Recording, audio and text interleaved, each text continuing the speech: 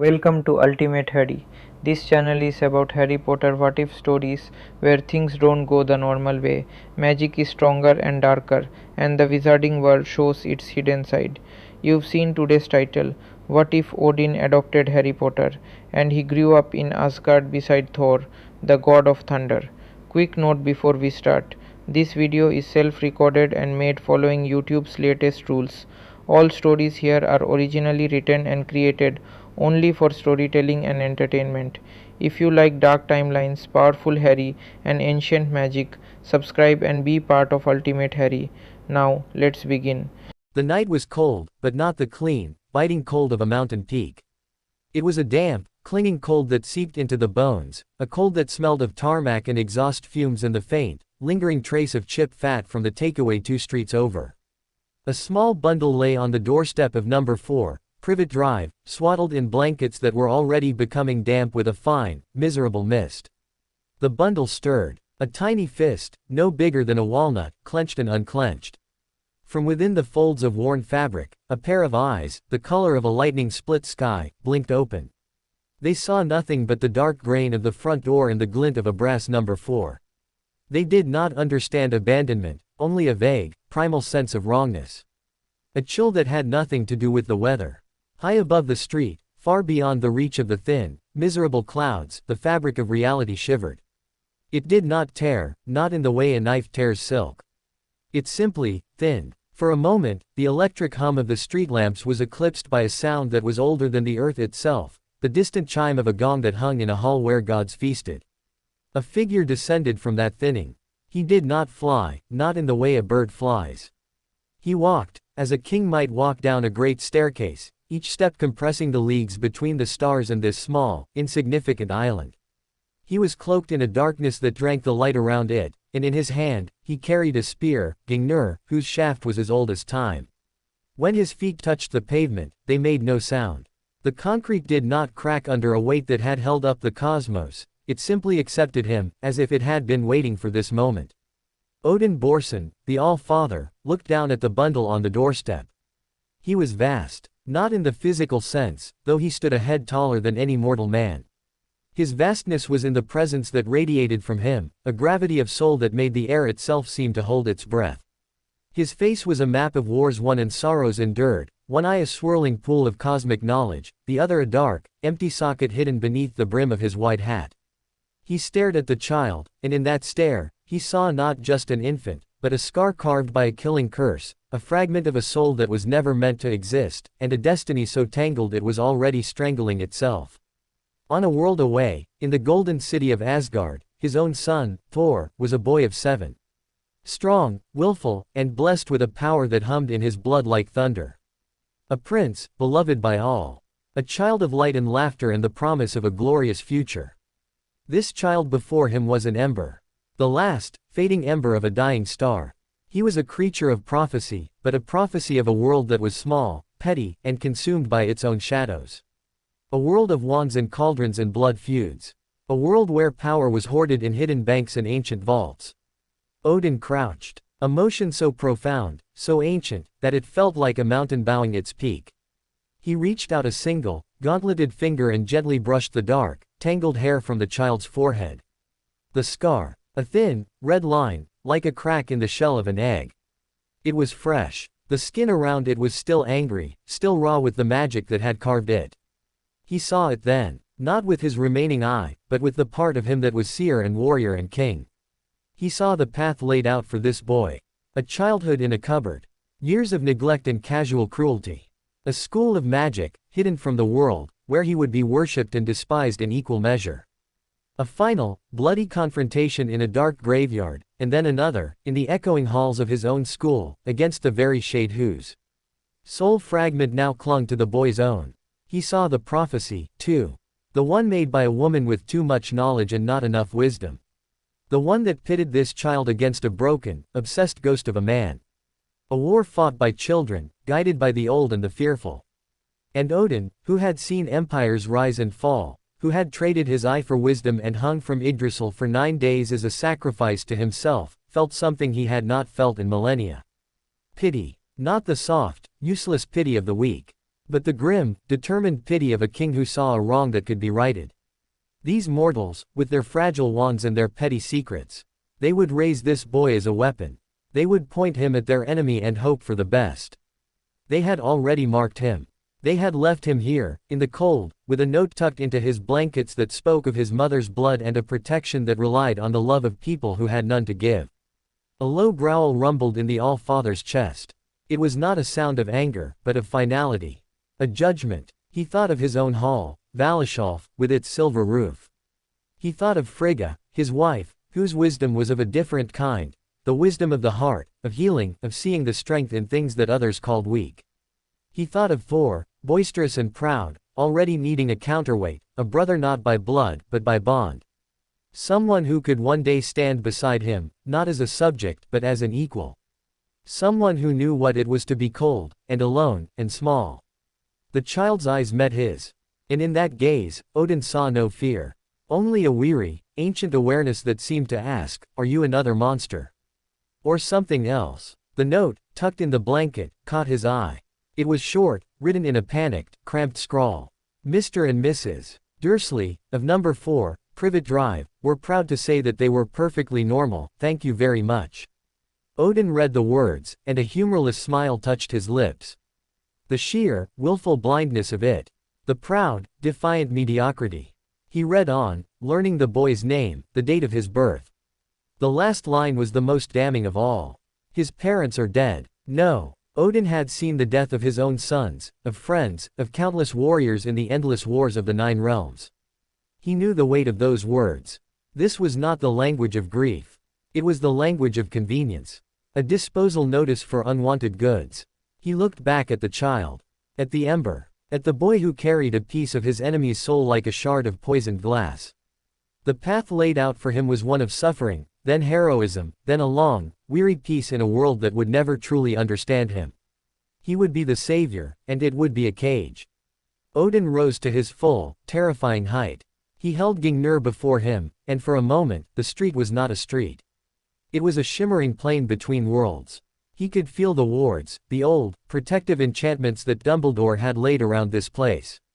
They were powerful, but they were the work of a mortal, however gifted. To Odin, they were like spiderwebs. He could brush through them, ignore them, or, with a thought, dissolve them entirely. He chose to ignore them. He would not destroy the work of this guardian, for he sensed the man's intentions, however misguided, were good.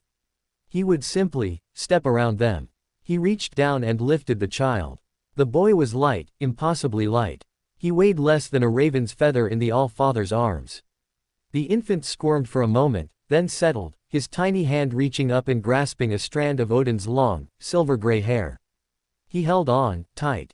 Odin looked up. The thinning in the air was still there, a path back to the realm eternal. He took a step, and then he paused. He looked back at the dark house, at the sleeping family within who had rejected this gift from the fates. He saw the street, the parked cars, the closed curtains. He saw the whole, small, frightened little world they had built for themselves. A final, silent judgment passed from the Allfather. No. The word echoed, not in the street, but in the fabric of reality itself. It was a rejection, a revocation of their claim. In that moment, in the hidden records of the magical world, in the ancient tapestry of the old magic that Dumbledore had spoken of, the blood protection offered by Lily Potter's sacrifice was severed. It had been contingent on the child being raised by her blood. He was not being raised. He was being abandoned. A new bond was being forged, not of blood, but of choice. Odin stepped onto the path, and the world dissolved around him. The cold, damp air of Surrey was replaced by the clean, electric cold of the void between realms. Colors that had no names streaked past them, and the sound of the Yallarhorn, the horn that would one day announce Ragnarok, echoed faintly in the distance, not as a warning, but as a timeless note in the music of existence. The child did not cry. He stared, his lightning eyes wide, drinking in the impossible light. He saw shapes in the void, great, serpentine forms coiling around the roots of a tree so vast it held up the sky. He saw the gleam of gold, far away, and heard the faint, wild laughter of a people who did not know the meaning of despair. And then, with a sound like a great bell being struck, they were there. Asgard. They stood on a plaza of gleaming white stone, polished to a mirror sheen that overlooked the rest of the city. And what a city it was! It was not built, it was grown, carved from the very bones of a mountain of gold and pearl. Spires pierced a sky of impossible deep blue, a sky dotted with stars that seemed closer, more vibrant than on Earth. Waterfalls of liquid light cascaded from the city's edges, falling into clouds and then, presumably, onto the other realms below. In the distance, a massive, shimmering rainbow bridge arced out from the city, vanishing into the starry void. The air itself was different. It was thick, potent, alive with a magic that was not the subtle, pleading magic of a wand. This was the magic of existence, of creation. It felt like drinking a goblet of pure energy. The child in Odin's arms took a breath, and his whole body seemed to relax for the first time. The cold was gone. The damp was gone. The wrongness was gone. Odin stood there for a long moment, letting the child absorb it. Or perhaps, letting the child be absorbed by it. He was no longer a boy from a forgotten world. He was a child in Asgard, and the very air was beginning to weave itself into his soul. From the grand palace, with its walls of interlocking gold and its doors tall enough for a giant, a figure emerged. She moved with a grace that was both queenly and warm. Her hair was the color of spun gold, her eyes a deep and knowing blue, and her robes were the color of the midnight sky. Frigga, the All-Mother. Her eyes fell immediately on the bundle in her husband's arms. A flicker of surprise crossed her features, quickly replaced by a deep, probing curiosity. She approached, her steps silent on the polished stone. "My husband," she said, her voice a melody that could soothe the fiercest beast. "You went to observe the child of prophecy. You return with more than observation." Odin looked down at the boy, who was now blinking sleepily at the glittering city. The mortals failed him, Frigga. Before he even arrived, they left him on a doorstep in the cold, as one would leave an unwanted kitten. Frigga's eyes, so full of wisdom, clouded with a deep sorrow. She reached out and took the child from Odin, cradling him with an expertise that spoke of millennia of motherhood.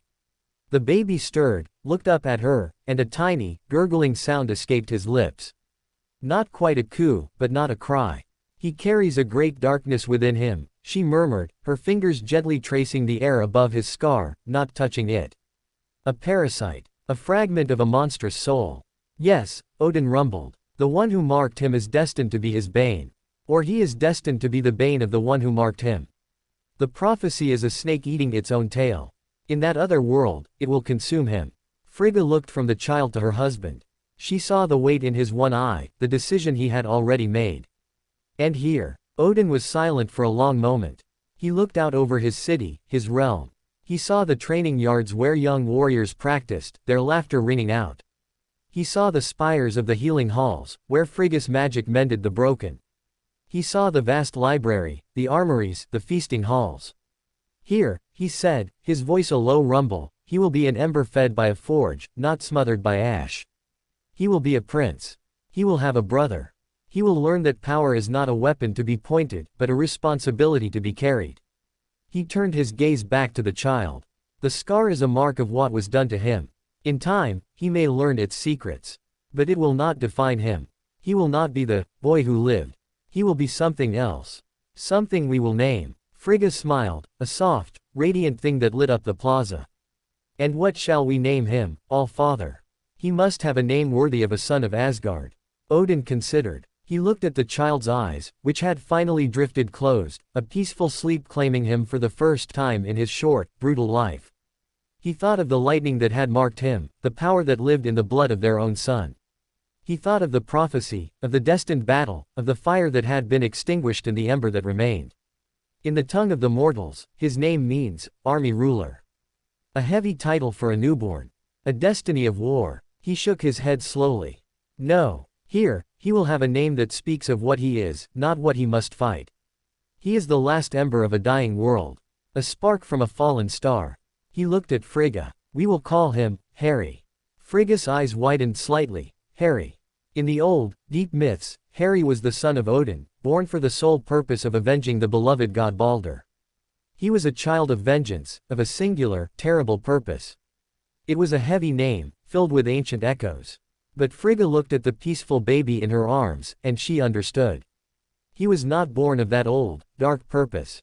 He was being given a new one. The name was not a prophecy, it was a promise.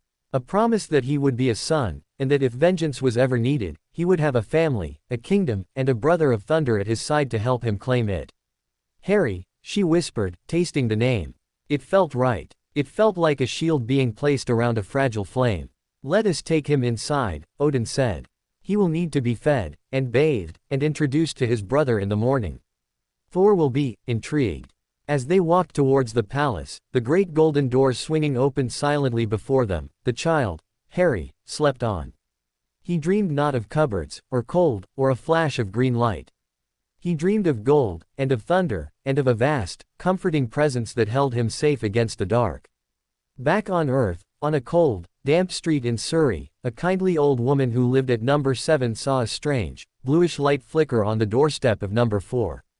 By the time she'd found her glasses and peered out again, it was gone. She shook her head, muttering about the street lamps playing up again, and went back to her tea. And in a castle in Scotland, high on a mountain, an old man with a long, white beard and half-moon spectacles sat alone in his office. A silver instrument on his desk, a delicate thing of spinning rings and puffing smoke, suddenly shuddered and went still. A thin, high whine emanated from it, then ceased. Albus Dumbledore felt a chill that had nothing to do with the mountain air.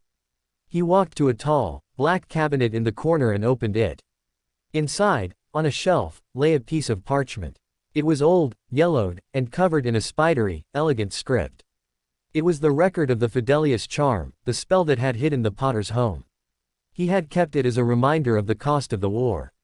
Now, as he watched, the ink that spelled out the Potter's address began to writhe and fade, as if it were being erased by an invisible hand.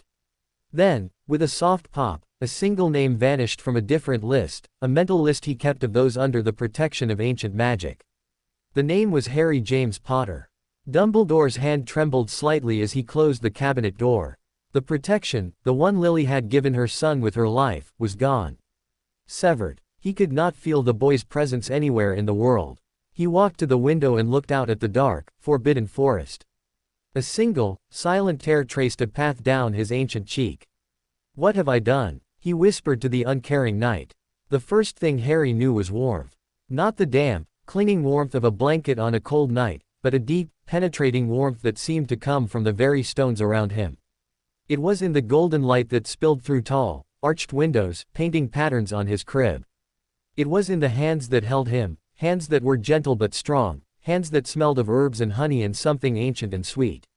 Those hands belonged to Frigga. She was his world in those first few months. When he cried, she was there. When he was hungry, she fed him from a silver cup filled with milk that tasted faintly of stars. When he woke in the night, frightened by shadows that his infant mind could not yet process, she would sing to him. Her voice was low and melodic, weaving tales of brave warriors and great serpents and a tree that held up the universe.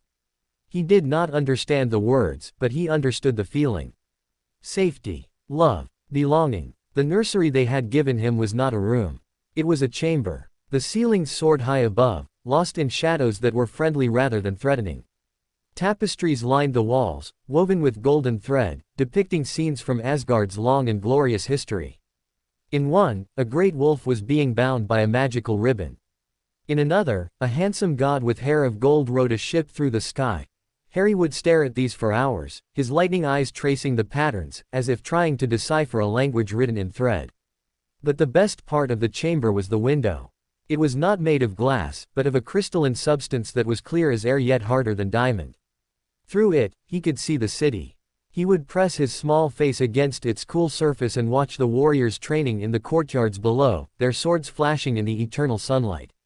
He would watch the merchant ships, their sails billowing with winds that obeyed some unseen command, gliding through the air towards the great bridge. He would watch the stars, so close and bright, and wonder if one of them was the cold, great place he had come from. He did not remember that place. Not consciously. But sometimes, in the split second between wakefulness and sleep, he would feel a flash of green light behind his eyes. A woman's scream, cut short. A high, cold laugh. Then Frigga's voice would call him back, and the images would dissolve like morning frost. When he was 6 months old, he met his brother.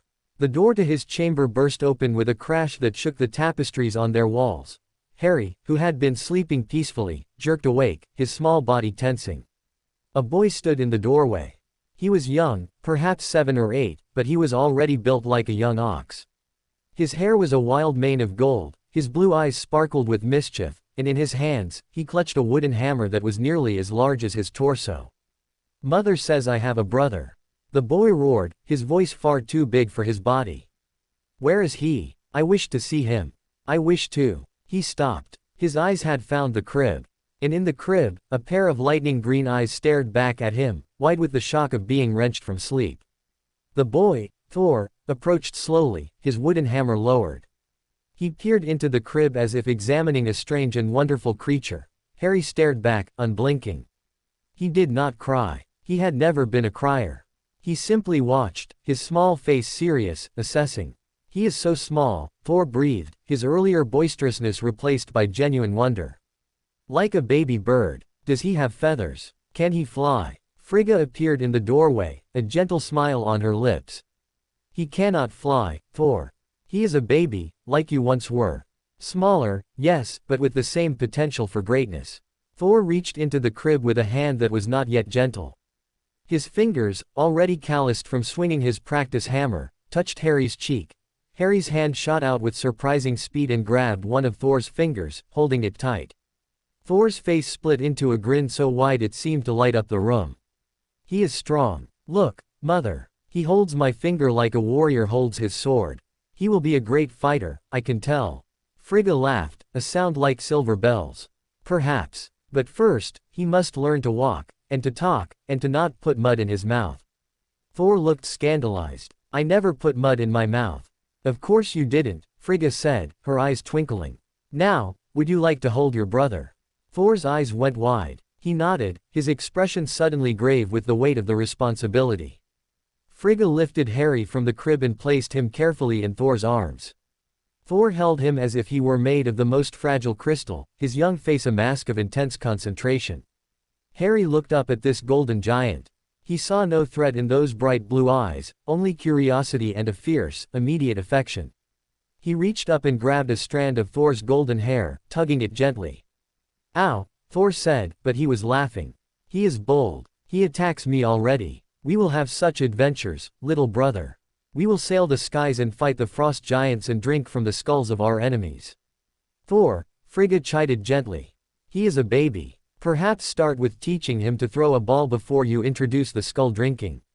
Thor nodded seriously. "Of course, Mother. First, the ball. Then, the skulls." And so it began. The years that followed were golden. Harry grew, and Asgard grew with him. He learned to walk on floors of polished gold, his small feet pattering as he chased after Thor through the endless corridors of the palace. He learned to speak, first in the common tongue of Asgard, and then in the old tongue, the language of magic that Frigga whispered to him at night. His first word was not, "Mama," or, "Papa." It was, "Thor." His second word was, again, spoken after Thor had tossed him into a pile of cushions for the 100th time.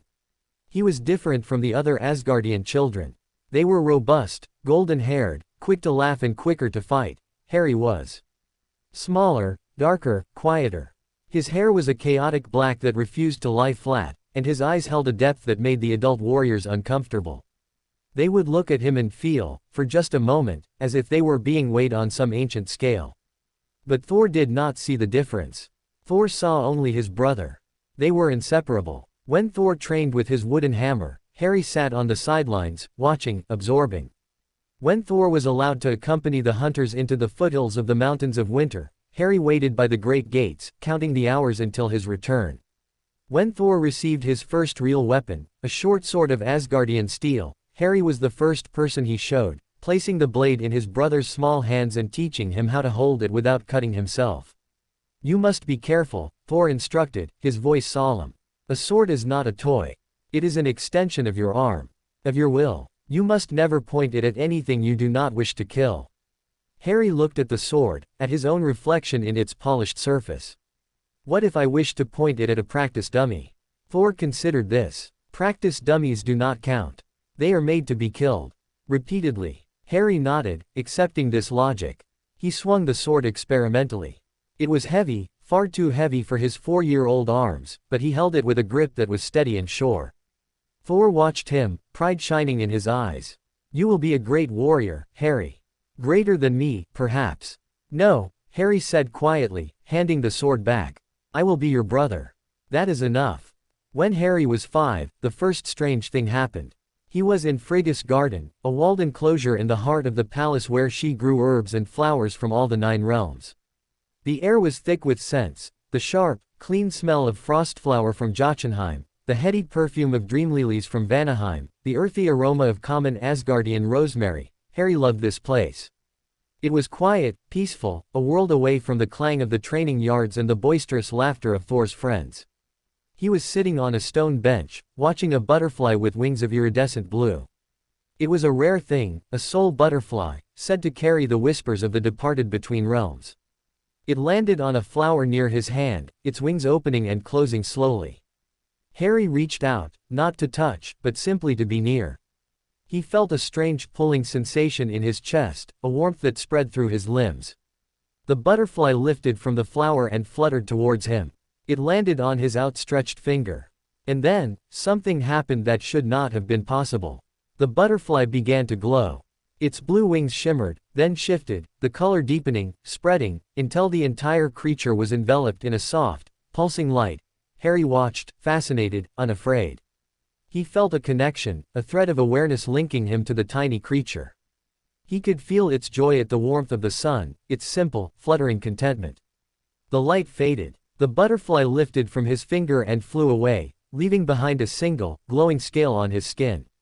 Frigga found him like that, staring at his finger, the scale shimmering faintly in the afternoon light. Harry, she said softly, kneeling beside him. What happened? He looked up at her, his green eyes wide with wonder.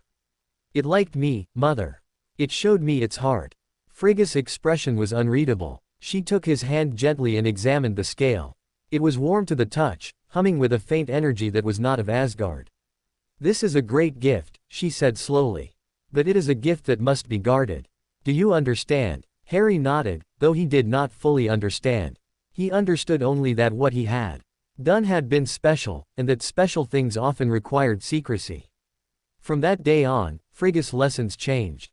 She still taught him the histories and the languages, the proper way to address a Vanir ambassador and the names of the 9 worlds on Yggdrasil.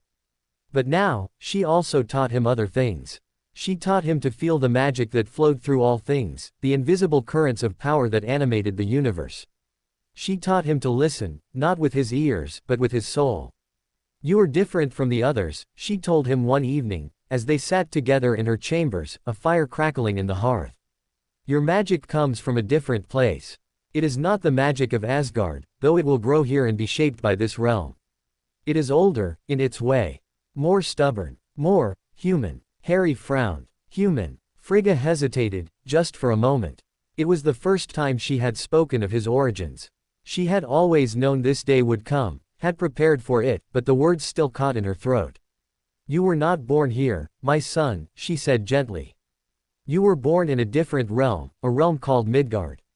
The mortals call it Earth. Harry was silent for a long moment. He looked down at his hands, at the small scar on his left palm from a fall in the training yard. Is that why I am different? Why I am smaller? Why my magic is strange? Partly, Frigga said. But your differences are not weaknesses, Harry. They are strengths. You see the world in a way that we Asgardians cannot. You feel it. The butterfly today, you did not command it. You understood it. That is a rare and precious thing. He looked up at her, his eyes searching. Do I have another mother? On Midgard. Frigga's heart clenched. She had known this question would come, but it still pierced her like a blade. You did. Her name was Lily. She was a witch, a user of magic, and she loved you very much. She gave her life to protect you from a great evil. And my father. His name was James. He was brave and loyal, and he died fighting to give your mother time to save you. She reached out and cupped his face in her hands. They were good people, Harry. They loved you. But they are gone. And now, you are ours. You are mine. Do you understand? Harry nodded slowly. He did not cry. He had never cried, not since that first night on the cold doorstep. But something shifted in his chest, a door opening onto a room he had not known existed. He thought of this Lily, this witch who had died for him. He thought of James, the brave father. He did not remember them, but he felt them, a faint echo in his blood. I understand, mother, he said quietly. Frigga pulled him into an embrace, holding him tight. You are Harry Odinson, she whispered into his hair. Prince of Asgard. Brother of Thor. Son of Frigga. Never forget that. He never did. When Harry was 7, he faced his first real test.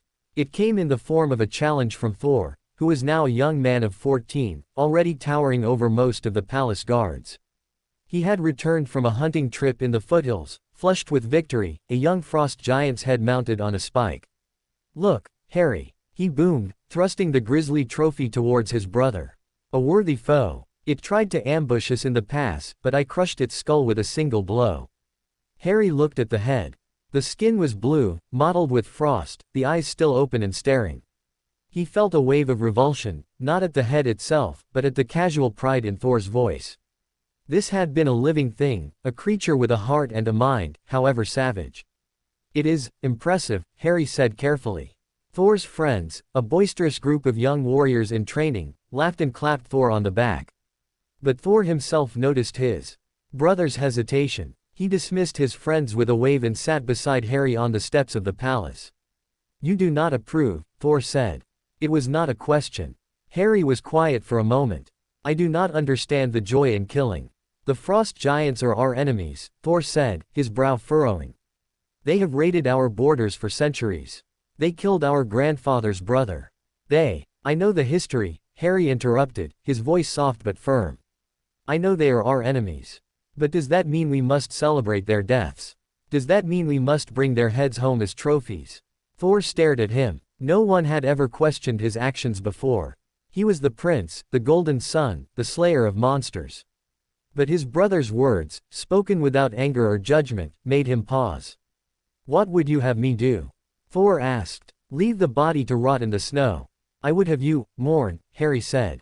Not for the enemy, but for the life that was lost. Even an enemy's life has value, does it not? Otherwise, we are no different from them.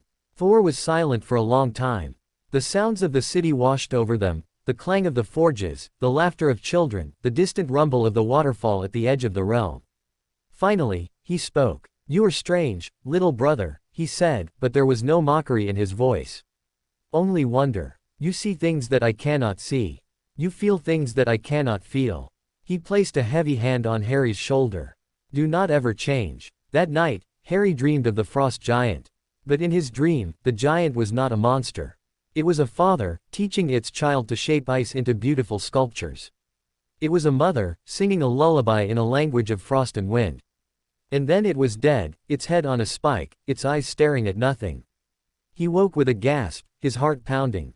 The room was dark, the only light the faint glow of the stars through his crystal window. He sat up, his small body trembling. A figure stood at the foot of his bed. Harry's first instinct was to cry out, but the sound died in his throat. The figure was tall, cloaked in shadows, and it radiated a cold that had nothing to do with temperature. It was the cold of the grave, of endings, of things that should not be. Little prince, the figure whispered, its voice a dry rustle like dead leaves. You carry a piece of him, you know. A piece of the one who murdered your parents. It sleeps within you, grows within you. One day, it will wake. And on that day, you will understand the joy of killing. Harry's hand moved before he could think. He reached out, not with his physical hand, but with something deeper, something that lived in his chest. The magic that Frigga had taught him to feel surged forward, a wave of golden light that erupted from his palm and slammed into the figure. The thing screamed. It was a horrible sound, a shriek of rage and pain that seemed to come from very far away. The shadows that cloaked it dissolved, revealing a shape that was not quite solid, a wraith of smoke and malice. It clawed at the light, its form disintegrating, and then it was gone. The door burst open. Thor stood there, Mjolnir, his real hammer, the one he had been deemed worthy to wield only a year ago, glowing with summoned lightning. His eyes swept the room, searching for an enemy. Harry, what happened? I heard a scream. Harry was trembling, but his voice was steady. There was something here, a shadow. It spoke to me. Thor was at his side in an instant, his powerful arms wrapping around his brother. What did it say? What did it want? Harry hesitated. He did not want to speak the words, did not want to give them power. But this was Thor. This was his brother. It said I carry a piece of the one who killed my parents. It said it would wake. Thor's grip tightened. His face, usually so open and cheerful, was grim. Father must know of this. Tonight. He lifted Harry from the bed as if he weighed nothing and carried him through the dark corridors of the palace. The guards they passed bowed, their eyes widening at the sight of the crown prince carrying his younger brother with such urgency. Odin was in his study, consulting with the ravens Hugin and Munin, who sat on perches behind his throne, their ancient eyes glittering with knowledge. He looked up as his sons entered, and his one eye narrowed. Father, Thor said, setting Harry down but keeping a protective hand on his shoulder. Something attacked Harry in his chambers. A shadow. A wraith. It spoke of the one who murdered his birth parents. Odin's expression did not change, but the temperature in the room seemed to drop. He rose from his throne and crossed to Harry, kneeling before him. His single eye bored into the boys, seeing depths that others could not. What did it look like? Harry described it as best he could, the smoke, the malice, the voice like dead leaves. Odin listened without interrupting, his face carved from stone. Ascending, he said at last. A piece of a soul, projected across the realms. It could not harm you physically, but it sought to harm you in other ways. To plant fear. To remind you of what sleeps within. What sleeps within me? Harry asked, his voice small. Odin was silent for a long moment. Then he reached out and placed his hand on Harry's chest, directly over his heart. The monster who murdered your parents, Tom Riddle, who called himself Lord Voldemort, did not die cleanly. When his killing curse rebounded, a fragment of his soul broke away and attached itself to the only living thing it could find. You. Harry felt the words like physical blows. He remembered the dreams, the flashes of green light, the cold laugh. He remembered the frost giant's head on a spike, and the shadow's whisper, "You will understand the joy of killing." Is it true? He whispered. Am I part monster? Thor's hand tightened on his shoulder. No, brother. You are Harry. You are my brother. No piece of a dead sorcerer changes that. Odin nodded slowly. Thor speaks wisdom beyond his years. The fragment is a parasite, a stain.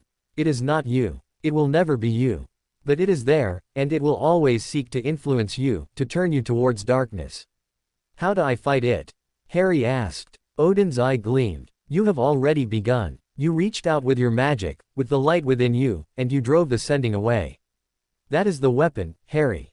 Not a sword, not a hammer. Light, love, the bonds you forge with those who care for you. The fragment feeds on fear, on hatred, on isolation. As long as you are surrounded by love, it will remain weak. Harry looked up at Thor, at his brother's fierce, protective face. He thought of Frigga, of her gentle hands and her wise words. He thought of Odin, the Allfather, who had chosen him, who had given him a home. Then I will never be alone, Harry said. And it will never win. Odin smiled, a rare and precious thing. No, my son, it will not. He rose and returned to his throne. Thor, take your brother to Frigga's chambers. She will sit with him until dawn. And then, in the morning, we will begin his training in earnest. If the shadow dares to send another piece of itself, Harry will be ready to meet it with light. Thor nodded and led Harry from the room. As they walked through the silent corridors, Harry's hand clasped tightly in his brother's, he felt the fragment stir within him. It was faint, a distant echo of malice, like the memory of a nightmare. But it was there, and it was waiting. He tightened his grip on Thor's hand and kept walking, towards the light of his mother's chambers, towards the warmth that would keep the shadow at bay. For now, the first chapter of his true war had begun, not with a wand or a hammer, but with a whisper in the dark. And Harry Odinson, Prince of Asgard, son of two worlds, would be ready. The training began at dawn. Not the gentle, playful training of childhood, where wooden swords clacked against practice dummies and falls were met with laughter. This was something else entirely. This was the forging of a weapon, the tempering of steel in fire so hot it could burn away weakness or destroy the metal entirely. Harry stood in the center of a circular arena carved from black stone, his small frame dwarfed by the towering pillars that ringed the space. The sky above was the pale gray of early morning, the stars just beginning to fade. The air was cold, sharp as a blade, and it carried the scent of ozone and ancient dust. Before him stood a warrior. His name was Tyr. He was the god of war, of heroic glory, of the binding oaths that held civilizations together. He was missing his right hand, lost centuries ago when he tricked the great wolf Fenrir into accepting a magical fetter, and in its place was a prosthetic of gleaming silver, each finger jointed with exquisite precision. His face was a map of scars, his eyes the pale gray of a winter sky, and he radiated an aura of violence barely contained. "You are small," Tyr said. His voice was flat, devoid of emotion. "Smaller than any Asgardian child your age. Smaller than most Vanir. Your bones are lighter, your muscles weaker, your reflexes slower. In a fair fight, you would lose to a Jotun whelp half your age." Harry said nothing. He simply stood, his green eyes fixed on the god's face, absorbing the words without flinching. Tyr circled him slowly, his silver hand gleaming in the growing light. "The Allfather tells me you carry a fragment of a dark soul. A parasite that feeds on fear and hatred. He tells me you drove away ascending with nothing but light." A pause. "Show me." Harry blinked. "Show you. The light. The magic. Whatever it was you used. Show me." Harry closed his eyes. He reached inside himself, searching for the warmth that Frigga had taught him to feel. He found it easily, it lived in his chest, a small, pulsing glow like an ember in ash. He pushed it outward, towards his hand, willing it to take shape. Nothing happened. He pushed harder. The warmth spread through his arm, tingling in his fingertips. Still nothing. No golden light. No surge of power. Just the faint, frustrating sense of something pressing against an invisible wall. He opened his eyes. Tyr was watching him, his expression unchanged. "You are trying too hard," Tyr said. "You are forcing. Magic does not respond to force. It responds to will, to intent, to the clear and certain knowledge that what you desire is already true." Harry frowned. "I don't understand." Tyr's lips twitched, the closest thing to a smile Harry would ever see from him. "No, you would not. You are a child. Children rarely understand until they feel." He raised his silver hand and pointed to the center of Harry's chest. "The fragment you carry. Can you feel it?" Harry nodded slowly. He could always feel it now, ever since the shadow's visit. A cold spot, deep inside, like a pebble of ice lodged beneath his heart. "Good. Now, I want you to imagine that cold spreading. Imagine it filling your chest, your arms, your legs. Imagine it turning your blood to ice, your bones to frost. Imagine it consuming you entirely." Harry's eyes widened. "Why would I do that?" "Because fear is the fragment's weapon. If you do not learn to face it, to walk willingly into its embrace, you will always be its prisoner. You must know the darkness before you can command the light." Harry hesitated. Every instinct screamed at him to resist, to push the fragment away, to keep it locked in its cold prison. But Tyr's words made a terrible kind of sense. He closed his eyes again. He found the cold spot.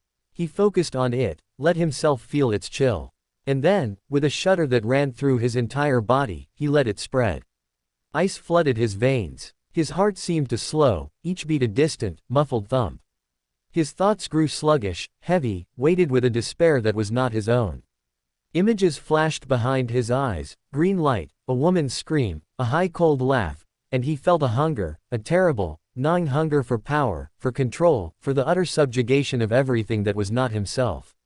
He was losing himself. He was becoming the fragment. He was. Enough. The word was not spoken aloud. It came from somewhere deeper, somewhere that was still Harry, still the boy who loved his mother and his brother and the golden light of Asgard. It was a command, and it was absolute. The ice shattered. It did not melt. It did not recede. It shattered, exploding outward in a million glittering shards, and in its place rose the warmth. But this warmth was different. It was not the gentle glow of Frigga's garden. It was a sun, a star, a blazing inferno of light that erupted from his chest and filled the entire arena. When Harry opened his eyes, golden light was streaming from his palms, his chest, his face. It was not blinding, he could see through it clearly, but it was absolute. It pushed against the shadows in the corners of the arena, against the cold of the morning air, against the very stone beneath his feet. And in the center of that light, Tyr stood motionless. His scarred face was illuminated, and for just a moment, something like wonder flickered in his pale gray eyes. Then it was gone. The light faded, settling back into Harry's skin like water returning to a vessel. Harry stood there, breathing hard, his body trembling with exhaustion. Tyr was silent for a long moment. Then he spoke. Again. The days blurred into weeks, the weeks into months. Harry trained with Tyr every morning before the sun cleared the mountains. He learned to summon the light on command, to shape it into shields and spears and bonds of pure energy. He learned that the light was strongest when he was calm, when he was centered, when he remembered the faces of those he loved. He learned that the fragment hated the light, that it recoiled and shrank whenever the warmth filled him. But he also learned that the fragment was patient. At night, in the quiet of his chambers, it would whisper to him. Not in words, not exactly. It was more like feelings, impressions, suggestions that slid into his mind like smoke through a cracked window. They do not trust you, it would suggest, when a guard looked at him strangely. You are not one of them. They pity you, it would murmur, when a servant brought him extra blankets on a cold night. They think you are weak. You could be stronger, it would croon, when he struggled with a particularly difficult exercise. You could take what you want. You could make them fear you. Harry learned to push these whispers away, to drown them in the light. But they always returned, patient and persistent as the tide. When Harry was 8, Thor took him to see the dragons. They flew on a skiff, a small vessel of gleaming bronze that sailed through the air as easily as a ship through water. Thor handled the controls with casual confidence, his golden hair whipping in the wind, his laughter booming across the sky. Have you ever seen a dragon, little brother? He called over the roar of the wind. Harry shook his head, gripping the railing with white-knuckled hands. He had flown before, many times, but he had never grown entirely comfortable with it. The vast emptiness beneath him, the knowledge that a single misstep could send him tumbling into the void, it made his stomach clench. They are magnificent, Thor continued, oblivious to his brother's discomfort. Fierce and proud and utterly untamable. The Dragonkeepers say there is one, an elder, who has lived since before the founding of Asgard. They say she remembers the wars before the wars, the conflicts that shaped the very bones of the universe. The Dragon Keep was a massive cavern carved into the side of a mountain, its entrance sealed by a shimmering barrier of golden light. Thor landed the skiff on a platform outside the barrier and helped Harry down, his hand steadying his brother with unconscious gentleness. A Dragonkeeper met them at the entrance. She was old, older than anyone Harry had ever seen, her skin wrinkled like ancient parchment, her eyes the pale gold of a dragon's gaze. She bowed low before the princes. Thor Odinson. Harry Odinson. You are unexpected. Thor grinned. We wished to see the dragons, Elda. My brother has never beheld them. Elda's golden eyes shifted to Harry, and for a moment, something flickered in their depths. Interest. Caution. Perhaps recognition. The young prince carries strange magic, she said. It was not a question. Thor's grin faded. He is my brother. His magic is his own. Elda nodded slowly. Of course, my prince. I meant no offense. Come. The dragons await. She led them through the barrier, it tingled against Harry's skin, warm and alive, and into the cavern beyond. The first thing Harry noticed was the heat. It pressed against him like a living thing, heavy and suffocating, thick with the smell of sulfur and ash. The second thing was the sound, a deep, rhythmic rumble, like the breathing of some vast, sleeping creature. The cavern stretched endlessly before them, its ceiling lost in shadows, its floor a maze of rocky outcroppings and smoldering vents. And everywhere, were dragons. They were coiled on ledges along the walls, their scales glittering in the dim light. They were curled in nests of golden gems, their eyes half closed in reptilian contentment. They were flying through the vast space above, their wings beating with a sound like thunder, their cries echoing off the distant stone. Harry stopped breathing. One dragon, in particular, caught his attention. It was massive, larger than all the others, its scales the deep red of cooling embers. It lay at the far end of the cavern, half hidden in shadow, but its eyes were open. And they were fixed on Harry. The Dragonkeeper followed his gaze. Ah, you see her. The elder. She has not stirred from that spot in 3 centuries. The keepers thought she slept, or perhaps had entered the long dream that precedes death. A pause. But now she watches you. Thor stepped forward, his hand moving towards Mjolnir. Is she a threat? No, Elda said slowly. I do not think so. But she is interested. The dragon, the elder, rose. It was a slow, majestic movement, like a mountain deciding to stand. Her scales scraped against the stone, sending sparks cascading into the darkness. Her wings unfolded, vast sails of leather and fire, blocking out the light from the glowing vents. Her head, large as a skiff, turned towards them, and her eyes, golden, ancient, terrible, fixed on Harry alone. Thor grabbed Harry's arm, pulling him back. We should leave. But Harry could not move. He was frozen, not by fear, but by something else. Something that felt almost like recognition. The dragon spoke. Her voice was not a sound. It was a vibration that ran through the stone, through the air, through Harry's very bones. It was old, older than the cavern, older than Asgard, older than the stars. Little spark, she said. Little ember from a dying world. You carry a shadow in your soul. Harry found his voice. It came out small, but steady. Yes, the shadow knows me, the dragon continued. It remembers. In the world where you were born, my kind were hunted. Slaughtered. Their blood used in potions, their hearts torn out for magic. The one whose fragment you carry, he killed many of my kin. Drank their blood to extend his wretched life. Harry felt the fragment stir. For the first time, it did not whisper of fear or hatred or power. It recoiled. It shrank from the dragon's gaze as if from a flame. The shadow fears me, the dragon said, and there was something like satisfaction in her vast, rumbling voice. It knows what I could do to it. What I could do to you, if I chose. Thor stepped forward, Mjolnir raised. You will not touch him. The dragon's golden eyes shifted to Thor. Little Thunderer. So brave, so fierce. You would fight an elder to protect your brother. I would die for him. A long pause. Then, something that might have been a laugh. It shook the cavern, sending smaller dragons scattering from their perches. Good, the dragon said. Good. The shadow fears me, but it should fear you more. You, little Thunderer, with your hammer and your heart. You, little spark, with your light and your love. The shadow is old, but it is also small. It has never understood the thing that makes you strong. She lowered her head until her massive eye was level with Harry's face. He could see himself reflected in its golden depths, a tiny figure standing before an eternity of fire. You will face the shadow one day, she said. Not the fragment, but the source. The one who made it. And on that day, remember this, the shadow fears love. It fears sacrifice. It fears the light that burns without consuming. You carry that light, little spark. Guard it well. She raised her head and turned away, settling back into her nest with a rumble that shook the cavern to its foundations. The audience was over. Elda led them out in silence. It was not until they were back on the skiff, sailing through the cool, clean air towards the palace, that Thor spoke. What did she mean? About facing the source. Harry was quiet for a long moment. He could still feel the dragon's gaze, ancient and knowing, burning into his soul. The one who killed my parents, he said. He is not dead. The fragment is just a piece of him. The rest is out there, somewhere, waiting. Thor's grip on the skiff's controls tightened. Then we will find him. We will destroy him. Together. Harry looked at his brother, at the fierce determination in his blue eyes, at the love that radiated from him like heat from a forge. And for the first time, he felt something other than fear when he thought of the Dark Lord. He felt hope. That night, Harry dreamed of fire. He stood in a great hall, its walls lined with tapestries depicting dragons in flight. The floor was carpeted with gold, the ceiling lost in shadow.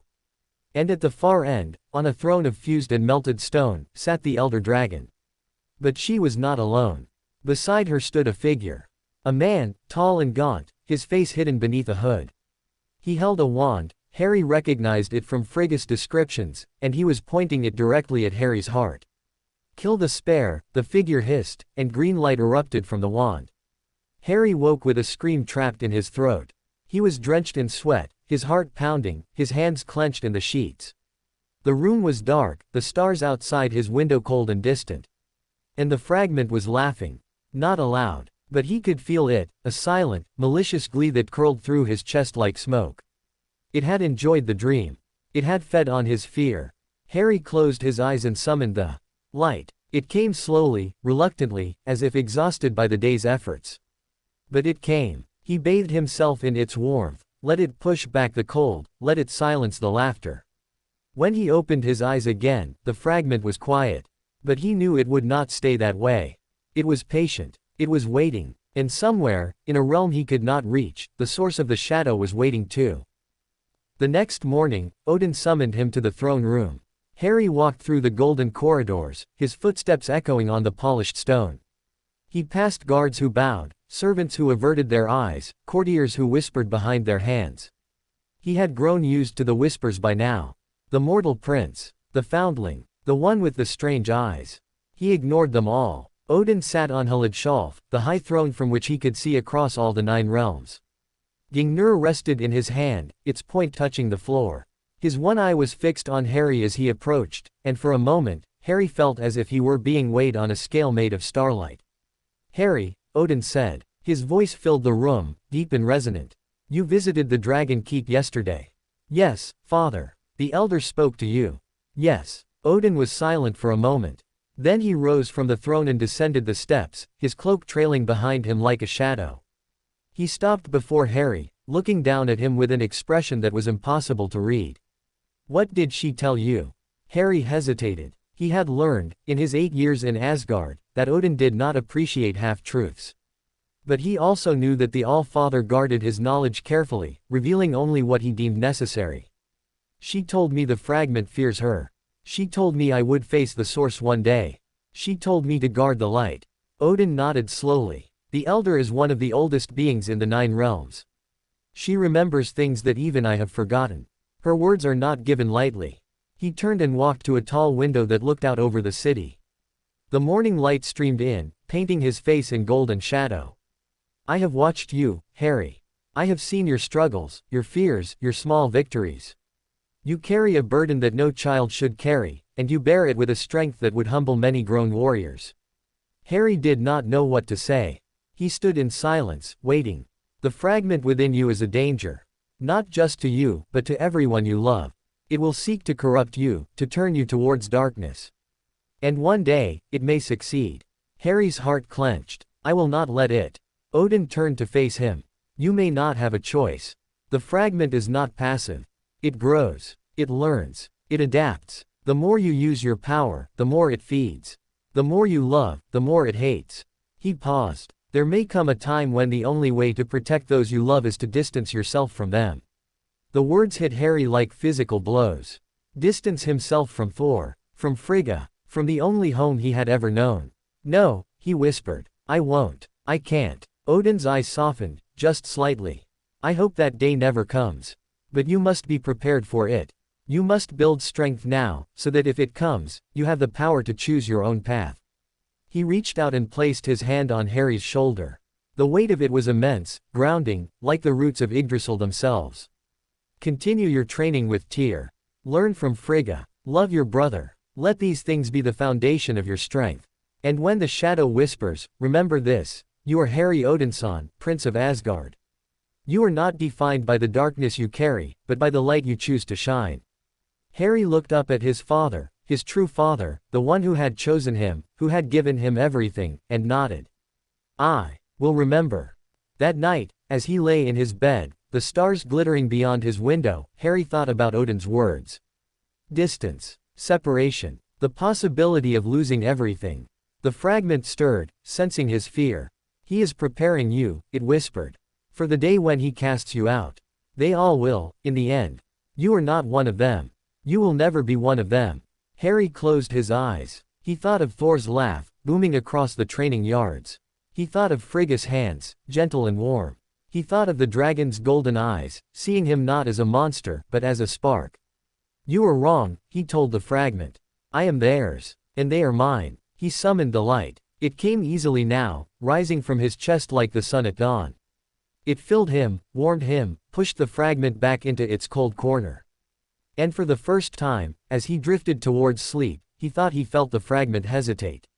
Not with malice, not with hunger, with fear. It was afraid of him. Of what he was becoming. Of the light that grew brighter with each passing day. Harry smiled in the darkness and let sleep claim him. The war was far from over. But for the first time, he believed he could win. The years that followed were a tapestry of light and shadow. Harry grew. Not quickly, not in the way Asgardian children grew, with their sudden spurts and bursts of strength. His growth was steady, measured, like a tree putting down deep roots before reaching for the sky. By the time he was 10, he stood only as tall as an Asgardian of 7. But there was something in his bearing, in the way he held himself, that made others forget his size. His training with Tyr continued each dawn. He learned the sword, the spear, the axe. He learned to fight with his hands and feet, to turn an opponent's weight against them, to find the weakness in any defense. Tyr was merciless, pushing him to exhaustion and beyond, but Harry never complained. He understood, on a level that went deeper than words, that his survival might one day depend on these lessons. But it was the other lessons that shaped him most. Frigga taught him satyr, the old magic, the magic of weaving and knowing and seeing. She taught him to read the threads of fate, to glimpse the patterns that connected all things. She taught him that magic was not a weapon, not primarily, but a tool for understanding. A way of listening to the world. Your mother was a witch, she told him one evening, as they sat together in her garden. The soul butterflies fluttered around them, their wings catching the last light of the setting sun. Her magic was different from ours, more structured, more rigid. But at its heart, it was the same. It was love. She loved you so much that she shaped that love into a shield, a protection that no darkness could penetrate. Harry was silent for a long moment. He thought often of his birth parents, though he had no memories of them. They were ghosts in the edges of his mind, presences he could almost feel but never quite reach. Will I ever meet them? He asked. In the afterlife, I mean. When I die. Frigga's hand stilled on his hair. It was a question she had dreaded, a question for which there was no easy answer. Your birth parents' souls passed beyond the 9 realms, she said gently. To a place that even I cannot see. The mortals have their own afterlife, their own judgment. I do not know if the paths of Asgard and Midgard cross in the great beyond.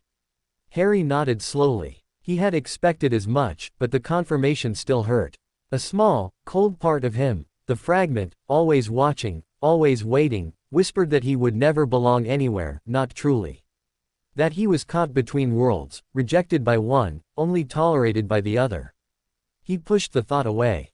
He had learned, by now, to recognize the fragment's voice. It spoke most loudly when he was sad, or tired, or afraid. It fed on his moments of weakness like a vulture feeding on carrion. I have you, he said quietly. I have Thor. I have Father. That is enough. Frigga pulled him close, holding him tight. You have us, my son. Always. When Harry was 12, Thor received his first real taste of battle. A band of marauders from Svartalheim, the dark world of the dwarves, had been raiding the outer reaches of Asgard's territory. They were not dwarves, the dwarves were skilled craftsmen, allies of Asgard, but outcasts, exiles, creatures who had been banished from their realm and now survived by preying on others. Odin deemed it a fitting challenge for his son. Thor was 18 now, a young man in the full flush of his power. He stood head and shoulders above most of the palace guard, his muscles corded with strength, his eyes bright with the joy of living. When Odin announced that he would lead a small force to deal with the marauders, Thor's face split into a grin that seemed to light up the throne room. I will not fail you, father. He boomed. The marauders will rue the day they crossed into Asgard. Harry watched from the side of the room, his heart caught between pride and fear. He knew Thor was powerful. He knew Mjolnir could crush mountains. But he also knew that battle was unpredictable, that even the strongest could fall. That night, as Thor prepared his gear, Harry came to his chambers. Thor looked up from polishing his armor, his eyebrows rising in surprise. Little brother, you should be sleeping. Dawn comes early, and I will be gone before the sun clears the mountains. Harry stood in the doorway, his green eyes serious. I wanted to give you something. He walked forward and pressed a small object into Thor's palm. It was a pendant, woven from strands of golden thread, with a single soul butterfly scale at its center. It glowed faintly in the lamplight. I made it, Harry said. Mother helped me with the weaving. It's a protection charm. It won't stop a blade, but it will remind you of home. Of me. Of us. Thor stared at the pendant, his expression softening. He had seen his brother grow from a tiny, serious baby into a quiet, thoughtful boy. He had watched him struggle with the fragment, with the whispers, with the weight of a destiny he had not chosen. And he had loved him more with each passing year. He slipped the pendant over his head and tucked it beneath his tunic, against his heart. I will wear it always, he said. And I will return. I swear it by Mjolnir itself. Harry nodded. He wanted to say more, to beg Thor to be careful, to promise that he would be waiting, to tell him that he loved him, but the words lodged in his throat. Instead, he simply stepped forward and embraced his brother. Thor hugged him back, gently, mindful of his smaller frame. For a moment, they stood there, two brothers from different worlds, bound by something stronger than blood. Then Thor pulled away, his grin returning. Now go. I have a battle to prepare for, and you have training with Tyr in a few hours. He will be merciless if you are tired. Harry smiled, a rare and precious thing. He is always merciless. That is why you will be great. The battle lasted 3 days. Word reached the palace on the second day. Thor's forces had engaged the Marauders in the Valley of Eternal Echoes. The fighting was fierce, the Marauders more numerous than anticipated. But Thor had held the line, his hammer crackling with lightning, his war cry echoing off the valley walls. On the third day, the news was better. The Marauders were broken, their survivors fleeing back to Svartalheim. Thor was victorious. Harry waited at the great gates, watching the Rainbow Bridge for the first sign of the returning force. He stood alone, though Frigga and Odin watched from the palace windows. He needed to see Thor with his own eyes, to confirm that his brother was whole. The force appeared at last, marching across the bridge in orderly ranks. At their head, riding a massive white stallion, was Thor. He was battered, his armor dented, his face streaked with soot and blood, but he was grinning, and when he saw Harry waiting at the gates, he raised Mjolnir in salute. Harry felt the tension drain from his body. He waited as Thor dismounted, as the guards dispersed, as the crowd of well-wishers gathered. And then Thor was before him, pulling him into a crushing embrace. I told you I would return, Thor laughed. Did you doubt me? Never, Harry said, his voice muffled against Thor's chest. I just needed to see. Thor pulled back, his blue eyes searching his brother's face. He saw the fear that still lingered, the relief that was only now beginning to spread. He saw the weight that his brother carried, the constant battle against the shadow within. He reached into his belt and drew a knife. It was a beautiful thing, its blade forged from meteorite iron, its hilt wrapped in leather and set with a single sapphire. For you, Thor said, pressing it into Harry's hands. From the chieftain of the Marauders. He won't be needing it anymore. Harry stared at the knife. It was warm from Thor's touch, and it hummed with a faint energy, the residue of countless battles. I can't, he started. You can, Thor interrupted. And you will. You are 12 now, old enough to carry a real blade. Tyr has taught you well. This knife will be your companion, as Mjolnir is mine. Harry looked up at his brother, at the fierce pride in his eyes, and he nodded. He slipped the knife into his own belt, feeling its weight against his hip. I will treasure it, he said. Always. That night, as the palace celebrated Thor's victory, Harry slipped away to the garden.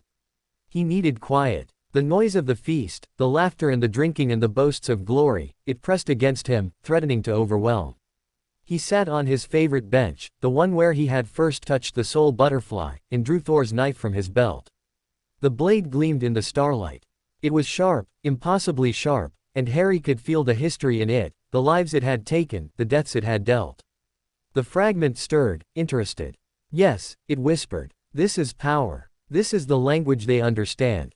Not your light, not your love. Steel, blood, death. Harry closed his eyes. He summoned the light, letting it rise from his chest, letting it fill him. The fragment recoiled, but it did not retreat entirely. It had grown bolder over the years, more resistant to the light. You think your light protects you, it hissed. But it does not. It only delays the inevitable. One day, you will need this knife. One day, you will need me. I will never need you, Harry whispered. Foolish child. You already do. Harry opened his eyes. The knife was still in his hand, but now it seemed different. Darker. The sapphire in its hilt glowed with a faint, malevolent light. And then he saw it. A face, reflected in the blade. Not his own. A face he had never seen, but recognized instantly. Pale, hairless, with slit-like nostrils and eyes that burned red like embers in a dying fire. The face smiled, and the smile was worse than any threat. Harry Potter, the face hissed. Or do you call yourself something else now?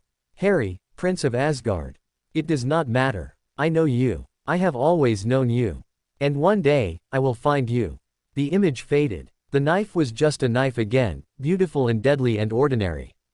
Harry sat frozen, his heart Pounding, his breath coming in short, sharp gasps. The fragment was laughing, a silent, terrible laughter that echoed through his soul. He had seen him. The source. The one who had murdered his parents. The one whose fragment lived inside him. And the source had seen him too.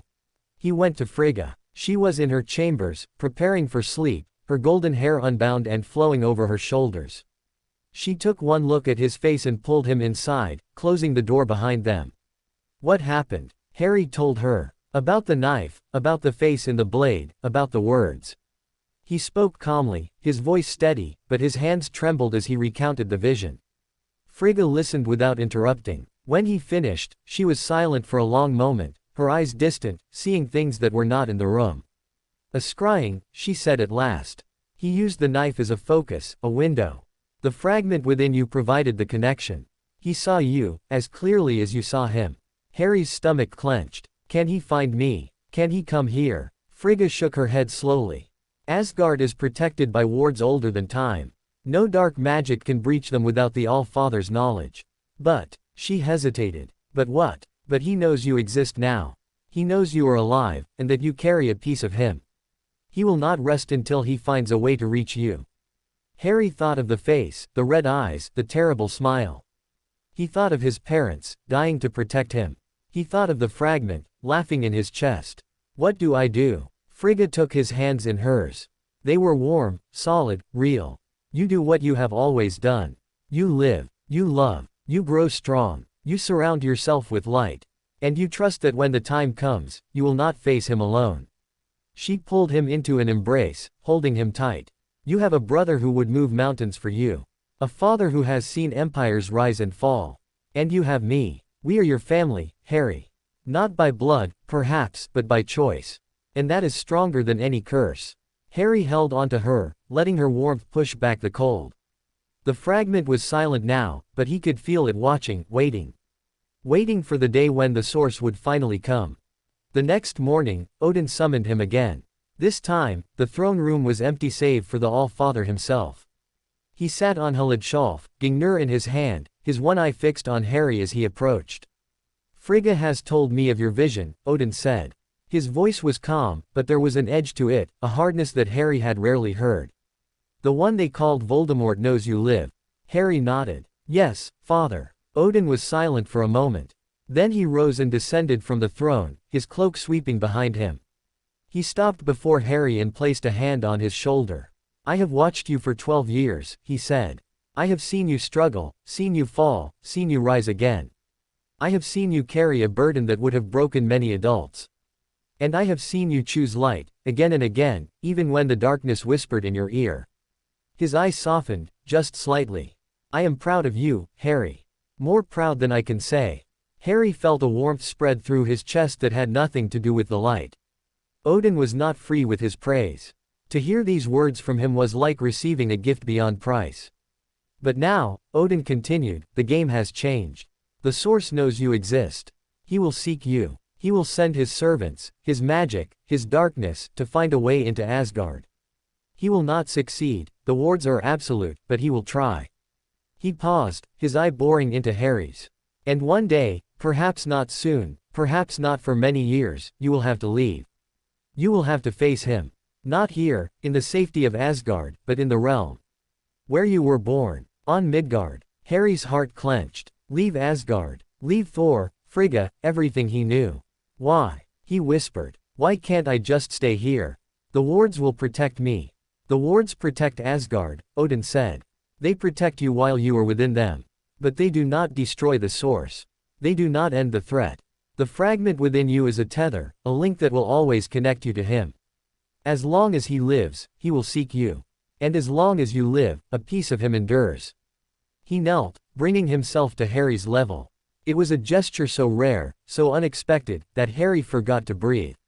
You are the only one who can destroy him, Harry. The prophecy that was made on Midgard, the one that pitted you against him, it was real. It was true. And it still stands. He cannot truly die until the fragment within you is destroyed. And the fragment cannot be destroyed while he lives. Harry stared at him, the implications crashing over him like waves. I have to kill him. To save myself. To save yourself, yes. but also to save countless others. He will not stop, Harry. He will never stop. He seeks immortality, power, the subjugation of all who oppose him. As long as he lives, worlds will burn. Harry thought of the face in the blade. The red eyes, the terrible smile. He thought of his parents, dying to give him a chance. He thought of the fragment, laughing in his chest. Will you help me? He asked. When the time comes. Odin's hand tightened on his shoulder. I will give you everything you need. Training, knowledge, weapons. And when you go, you will not go alone. Thor will be with you. He will insist, and I will not deny him. Harry felt a surge of gratitude so strong it almost brought him to his knees. Thank you, Father. Odin rose, his presence filling the room once more. Do not thank me yet. The path ahead is long and hard, and it will demand everything from you. But I believe you can walk it. I believe you can succeed. He turned and walked back to his throne, settling onto it with the weight of ages. Now go. Train. Grow strong. Love your brother and your mother. Let these years be a foundation that no darkness can shatter. And when the time comes, you will be ready. Harry bowed and left the throne room. As he walked through the golden corridors, past the guards and the servants and the courtiers who still whispered behind their hands, he felt the fragment stir. He prepares you for sacrifice, it whispered. He will send you to your death and call it glory. Harry ignored it. He thought instead of Thor's laugh, Frigga's hands, Odin's rare and precious praise. He thought of the knife at his belt, a gift from his brother. He thought of the light in his chest, burning brighter every day. You were wrong, he told the fragment. They prepare me for life. For victory. For a future where you and your source are nothing but ash. The fragment was silent, but Harry felt its fear, cold and sharp, like a serpent's tooth. And for the first time, he smiled. The seasons turned, and Harry turned with them. By the time he reached his 15th year, he had grown into something that the people of Asgard were beginning to notice. Not for his size, he was still smaller than most Asgardians his age, his frame lean rather than broad, but for his presence. There was a stillness to him, a quiet gravity that made warriors pause and courtiers lower their voices when he passed. His training with Tyr had evolved beyond mere combat. Now, he studied strategy, tactics, the art of command. He learned to read the flow of battle, to see not just the individual fighters but the patterns they created, the weaknesses that could be exploited, the strengths that could be amplified. He sees the battlefield like a weaver sees the loom, Tyr told Odin during one of their private councils. He understands that war is not about the strongest arm, but the clearest mind. The fragment he carries gives him an awareness of darkness, of the places where shadows gather. He uses it, Allfather. Not the fragment itself, but the sensitivity it creates. He feels the enemy's intent before they move. Odin had nodded, his expression thoughtful. And the light, stronger than ever. He can summon it at will now, shape it into weapons and shields. But more importantly, he understands it. He knows that the light is not a tool to be used, but a part of himself to be expressed. It grows with him, changes with him. I have never seen anything quite like it. Because there has never been anything quite like him, Odin said. A mortal soul, raised in Asgard, carrying a fragment of pure darkness. He is unique in all the 9 realms. Will it be enough? Tyr asked. When he faces the source. Odin was silent for a long moment. It will have to be. Harry's relationship with Thor deepened during these years. Thor was a man now, 21 years old, already a legendary warrior. He had led a dozen campaigns, crushed countless enemies, and his name was spoken with awe across the 9 realms. But when he was with Harry, he was simply a brother. They hunted together in the foothills, fished in the crystal lakes, sat for hours in the garden while Harry practiced his magic and Thor regaled him with tales of his adventures. You should come with me on the next campaign, Thor said one afternoon, as they sat on the steps of the palace. The sun was setting, painting the city in shades of golden rose. You are 15 now, old enough. Father would allow it, Harry considered. He had never left Asgard, never set foot on another realm. The thought both excited and terrified him. What would I do? He asked. I am not a warrior like you. Thor laughed, clapping him on the shoulder hard enough to stagger a lesser being. Not a warrior. You could defeat half the warriors in the training yards, and you know it. Your skills with a blade are exceptional, and your magic, he shook his head in wonder. I have seen you shape light into things that should not exist. You are a warrior, little brother. You simply do not see it yet. Harry was quiet for a moment. He thought of the fragment, always watching, always waiting. He thought of the source, somewhere in the realms, seeking a way to reach him. He thought of the prophecy, the destiny that awaited him. If I go, he said slowly, I will have to be careful. The fragment will behave, Thor interrupted firmly. You have mastered it. You have shown it who is in command. Harry shook his head. I have not mastered it. I have learned to contain it, to push it back. But it is still there. It still whispers. And when I am in danger, when I am afraid, it grows stronger. Thor's expression softened. He understood, perhaps better than anyone, the battle his brother fought every day. He had held Harry during the nightmares, had sat with him through the long nights when the whispers were loudest. He had seen the cost of the light. Then we will face the danger together, Thor said. As we face everything. You are not alone, Harry. You never have been. Harry looked at his brother, at the fierce love in his blue eyes, and felt the warmth spread through his chest. The light, responding to the bond between them. Together, he agreed. The campaign came sooner than expected. A rogue band of frost giants had crossed into Vanaheim, the realm of the Vanir, and were terrorizing the villages along the border.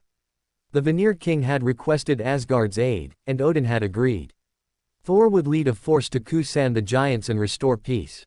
And this time, Harry would go with him. The night before they departed, Frigga came to Harry's chambers. She carried a bundle wrapped in silk, which she placed on his bed with ceremonial care.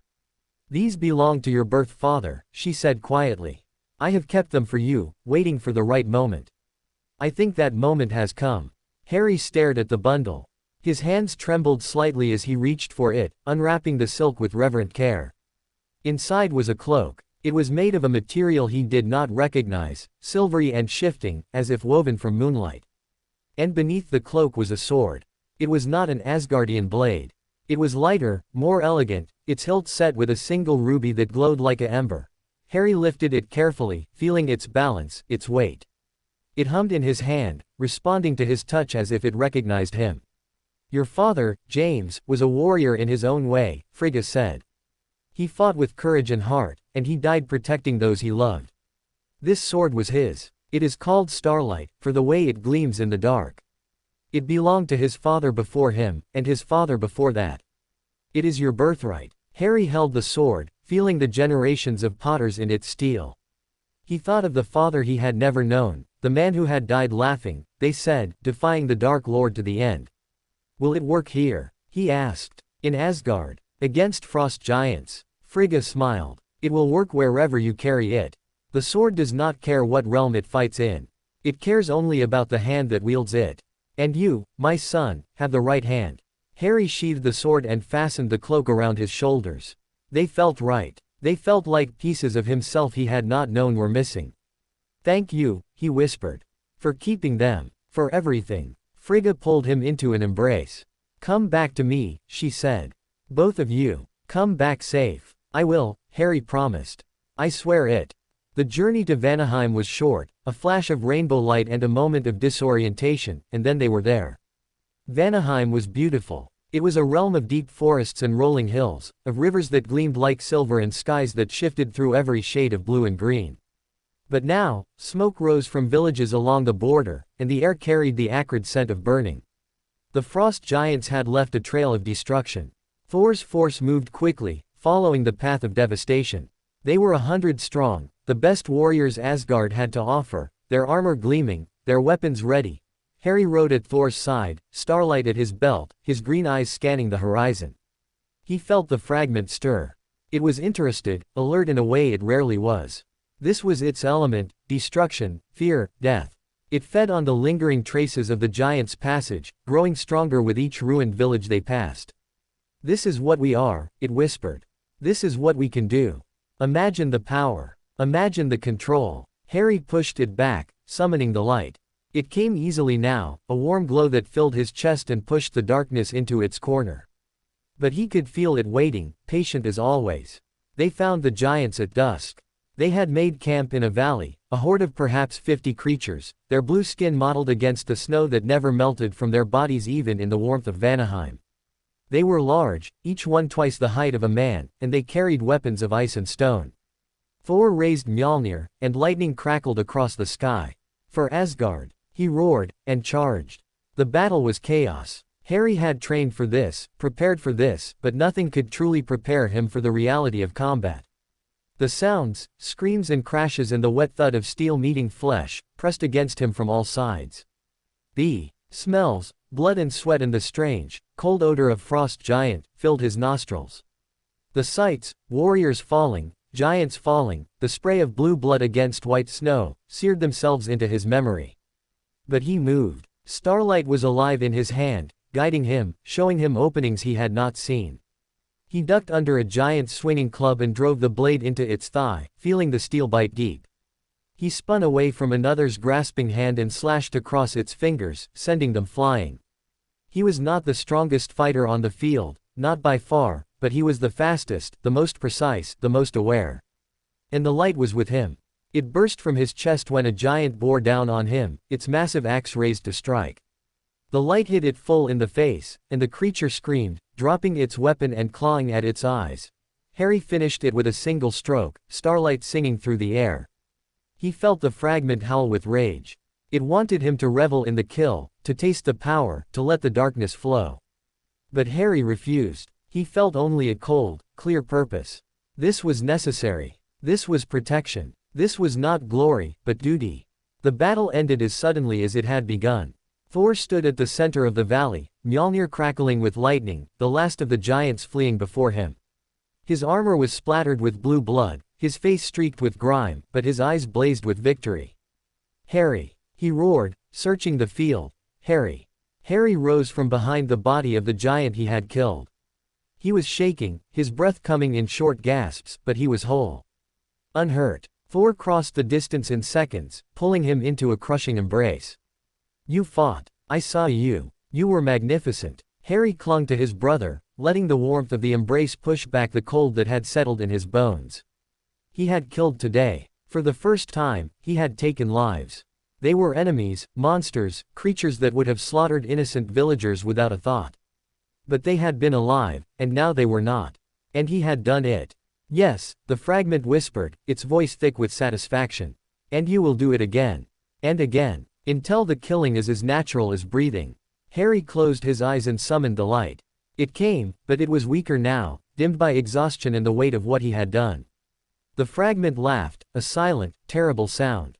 He pushed it away. He would deal with it later. For now, he was alive, Thor was alive, and the giants were broken. That was enough.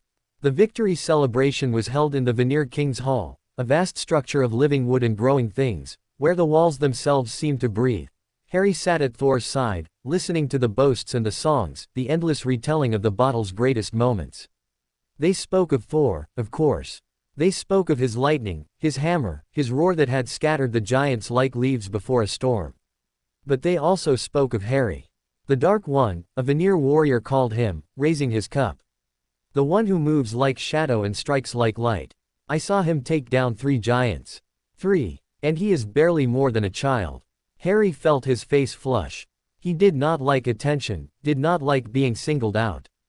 But Thor grinned and clapped him on the shoulder. That is my brother. He boomed. Harry Odinson, Prince of Asgard. He fights with the heart of a lion and the skill of a master. Drink to him. They drank. Harry sipped politely at his own cup, the mead strange on his tongue, and wished he were anywhere else. Later, when the celebration had wound down and most of the warriors had fallen into drunken sleep, Harry slipped away from the hall. He found a quiet spot outside, a grove of silver-leaved trees surrounding. A small, clear pool.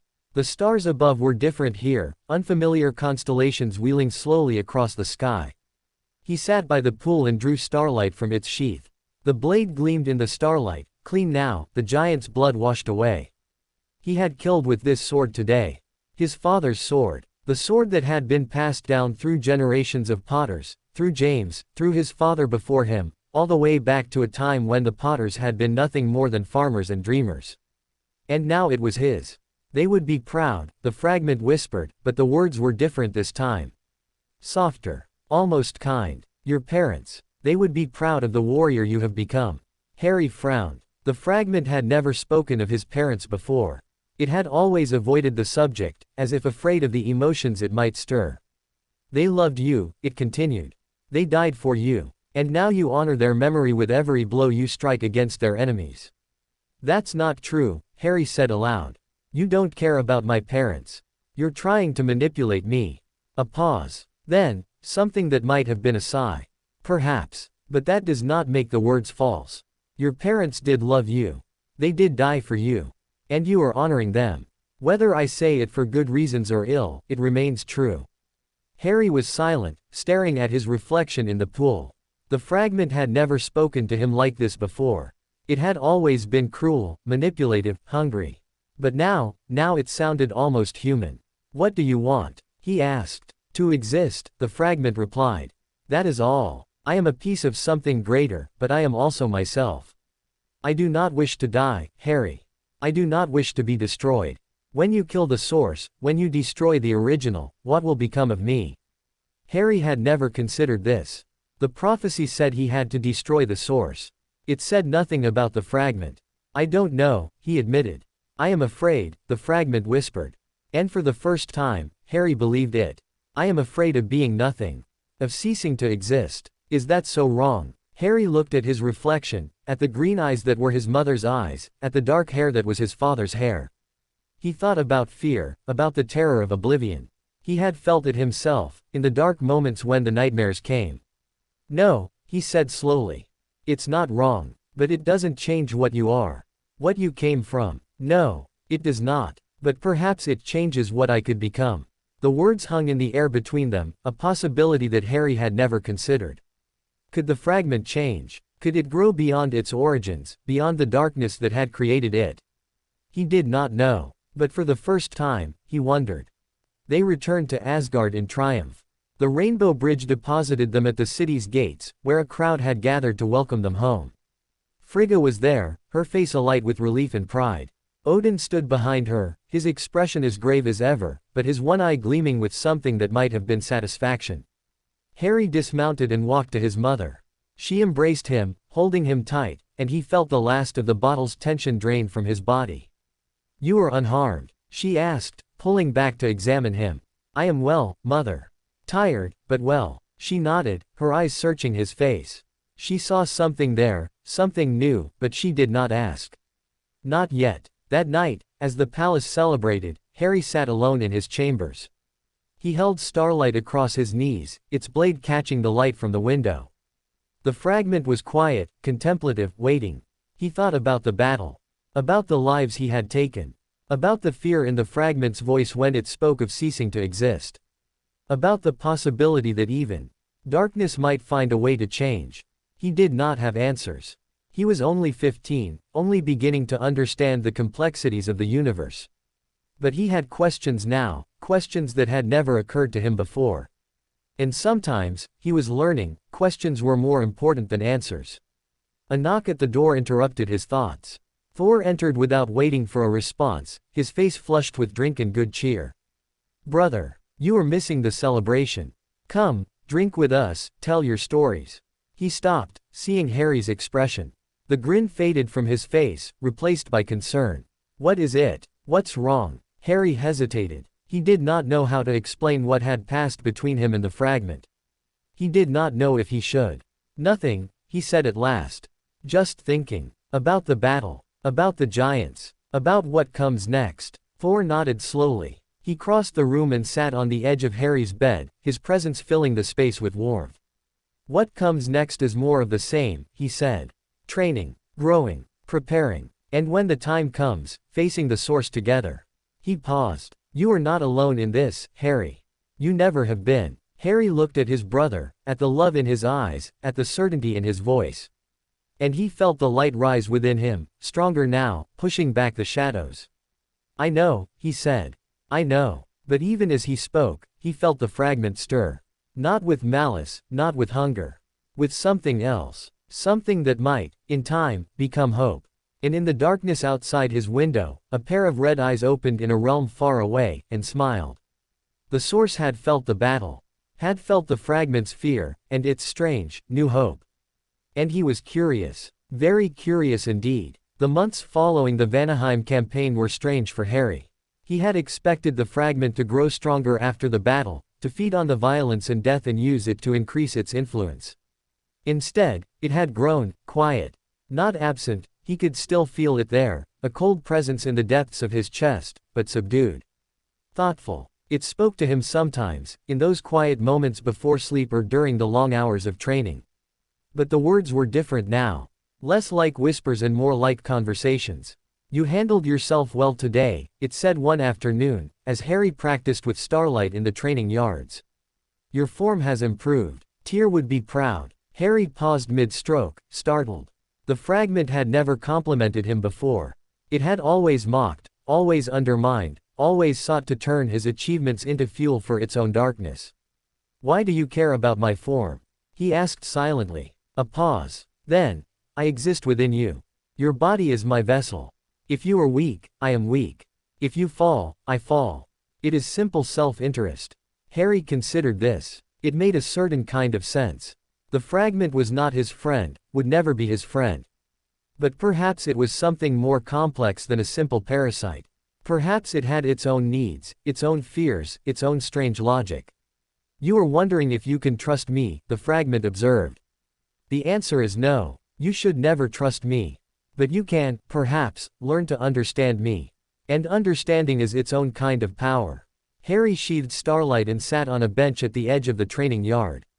The afternoon sun was warm on his face, and he could hear the distant sounds of the city, laughter, hammering from the forges, the cry of merchants hawking their wares. "Why are you telling me this?" he asked. "Why now?" "Because I am afraid." The words were simple, direct, stripped of their usual malice. "The source knows you exist now. He felt me during the battle, felt my fear, felt my uncertainty. He will not ignore that. He will seek to reclaim me, to pull me back into himself. And if he succeeds, I will cease to be. I will become nothing more than a memory in his greater darkness." Harry's heart clenched. He had never considered this possibility. The fragment was a part of him now, woven into his very soul. The thought of it being torn away, of that cold presence simply vanishing. "You would miss me," the fragment said, and there was something like wonder in its voice. "You, who have every reason to hate me, would miss me." "I don't hate you," Harry said quietly. "I hate what you came from. I hate what you've tried to do to me. But you're just trying to survive. Like anyone." A long silence. Then, so faintly he almost missed it, "Thank you." Word of the Vanaheim campaign spread quickly through the 9 realms. Tales of Thor's lightning and Harry's light reached ears both friendly and hostile. In the golden halls of Asgard, Harry was celebrated as a hero, the mortal prince who had stood against the frost giants and emerged victorious. In the dark realms, he was noted, watched, feared, and in a crumbling manor house on a world far away, a creature without a body listened. Lord Voldemort was less than a spirit, more than a memory. He existed in the spaces between, clinging to existence through sheer force of will. His followers, those few who remained loyal, sought ways to restore him, to give him back the body he had lost. But their efforts were slow, clumsy, doomed to failure. Until now, he had felt the fragment. Had felt its fear, its confusion, its strange new hope. And he had seen, through its eyes, the boy who carried it. Harry Potter. Or Harry, as he called himself now. Prince of Asgard. Brother of Thunder. The boy had grown powerful. More powerful than Voldemort had ever anticipated. He had been taken from the mortal world, raised among gods, trained in magics that made wand work seem like child's play. He carried Starlight, the sword of his father, and wielded a power of pure light that burned like a sun. And he was talking to the fragment. Communicating with it. Perhaps even, befriending it. The thought was intolerable. The fragment was his. A piece of his soul, torn from him in that moment of destruction. It belonged to him, existed for him, would one day be rejoined with him. The thought of it developing its own identity, its own will, its own loyalty to the boy who should have died. No. The word echoed through the empty spaces where Voldemort dwelt. It was a command, a promise, a threat. He would find a way to reach the boy. To reclaim what was his. And when he did, Harry Potter would learn the true meaning of fear. In Asgard, Harry felt a chill that had nothing to do with the weather. He was in the garden with Frigga, helping her tend to the soul butterflies. The creatures had grown to know him over the years, fluttering around him whenever he appeared, landing on his shoulders and hands as if he were part of the garden itself. What is it? Frigga asked, noticing his sudden stillness. Harry shook his head slowly. I don't know. Something changed. The fragment is afraid. More afraid than I've ever felt it. Frigga's expression grew serious. She set down her watering vessel and took Harry's hands in hers. The source, she said. It was not a question.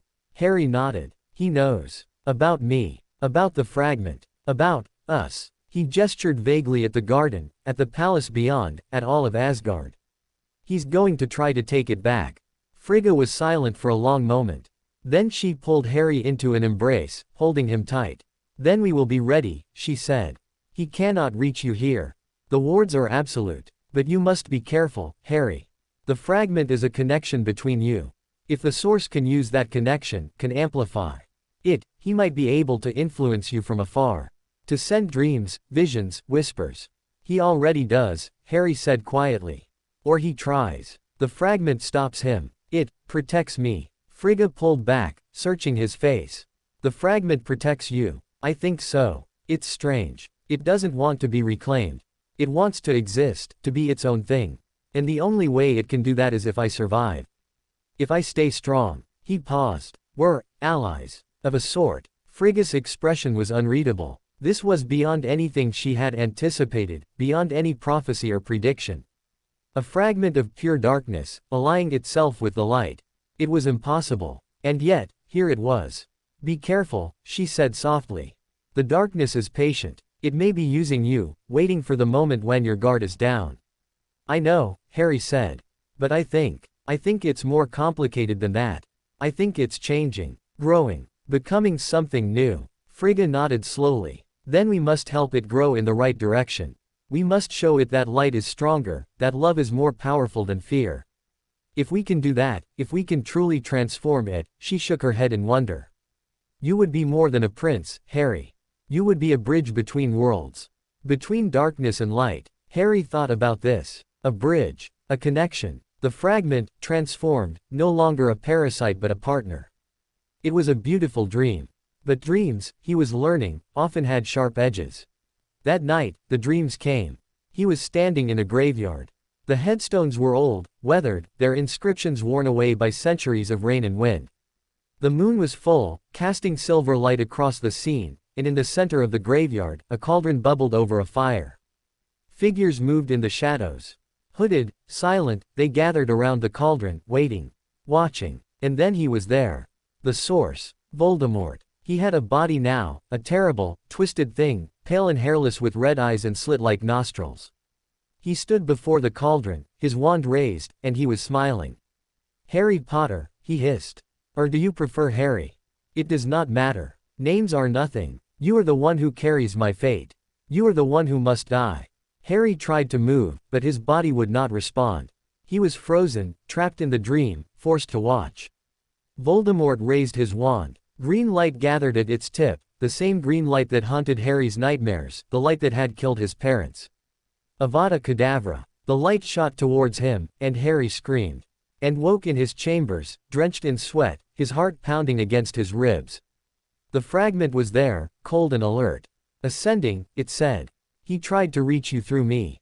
I blocked it. Harry gasped for breath, trying to calm himself. He had a body. A real body. How? I do not know. But it changes things. If he has regained physical form, he will be stronger. More dangerous. And he will not stop trying to reach you. Harry closed his eyes. He thought of the graveyard, the hooded figures, the green light. He thought of his parents, dying to protect him. He thought of Thor, of Frigga, of Odin, of everyone he loved. He will come for me, he whispered. Eventually. The wards won't hold forever. No, the fragment agreed. They will not. But until they fall, you have time. Time to grow stronger. Time to prepare. Time to decide what you want to be. Harry opened his eyes. The stars were still there, glittering through his window.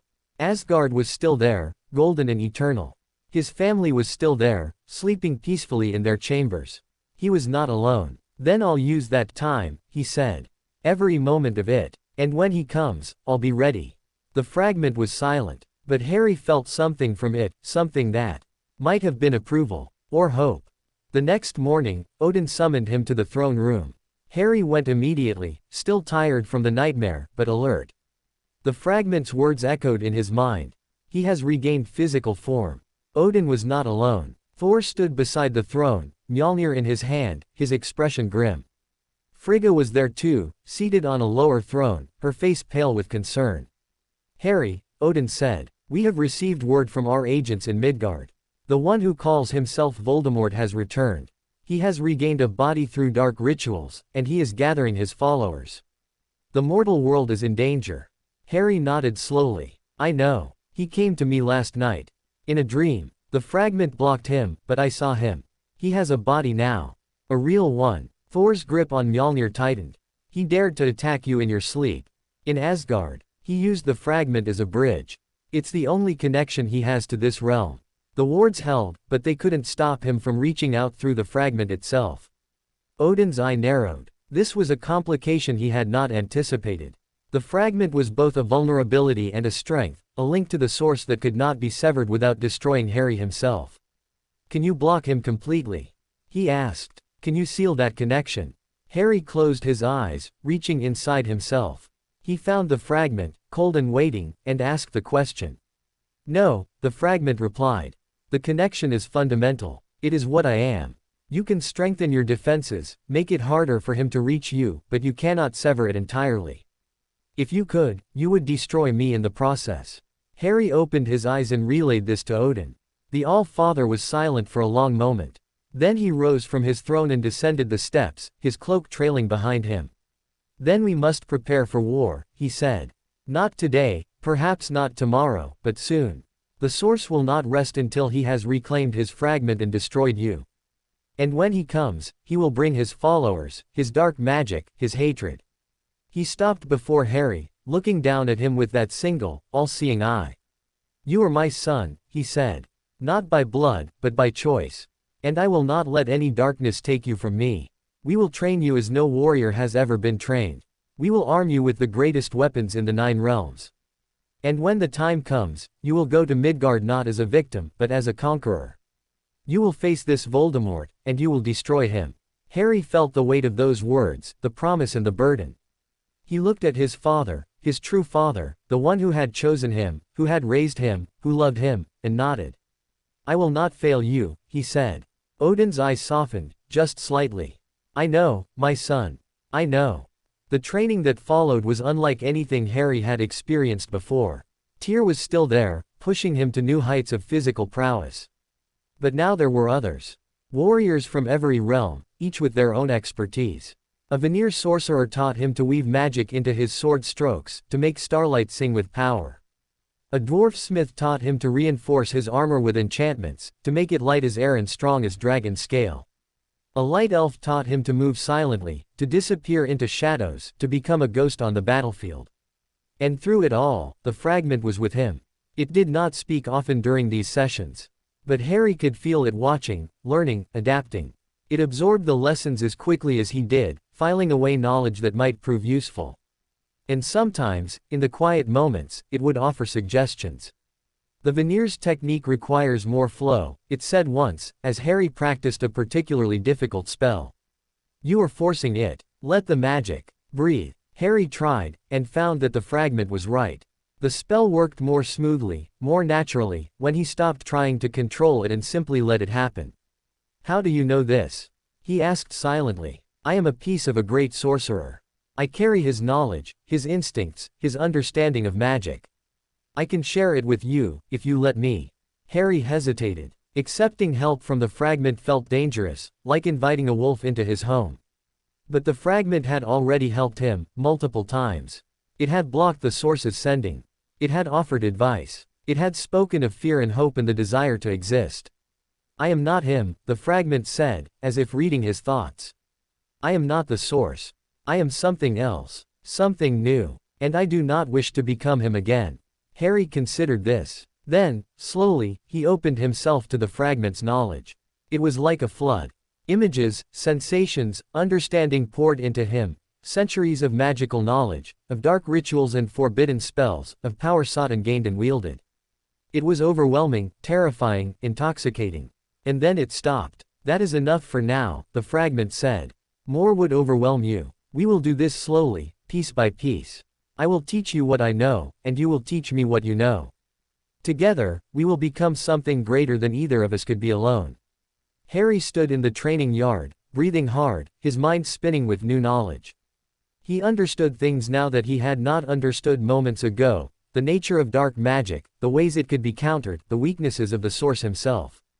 Thank you, he whispered.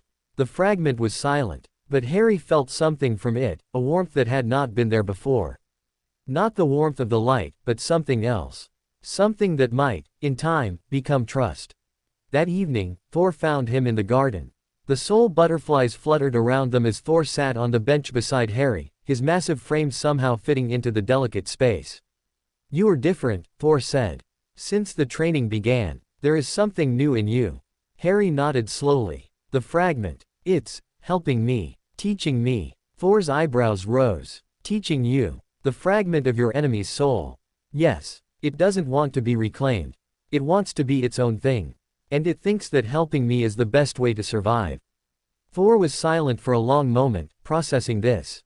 Then, slowly, a grin spread across his face. Brother, you never cease to amaze me. You have taken the darkest part of yourself and turned it into an ally. That is. He shook his head, searching for the right word. That is worthy of a saga. Of a dozen sagas. Harry smiled, a rare and genuine thing. I don't know about sagas. I just know that I have to survive. I have to be strong enough to face him when the time comes. And if the fragment can help me do that, then I'll accept its help. Thor clapped him on the shoulder. Then I will help you too. We will face this together, as we face everything. Brothers in arms, in light, in darkness. Always. Harry looked at his brother, at the love shining in his eyes, and felt the warmth spread through his chest. The light, responding to the bond between them. Always, he agreed. And in the darkness of his chest, the fragment watched. And waited. And hoped. For the first time in its existence, it hoped. The days turned to weeks, the weeks to months. Harry trained. He learned. He grew. The fragment taught him secrets of dark magic that no Asgardian knew, and he taught the fragment about light, about love, about the bonds that held families together. They were an unlikely partnership, a strange alliance, but it worked.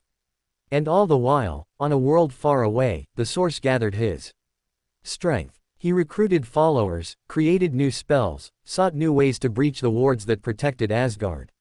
He had felt the fragment's betrayal, its turn towards the light, and it enraged him beyond measure. Mine, he thought, as he paced the halls of his hidden fortress. It is mine, and I will have it back. But for now, he waited. He planned. He prepared. The boy was strong, yes. But he was also young. Inexperienced. Vulnerable. And Voldemort had all the time in the world. The war was coming. Both sides knew it. Both sides prepared. And in the garden of the Golden Palace, a boy with lightning eyes sat among the soul butterflies, his hand resting on the hilt of his father's sword, and waited for the storm. Less than end of thinking, greater than Chapter 7, The Gathering Storm. 3 years passed. To Harry, they felt like both an eternity and the blink of an eye. He had grown, finally, filling out his frame with the lean muscle of a trained warrior. At 18, he stood nearly as tall as an Asgardian of 16. Still shorter than most, but no longer the small, fragile child who had first arrived in this golden realm. His features had sharpened, the baby fat long gone, replaced by the high cheekbones and strong jaw of his father James. But his eyes remained the same, green as a lightning-lit sky, ancient and knowing in a way that made warriors uncomfortable. The training had never stopped. Tyr had declared him complete 2 years ago, but Harry continued to practice, to refine, to push himself beyond what even the god of war thought possible. He could now summon the light at will, shaping it into weapons, shields, bonds of pure energy. He could move through shadows as easily as through light, a skill the fragment had taught him from its dark knowledge. He could feel the threads of fate, as Frigga had taught him, and sometimes, in moments of deep meditation, he could see glimpses of what might come. But the most profound change was within. The fragment had become something else. Something more. Over the years, as they had worked together, trained together, shared knowledge and fears and hopes, the boundaries between them had blurred. Harry was still himself, still the boy who had been adopted by Odin, still the brother of Thor. But the fragment was no longer a foreign presence, a parasite to be contained. It was a part of him, as natural as his right hand, as integral as his heartbeat. They did not speak in words anymore, not often. They simply knew. Harry would reach for knowledge, and it would be there. The fragment would sense danger, and Harry would feel its warning. They were two souls sharing one body, two minds thinking as one. We are becoming something new, the fragment had said once, years ago. And it was true. The warning came on a day like any other. Harry was in the training yards, sparring with a group of young warriors. He moved among them like water, deflecting blows, landing touches with the flat of his blade, never once drawing starlight from its sheath. The warriors were frustrated, then awed, then simply grateful for the lesson. And then the fragment screamed. It was not a sound, not exactly. It was a psychic shockwave that ripped through Harry's consciousness, dropping him to his knees in the middle of the yard. The warriors stared, uncertain, as he clutched his head and gasped for breath. He comes, the fragment said, its voice strained with fear and something else, something that might have been recognition. The source. He has found a way. He is coming. Harry forced himself to his feet, ignoring the concerned warriors, and ran. He found Odin in the throne room, already rising from Hlightshulf, his face carved from stone. Thor was there too, Mjolnir in hand, his expression fierce. Frigga stood beside the throne, her hands clasped, her eyes distant as she reached out with her satyr. He has breached the outer wards, Odin said as Harry burst through the doors. Not through force, but through cunning. He used the fragment's connection to create a thread, a path. He is sending something through. Harry felt the fragment's fear spike. He is sending a piece of himself. Not the whole, he cannot risk that, but enough. Enough to reach me. Enough to reclaim me. What can we do? Harry asked aloud. Frigga's eyes snapped into focus. The inner wards will hold against any physical assault. But this is not physical. This is soul magic, the darkest kind. He is sending a projection, a piece of his consciousness, writing the connection you share with the fragment. She crossed to Harry, taking his face in her hands. He will try to enter your mind, Harry. To overwhelm you, to tear the fragment from you by force. You must resist. You must be stronger than him. Harry nodded, though his heart was pounding. He had known this day would come. He had prepared for it. But knowing and facing were different things. Let him come, he said quietly. I'll be ready. The attack came at midnight. Harry sat in the center of his chambers, cross-legged on the floor, starlight across his knees. The room was dark save for the faint glow of the stars through his window. He had sent the guards away, had refused Thor's offer to stay. This was his battle, his alone. The fragment was silent, coiled deep within him, waiting. And then the air changed. It grew cold, impossibly cold, frost forming on the windows, on the walls, on Harry's skin. The shadows in the corners deepened, stretched, began to move. And from the largest shadow, a figure emerged.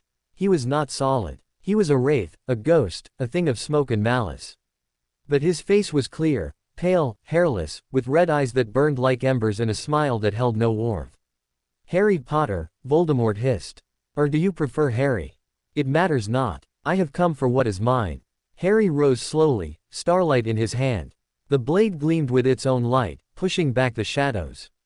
I am not Harry, he said, his voice calm. Not anymore. And the fragment is not yours. It hasn't been yours for a long time. Voldemort's smile faltered, just for an instant. He could feel it, the change in his fragment. The independence. The defiance. The light that now surrounded it. You have corrupted it, he breathed, and for the first time, Harry heard something other than confidence in his voice. He heard fear. You have turned my own soul against me. I haven't turned it against you, Harry said. I've helped it become itself. Something you never allowed it to be. The wraith lunged. It was not a physical attack, but something worse. Voldemort's consciousness slammed into Harry's mind, seeking the fragment, seeking to tear it free. Harry felt the invasion like ice in his veins, like claws scraping against the inside of his skull. But he was ready. The light erupted from him, not as a shield, but as a weapon. It blazed from his chest, his hands, his eyes, filling the room with golden radiance. Voldemort screamed, a terrible, anguished sound, as the light touched him, burned him, pushed him back. "You cannot stop me," he shrieked. "I am immortal. I am eternal. That fragment is mine by right." "It was yours," Harry said, advancing, the light growing brighter with each step. "But rights can be forfeited. And you forfeited yours the moment you tried to murder an infant." He reached out with his hand, and the light gathered there, forming a spear of pure energy. He drew back his arm, aimed at the wraith's heart, and stopped. The fragment's voice, calm and clear, "Wait." Harry hesitated. "What?" "Do not destroy him. Not like this. This is only a projection. Destroying it will not kill him, but it will warn him. It will make him more cautious, more careful. Better to let him go. Better to let him think he has failed, that his fragment is lost. He will be reckless in his desperation." Harry considered this. The fragment was right. Killing this shadow would accomplish nothing but revealing the full extent of his power. He lowered the spear. The light dimmed, but did not fade. "Go," he said to Voldemort. "Go back to whatever hole you crawled from. Tell your followers that you failed. And know this, when we meet again, it will be face to face. And I will not show mercy." Voldemort's red eyes blazed with hatred. But behind the hatred, Harry saw it, fear. Real, genuine fear. "This is not over," the wraith hissed. "Nothing is over. I will have what is mine, one way or another." And then he was gone. The shadows receded, the frost melted, the room returned to normal. Harry stood alone, starlight in his hand, the light slowly fading from his skin. He was shaking, exhausted, drained. But he was alive. He was whole. And the fragment was still with him. "You did well," it said. "You were stronger than him." "We were stronger," Harry corrected. "Together." A pause. Then, softly, "Yes. Together." The next morning, the palace buzzed with tension. Word of the attack had spread, despite Harry's desire for secrecy. Guards had felt the cold, had seen the frost, had heard the screams. Odin had summoned the council, and Thor had refused to leave Harry's side, shadowing him through the corridors like a golden-haired guardian. "You should have let me stay," Thor grumbled as they walked towards the throne room. "I could have helped." "You couldn't have," Harry said gently. "This was a battle of minds, not of hammers. You would have been as helpless as anyone." Thor's jaw tightened, but he did not argue. He knew Harry was right. It did not make him feel better. The council was gathered when they arrived. Odin on Haladshalf, Frigga beside him, the senior advisors and generals arrayed before the throne. All eyes turned to Harry as he entered. Odin spoke first. "My son, report." Harry stood before the throne and told them everything. The attack, the invasion, the moment when he had held Voldemort's projection at the point of a light spear. He left nothing out, including the fragment's advice to let the wraith go. When he finished, the room was silent. Then Odin laughed. It was not a sound anyone expected. The Allfather rarely laughed, and never in council. But now, his one eye crinkled with genuine amusement. "You let him go," he said. "You held the power to destroy his projection, and you let him go, because your fragment advised that it would make him reckless." Harry nodded, uncertain. "Yes, father." Odin rose from his throne and descended the steps. He stopped before Harry and placed his hands on his shoulders. "You have learned the deepest lesson of kingship," he said. "The lesson that most never master. You learned that victory is not always about destruction. Sometimes, it is about patience. About letting your enemy defeat himself." He pulled Harry into a rare embrace. "I am proud of you, my son. More proud than I can say." Harry felt the warmth spread through his chest, not the light, but something deeper. The love of a father. The days that followed were strange. Voldemort did not try again.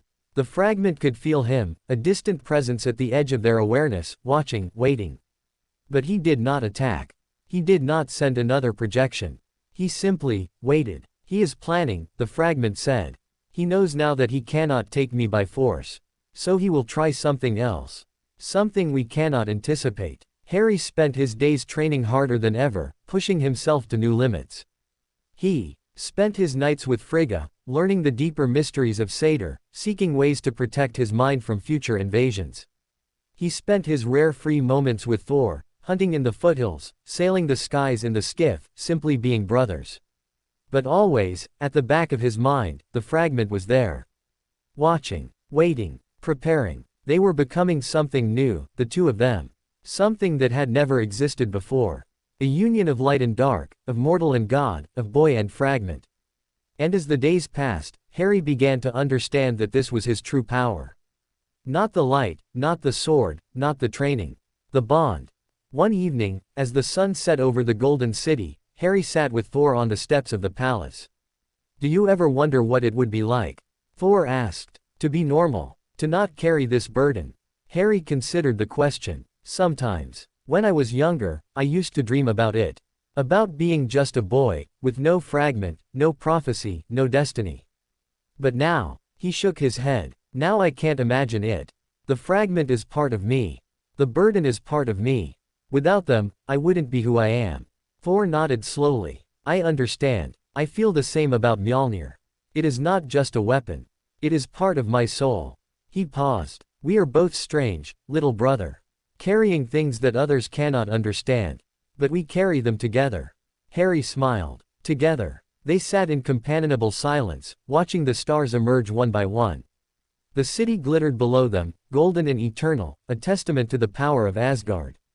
And in the darkness, far away, Red Eyes watched and waited. The storm was gathering, but for now, there was peace. 3 months later, the summons came. Harry was in the garden with Frigga when a guard approached, his expression grave. "Prince Harry, the Allfather requests your presence in the throne room." Immediately, Harry exchanged a glance with Frigga, then rose and followed the guard. Odin was alone when he arrived, standing before the great window that looked out over the city. He did not turn as Harry entered. "Father," Odin spoke without turning, "I have been watching, Harry. Using Hullid to see across the realms. And I have seen something that disturbs me." He turned, and his expression was grim. "The Source is preparing for war. Not against Asgard, he is not foolish enough to attempt that. Against Midgard. Against the mortal world. He is gathering followers, creating dark creatures, building an army. And when he is ready, he will strike." Harry's heart clenched. Midgard. The world of his birth. The world where his parents had died. "Why are you telling me this?" Odin crossed to him, placing a hand on his shoulder. "Because you must go there. Not yet, not today, but soon. The prophecy demands it. The fragment within you demands it. And the people of Midgard, your people, need you." Harry was silent for a long moment. He had always known this day would come. He had prepared for it, trained for it, accepted it. But knowing and facing were different things.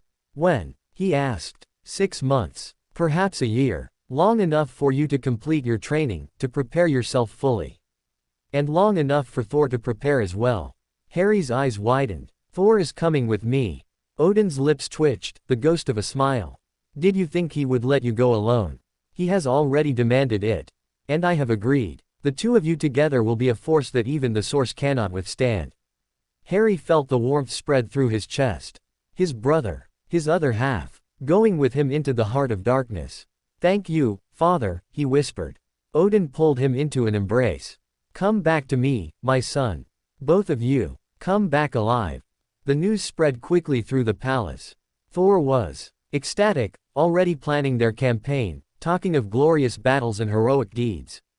Frigga was more subdued, spending every spare moment with Harry, teaching him everything she could about Midgard, about mortals, about the world he would soon face. And the fragment was conflicted.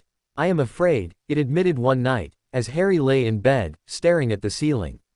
"Afraid of returning to the place where I was born. Afraid of facing the Source. Afraid of what I might become." Harry reached inside himself, not with words, but with feeling. He sent warmth, reassurance, the same love he felt for Thor and Frigga and Odin. "You will become what you choose to become," he thought. "Just as I will." Together. The fragment was silent for a long moment. Then, softly, together. The months passed in a blur of preparation. Harry trained until his body screamed for rest. He studied until his mind threatened to rebel. He spent every possible moment with his family, storing up memories against the long separation to come. And then, finally, the day arrived. He stood at the edge of the Rainbow Bridge, Thor at his side, Frigga and Odin before them. The Bifrost shimmered in the distance, ready to carry them to Midgard. Frigga embraced him first, holding him tight, whispering words of love and protection. Then Odin, his one eye glistening with unshed tears. "Remember," the Allfather said. You are a prince of Asgard. You carry the light. You carry the love of your family. And you carry a brother who would die for you. Nothing can stand against that. Harry nodded, not trusting his voice. Thor clasped his shoulder. Ready, little brother. Harry looked at him, at this golden giant who had been his protector, his teacher, his friend. He thought of all they had been through, all they would face. And he smiled. Ready. They turned and walked towards the bridge, towards the light, towards the world where Harry had been born. Behind them, Asgard gleamed golden and eternal. Before them, Midgard waited. And in the darkness, Red Eyes opened and smiled. The game was about to begin. The rainbow bridge deposited them on a hillside overlooking a small village. The transition was jarring. One moment, they had been standing on the gleaming Bifrost, the golden spires of Asgard behind them. The next, they were knee-deep in grass, the air thick with the smells of earth and flowers and something else, something Harry had not experienced in 18 years. Rain. It was falling gently, a soft mist that beaded on his cloak and dampened his hair. He looked up, letting it touch his face, and felt a strange stirring in his chest. Not the fragment, something older. Deeper. The memory of a body that had known this world, this air, this rain, before conscious memory had formed. Thor stood beside him, Mjolnir in hand, looking around with obvious curiosity. So this is Midgard, he said. It is, green. Harry laughed, the sound surprising him. Yes, very green. They stood for a moment, taking in their surroundings. The village below was small, perhaps a few hundred houses clustered around a central square. Beyond it, fields stretched to the horizon, patchwork quilts of gold and brown. In the distance, Harry could see the gleam of a river, and beyond that, the hazy outline of hills. It was beautiful, simple, peaceful, and Harry could feel the darkness. It was faint, a distant thrum at the edge of his awareness, but it was there. The fragment felt it too, stirring with recognition. He is here, the fragment said. Not close, but present on this world. I can feel him, like a wound in the fabric of reality. Harry nodded slowly. We have work to do. Their first task was to find information. Odin had given them directions to a place called Hogsmeade, a village. That served as a gathering point for the magical community. There, they would find allies, news, and perhaps a place to stay while they planned their next move. They walked through the rain, ignoring the curious glances of mortals who saw only two travelers on the road. Thor's appearance, his golden hair, his massive frame, his hammer, drew stares, but the mortals quickly looked away, their minds unable to fully register what they were seeing. A small charm Frigga had placed on them, a veil of unremarkability that kept them hidden in plain sight. The village of Hogsmeade was unlike anything Harry had imagined. It was old, older than any settlement on Asgard except the palace itself. The buildings leaned against each other as if for support, their roofs thatched, their windows glowing with warm light. The streets were cobbled, slick with rain, and they wound between shops with names like Honeyduke's, and Zonko's Joke Shop, and the Three Broomsticks. Magic was everywhere. Harry could feel it in the stones, in the air, in the very fabric of the village. It was different from Asgardian magic, softer, more subtle, less woven into the bones of existence. But it was powerful in its own way, a current that flowed beneath the surface of mortal life. They found the Three Broomsticks and pushed through the door. Warmth and noise enveloped them. The pub was crowded, filled with people laughing and talking and drinking from foaming mugs. A fire crackled in the hearth, and the smell of roasting meat made Harry's stomach growl. They found a table in the corner and sat, watching the crowd. Thor was fascinated, his eyes wide as he took in the strange customs of mortals. Harry was more focused, scanning the faces for anyone who might be useful. A woman approached their table. She was middle-aged, with a kindly face and an apron stained with what looked like butterbeer. New faces, she said, her voice warm. Travelers. Something like that, Harry said. We're looking for information. About the war. The woman's expression flickered. Wariness, quickly masked. What war would that be? Harry met her eyes. The one that's coming. The one everyone's pretending isn't. A long pause. Then the woman sighed and sat down across from them. You're not from around here, she said. Not just from somewhere else. You're from somewhere else. She gestured vaguely at the ceiling, or perhaps at the sky beyond. I've seen enough in my years to recognize it. What do you want? His name, Harry said quietly. The one they're afraid to speak. We need to know where he is, what he's doing, how to find him. The woman's face paled. You're hunting him, you and your friend. She looked at Thor, at his hammer, at the power that radiated from him despite the veil. Who are you? Harry hesitated. Then he made a decision. My name is Harry Odinson. This is my brother, Thor. We're from Asgard. The woman stared. Then, slowly, a laugh bubbled up from her chest. It was not a happy laugh. It was the laugh of someone who had seen too much, lost too much, and could no longer be surprised. Asgard, she repeated. Gods. Actual gods, sitting in my pub, asking about you know who. She shook her head. Well, I've served worse customers. She leaned forward, her voice dropping to a whisper. His name is Voldemort. He's been gathering strength for years. His followers, the Death Eaters, they're everywhere now. In the ministry, in the schools, in the very walls. They say he's looking for something. Something powerful. Something that will make him unstoppable. Harry felt the fragment stir. The Elder Wand, it whispered. The Resurrection Stone. The Cloak of Invisibility. The Deathly Hallows. He seeks them. Harry's blood ran cold. He had read about the Hallows in Frigga's library, ancient artifacts of immense power. If Voldemort obtained them, where is he? He asked. Now. Tonight. The woman shook her head. No one knows. He moves constantly, never staying in one place. But there are rumors. Whispers. They say he has a base in the north, in the mountains. A place called Nurmengard. It belonged to another dark wizard, long ago. Grindelwald. Harry filed the name away. Thank you. You've been more help than you know. The woman rose, her expression troubled. Be careful, she said. He's not like anything you've faced before. He's not a frost giant or a marauder. He's something else. Something that doesn't play by the rules. Harry nodded. I know. I carry a piece of him inside me. The woman's eyes widened. Then she crossed herself, an old gesture, from an older faith, and hurried away. They spent the night at the Three Broomsticks, in a small room under the eaves. Thor fell asleep almost immediately, his breathing deep and even. But Harry lay awake, staring at the ceiling, listening to the rain on the roof. The fragment was restless. This place, it said. I remember it. Not from the source's memories, from something deeper. The village, the magic, the people. It feels like home. Harry understood. This was the world where he had been born. The world where his parents had lived and loved and died. The world that should have been his, if not for a prophecy and a dark lord and a doorstep in the cold. Do you regret it? The fragment asked. Being taken. Growing up in Asgard instead of here. Harry considered the question. He thought about the cupboard under the stairs that Frigga had told him about, the life of neglect and cruelty that had awaited him. He thought about Thor, about Frigga, about Odin. About the training, the love, the light. No, he said quietly. I don't regret it. I regret that my parents died. I regret that Voldemort exists. But I don't regret being Harry. Being a son of Asgard. Being Thor's brother. The fragment was silent for a long moment. Then, softly, I am glad. You deserve happiness. You deserve love. Harry smiled in the darkness. So do you. The fragment did not respond.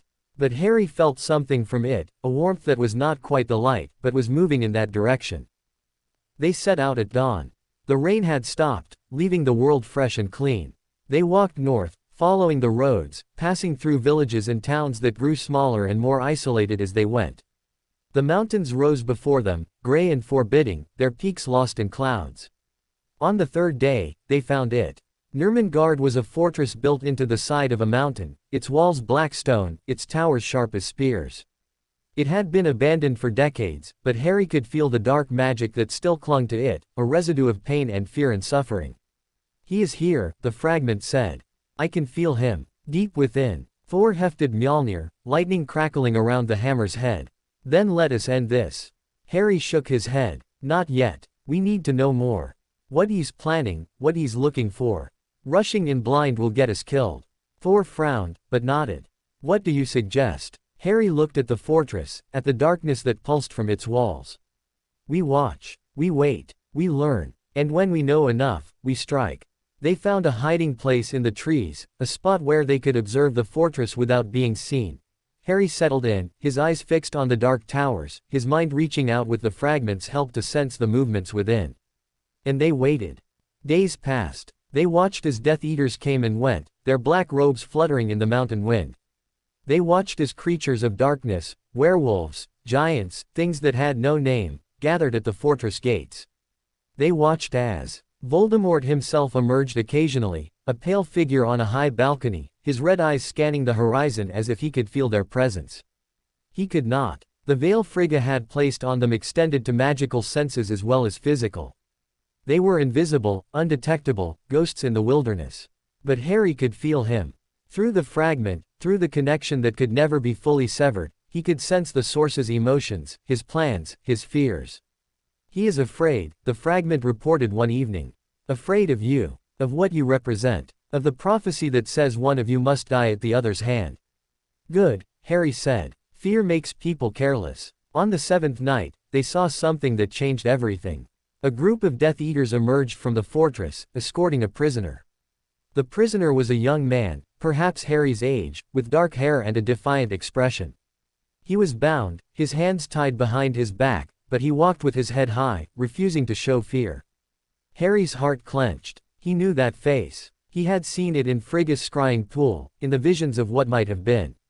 Neville Longbottom. In another life, a friend. A fellow survivor of the war that had killed his parents. What are they doing with him? Thor whispered. Harry shook his head. I don't know. But we can't let them hurt him. He rose, starlight in his hand. Thor stood beside him, Mjolnir crackling. We go in, Harry said. Fast and quiet. Free the prisoner, get out. No heroics. Thor grinned. When have I ever been heroic? Harry laughed despite himself. Always. That's what worries me. They moved. The attack was swift and brutal. Harry went first, his light flaring to blind the guards at the gate. Thor followed, his hammer sending Death Eaters flying. They moved through the fortress like a storm, leaving chaos in their wake. Harry found Neville in a cell deep within the mountain. The young man looked up as the door exploded inward, his eyes wide with shock. Who? No time, Harry said, cutting his bonds with starlight. Can you fight? Neville grabbed a fallen Death Eater's wand. I can try. They fought their way back through the fortress, Thor clearing a path with hammer and lightning. Death Eaters fell before them, their dark magic no match for Asgardian steel and divine power. But more kept coming, pouring from the shadows like insects. And then Voldemort was there.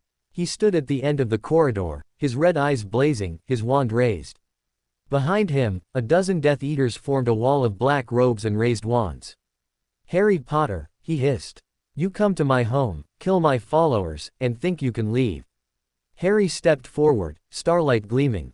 My name is Harry, and I'm not leaving without him. He gestured at Neville, who stood frozen, his wand shaking. Voldemort's lips curved in a smile. The Longbottom boy, a pureblood, but weak. His parents are insane. Mungos, you know. Mad as hatters. The Cruciatus cursed as that to people. Neville's face went white, but his wand hand steadied. You're a monster, he said, his voice shaking but clear. Voldemort laughed. Monster. I am evolution. I am the future. And you, boy, are nothing. Lightning crashed through the corridor. Thor had not been idle. While Voldemort monologued, he had been gathering power, calling the storm. Now it burst through the mountain itself, shattering stone and scattering Death Eaters. In the chaos, Harry grabbed Neville's arm. Go. Now. They ran. Behind them, Thor held the line, Mjolnir spinning, lightning flashing. He was a god of thunder, and in that moment, he was terrible to behold. They burst from the fortress into the night air, cold and clean. Behind them, the mountain shook with the force of Thor's power. And then Thor was there, too, running beside them, his face alight with battle joy. Did you see their faces? He laughed. They had no idea what hit them. Harry did not laugh. He was watching the fortress, feeling the fragment's fear. He is angry, the fragment said. More than angry. He is furious. And he will not forget this. They ran into the night, the mountains swallowing them, the fortress fading behind them. But Harry knew. This was not an end. It was a beginning. The war had truly started now. They found shelter in a cave, high in the mountains. Neville sat against the wall, his face pale, his eyes fixed on Harry. He had not spoken since they fled the fortress. Harry knelt beside him. Are you hurt? Neville shook his head. Who are you? Really? You're not Harry Potter. You can't be. He died. Everyone knows he died. Harry was silent for a moment. Then he spoke. I am Harry Potter. But that's not my name anymore. I was taken from this world as a baby, raised in Asgard. I'm Harry now. Harry Odinson, Prince of Asgard. Neville stared. Then, slowly, a laugh escaped him.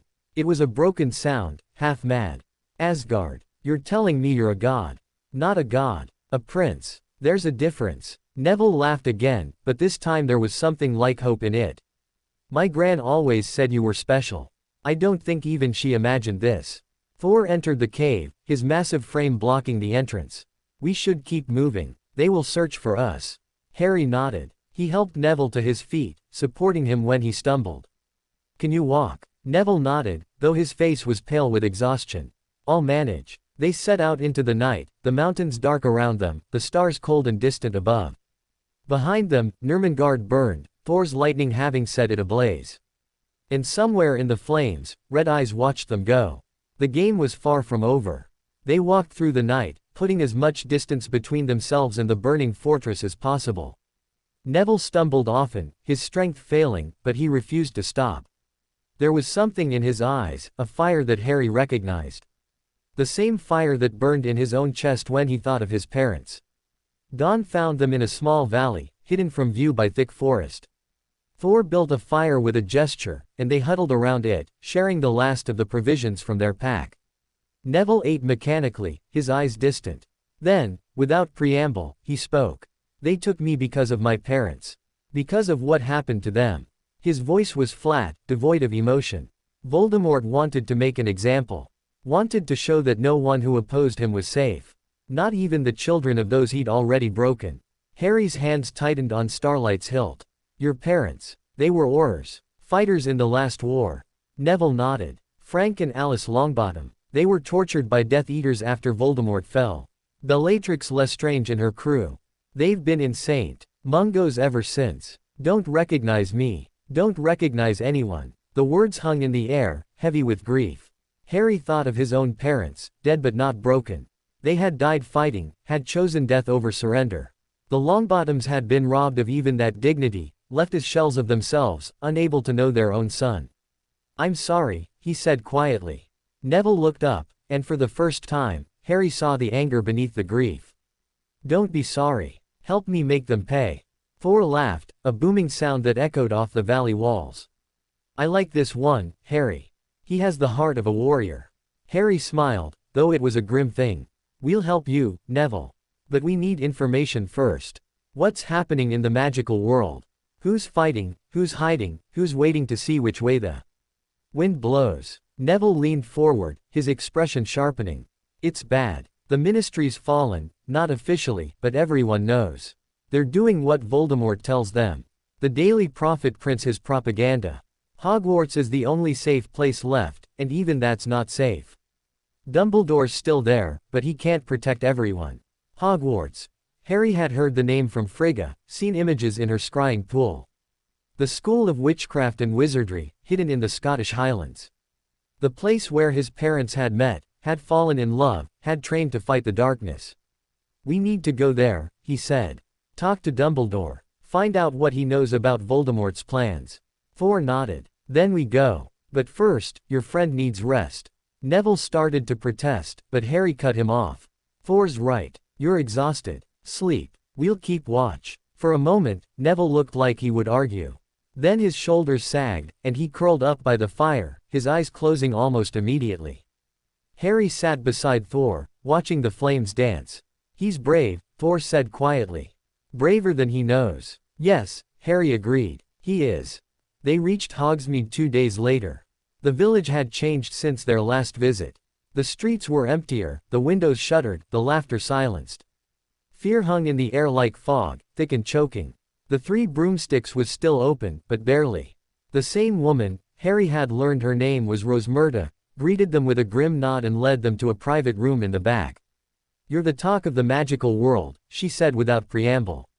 The attack on Nurmengard. The rescue of Longbottom. They're saying you're some kind of avenging angel, sent to destroy you know who. Harry shook his head. We're not angels. We're just trying to stop him. Rosmerta's eyes flicked to Thor, to Mjolnir, to the power that radiated from him despite the veil. Right. Just a couple of normal blokes with a magic hammer and a sword that glows. Neville spoke up. Is there a way into Hogwarts? We need to see Dumbledore. Rosmerta nodded slowly. There's a passage. Behind the Hog's Head, that's another pub, at the end of the village. It leads straight to the castle. But you'll need to be careful. The Death Eaters watch everything now.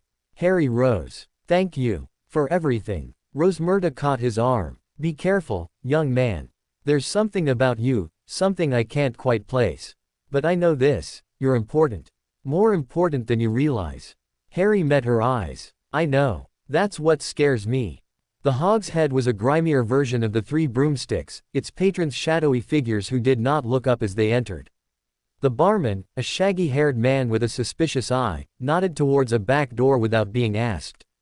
The passage was dark, narrow, and cold. They walked in single file, Harry leading with starlight drawn, its faint glow the only light. The tunnel wound beneath the village, through rock and earth, until finally, it ended at a stone wall. Neville pressed his hand to the stone, and it melted away, revealing a room beyond. They stepped through into a chamber unlike anything Harry had ever seen. It was vast, circular, lined with portraits that covered every inch of the wall. The people in the portraits turned as they entered, their painted eyes widening with surprise. A door opened, and an old man stepped through. He was tall and thin, with a long white beard and half-moon spectacles perched on a crooked nose. His robes were deep purple, embroidered with stars and moons, and he moved with a grace that belied his age. Albus Dumbledore. His eyes, piercing blue, bright as summer sky, fixed on Harry, and for a long moment, no one spoke. Then Dumbledore smiled, and it was like the sun coming out.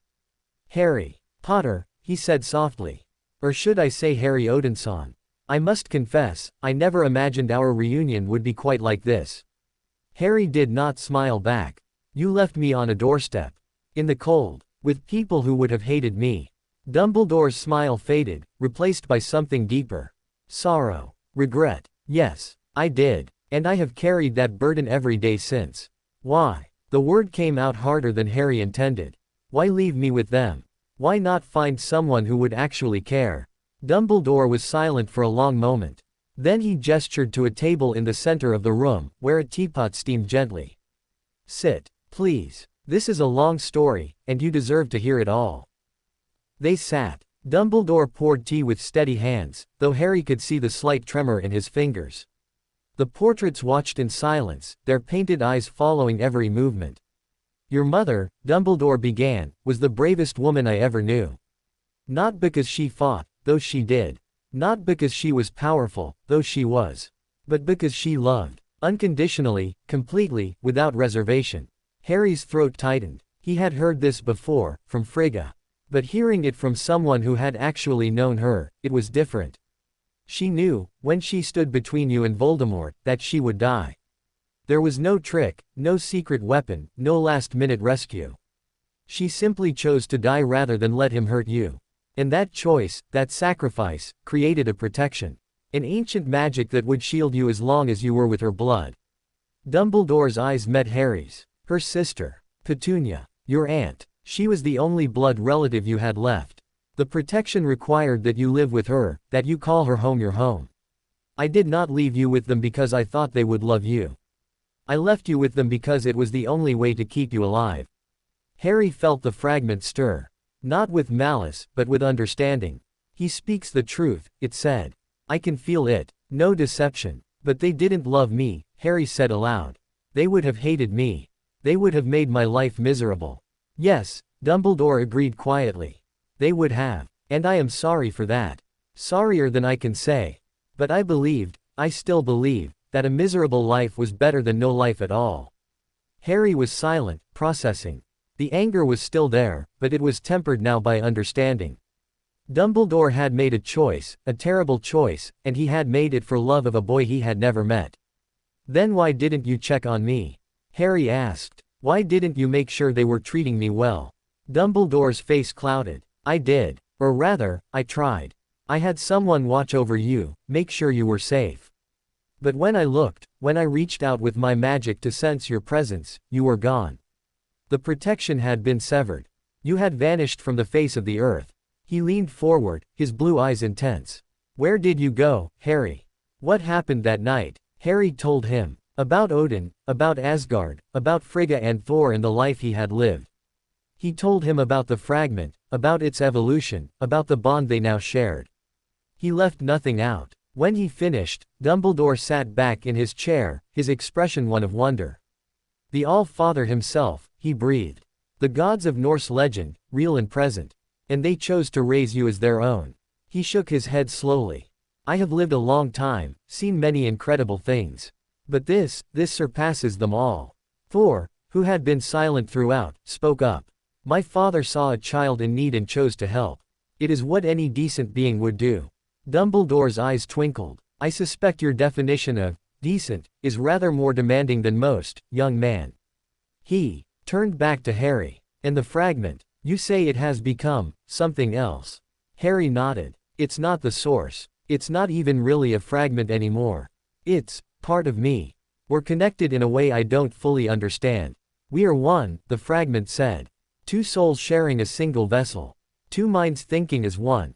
Dumbledore's eyes widened slightly, as if he had heard something. Perhaps he had. He was, after all, one of the most powerful wizards alive. Extraordinary, he murmured. The Dark Lord's soul turned towards the light.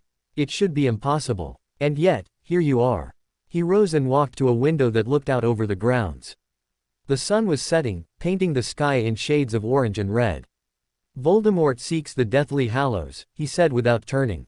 3 objects of immense power, said to make their possessor the master of death.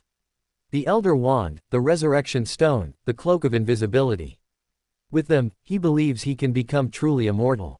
Unstoppable. Harry rose and joined him at the window. Where are they? The wand is out there, somewhere. It has a long and bloody history, passing from master to master through murder and betrayal. The stone is lost, hidden, perhaps destroyed. And the cloak. He turned to look at Harry. The cloak belongs to you. It was your father's, and his father's before him. It is your birthright. Harry stared at him. I have a cloak of invisibility. Not just any cloak. The cloak of death itself. The third hallow. It has been in the Potter family for generations, passed from father to son. Yours is the only known cloak that grants true, lasting invisibility, unaffected by any spell or detection. Harry felt the fragment's excitement. The cloak. With it, we could move unseen. Strike from the shadows. But Harry was thinking of something else. His father's cloak. A piece of his heritage, waiting for him somewhere.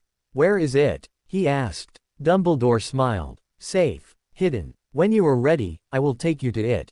But first, there is something else you must know. He returned to the table and sat, gesturing for Harry to do the same. Voldemort has made more than one Horcrux. The fragment within you is one of them, the one that accidentally attached itself to you when his killing curse rebounded. But there are others. Objects containing pieces of his soul, hidden across the world. As long as any of them exist, he cannot truly die. Harry's blood ran cold. He had known about the fragment, but others. How many? How many? He asked. Dumbledore shook his head. I do not know for certain. I have destroyed one, a diary, 2 years ago. But there are more. I suspect 7 pieces in total, a number deeply tied to magical power. You, Harry, you are the 7th. The unintended Horcrux. Harry sat back, his mind reeling. 7 pieces of soul. 7 anchors tying Voldemort to life. And he was one of them. This changes everything, the fragment said. If we are destroyed, if the Horcruxes are destroyed, the source becomes mortal. Vulnerable. We have to find them, Harry said aloud. All of them. Destroy them. Dumbledore nodded gravely. Yes. And I believe you are the only one who can. Not because of your power, though that is considerable. But because of your connection to Voldemort. You can sense his magic, feel his presence. The fragment within you is the key. Harry looked at Thor, who met his eyes with unwavering support. He looked at Neville, who nodded, his face set with determination. Then we start tonight, Harry said. Tell us everything. The hours passed in discussion. Dumbledore shared everything he knew, the possible locations of the Horcruxes, the defenses around them, the creatures and spells that guarded them. He spoke of a locket, a cup, a diadem, a snake. He spoke of places, a cave on the coast, a vault in Gringotts, a hidden room in Hogwarts itself. Harry listened, absorbing, memorizing. The fragment helped, filing away details, making connections, building a map of Voldemort's mind. When dawn began to lighten the sky, Dumbledore finally rose. "You should rest," he said. "There are rooms prepared for you. Tonight, we begin the search." Harry nodded, exhausted but wired. He followed a house elf through winding corridors to a small but comfortable room. Thor and Neville were shown to rooms nearby. Alone at last, Harry sat on the edge of the bed and stared at the wall. "You are troubled," the fragment observed. "Yes. This is bigger than I thought. More complicated. 7 Horcruxes. A war. A prophecy." He paused. "I don't know if I'm strong enough." "You are stronger than you know. And you are not alone. You have Thor. You have Neville. You have Dumbledore. And you have me." Harry smiled tiredly. "Yeah, I have you." He lay back on the bed, his eyes closing. Sleep came quickly, and with it, dreams. He stood in a dark place, surrounded by fog. In the distance, he could see a light, golden, warm, familiar. He walked towards it, but the fog thickened, slowing him, confusing him. A voice spoke from the mist. Not Voldemort's. Something older, colder. "Little prince," it whispered. "Little spark. You carry the weight of worlds on your shoulders. But weight can break. Weight can crush. Are you sure you are strong enough to bear it?" Harry tried to answer, but the fog filled his mouth, his lungs, his mind. He was drowning, suffocating, dying. And then the light was there. Not distant now, but all around him. Warm, safe, loving. Frigga's voice, soft as starlight. "You are never alone, my son. Never." He woke with a gasp, the morning sun streaming through the window. The next few weeks were a blur of activity. Dumbledore arranged for them to stay at Hogwarts, hidden from the Death Eaters who now patrolled the halls in all but name. Harry trained with the staff, Flitwick, McGonagall, even Snape, though the potions master looked at him with an expression Harry could not read. Thor was a sensation. The students stared openly at the golden giant who carried a hammer and spoke of battles and glory. A few of the braver ones approached him, asking questions about Asgard, about the gods, about the lightning that sometimes crackled around his fists. Thor answered them all with good-natured patience, though Harry could tell he was eager for action. Neville changed during those weeks. The haunted look in his eyes faded, replaced by determination. He trained alongside Harry, learning to fight with more than just a wand. He was not a natural warrior, his movements were too hesitant, his instincts too slow, but he worked harder than anyone, driven by the memory of his parents. And at night, Harry searched. With Dumbledore's help, he used the fragment's connection to Voldemort to sense the Horcruxes. It was exhausting work, requiring intense concentration and leaving him drained for days afterward. But slowly, piece by piece, they built a map. The locket was in a cave, guarded by Inferi and a potion that induced terror. The cup was in Gringotts, in the Lestrange vault. The diadem was somewhere in Hogwarts, hidden long ago. The snake, Nagini, was always with Voldemort, a living Horcrux that would have to be killed last. And the fragment within Harry, that would have to be dealt with too. "You know what must happen," the fragment said one night, as Harry lay exhausted from a scrying session. "When the other Horcruxes are destroyed, I will be the last. And I cannot remain." Harry's heart clenched. There has to be another way. There is not. I am a piece of Voldemort's soul. As long as I exist, he has an anchor to life. The only way to truly kill him is to destroy me. But you're not him. You're something else now. Something good. Perhaps. But good or not, I am still his. And I cannot let my existence be the reason he survives. Harry was silent, tears burning in his eyes. The fragment had been his enemy, then his ally, then his friend. The thought of losing it. "Do not mourn me yet," the fragment said gently. "There is much to do before that day comes. And until it does, I am with you. Always." Harry nodded, unable to speak. Outside his window, the stars shone cold and distant. Somewhere in that darkness, Voldemort waited. And the endgame approached. The days at Hogwarts settled into a rhythm that was almost peaceful. Harry trained with the professors, learning magic that was different from anything he had encountered in Asgard. Spells required precision, intent, a flick of the wrist and a spoken word. It felt clumsy compared to the fluid power of Satyr, but he adapted quickly, his natural talent for magic bridging the gap between worlds. McGonagall was impressed despite herself. Your transfiguration work is exceptional, Mr. Potter, Mr. Odinson. You have an instinct for the transformative arts that I've rarely seen. Flitwick was delighted with his charm work. The Prince of Asgard, mastering Lumos. Who would have thought? Even Snape, though he never smiled and rarely spoke directly to Harry, seemed to acknowledge his skill. The potion's master would watch him work with an unreadable expression, his dark eyes following every movement, every gesture. But it was the nights that mattered most. When the castle slept, Harry searched. With Dumbledore's guidance and the fragment's help, he reached out across the miles, feeling for the Horcruxes. The locket in the cave called to him first, a cold, pulsing darkness that made his skin crawl even from a distance. The cup was harder to sense, buried deep in the Gringotts vault, surrounded by golden enchantments. The diadem was closest, somewhere in the castle itself, but its signal was faint, confused, as if it were hiding in plain sight. And always, at the edge of his awareness, Voldemort waited. The Dark Lord knew they were hunting his Horcruxes. Harry could feel his rage, his frustration, his determination. But he could also feel something else, fear.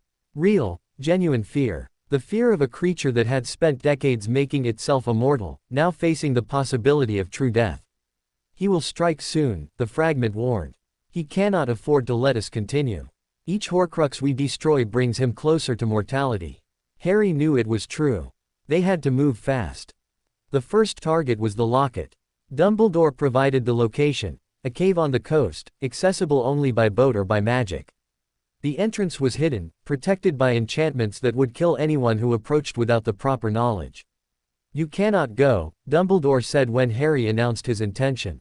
The potion that guards the locket is designed to cause unbearable suffering. It will force you to relive your worst memories, your deepest fears. I have drunk such potions before. I know what they do. Harry shook his head. I have too. The fragment can help me, it knows Voldemort's mind, knows how to counter his defenses. And Thor will be with me. Thor nodded, Mjolnir crackling. No dark magic will stand against us. Dumbledore looked at them, his blue eyes troubled. Then he sighed. Very well. But take this. He handed Harry a small vial filled with a shimmering liquid. Faux glass. It will show you if anyone approaches with ill intent. And this, he pressed a tiny, silver instrument into Thor's palm. A deluminator. It can capture and release light. I have found it useful in dark places. Harry tucked the items away. Thank you. Dumbledore's hand on his arm stopped him.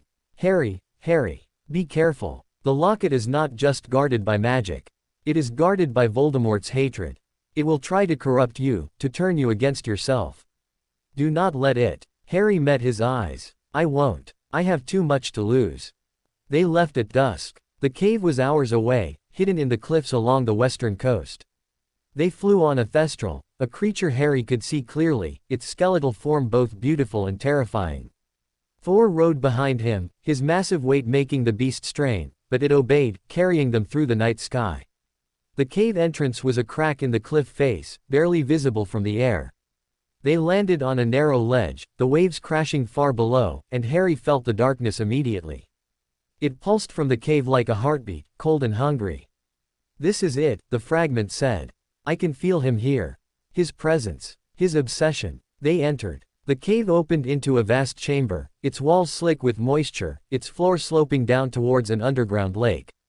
The water was black, utterly black, reflecting nothing.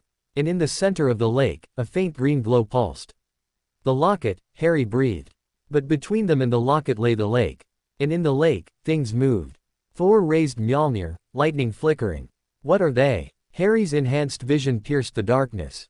Bodies. Dozens of them, floating just beneath the surface. Dead eyes stared up at nothing. Pale hands reached towards the shore. In fury, he said, corpses enchanted to serve. They'll attack anyone who tries to cross. The potion is the key, the fragment said. Voldemort designed this place so that only someone who truly wanted the locket could reach it. The drinker must suffer, must sacrifice, to prove their worth.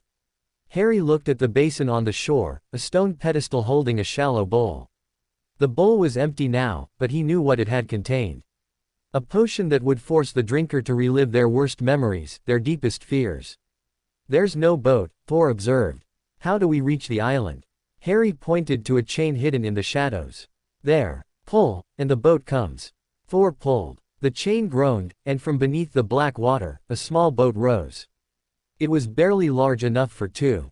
They climbed in and pushed off. The Inferi stirred as they crossed the lake. Hands reached for the boat, fingers scraping against the wood. Eyes opened, white and blank, staring at them with hunger. But they did not attack.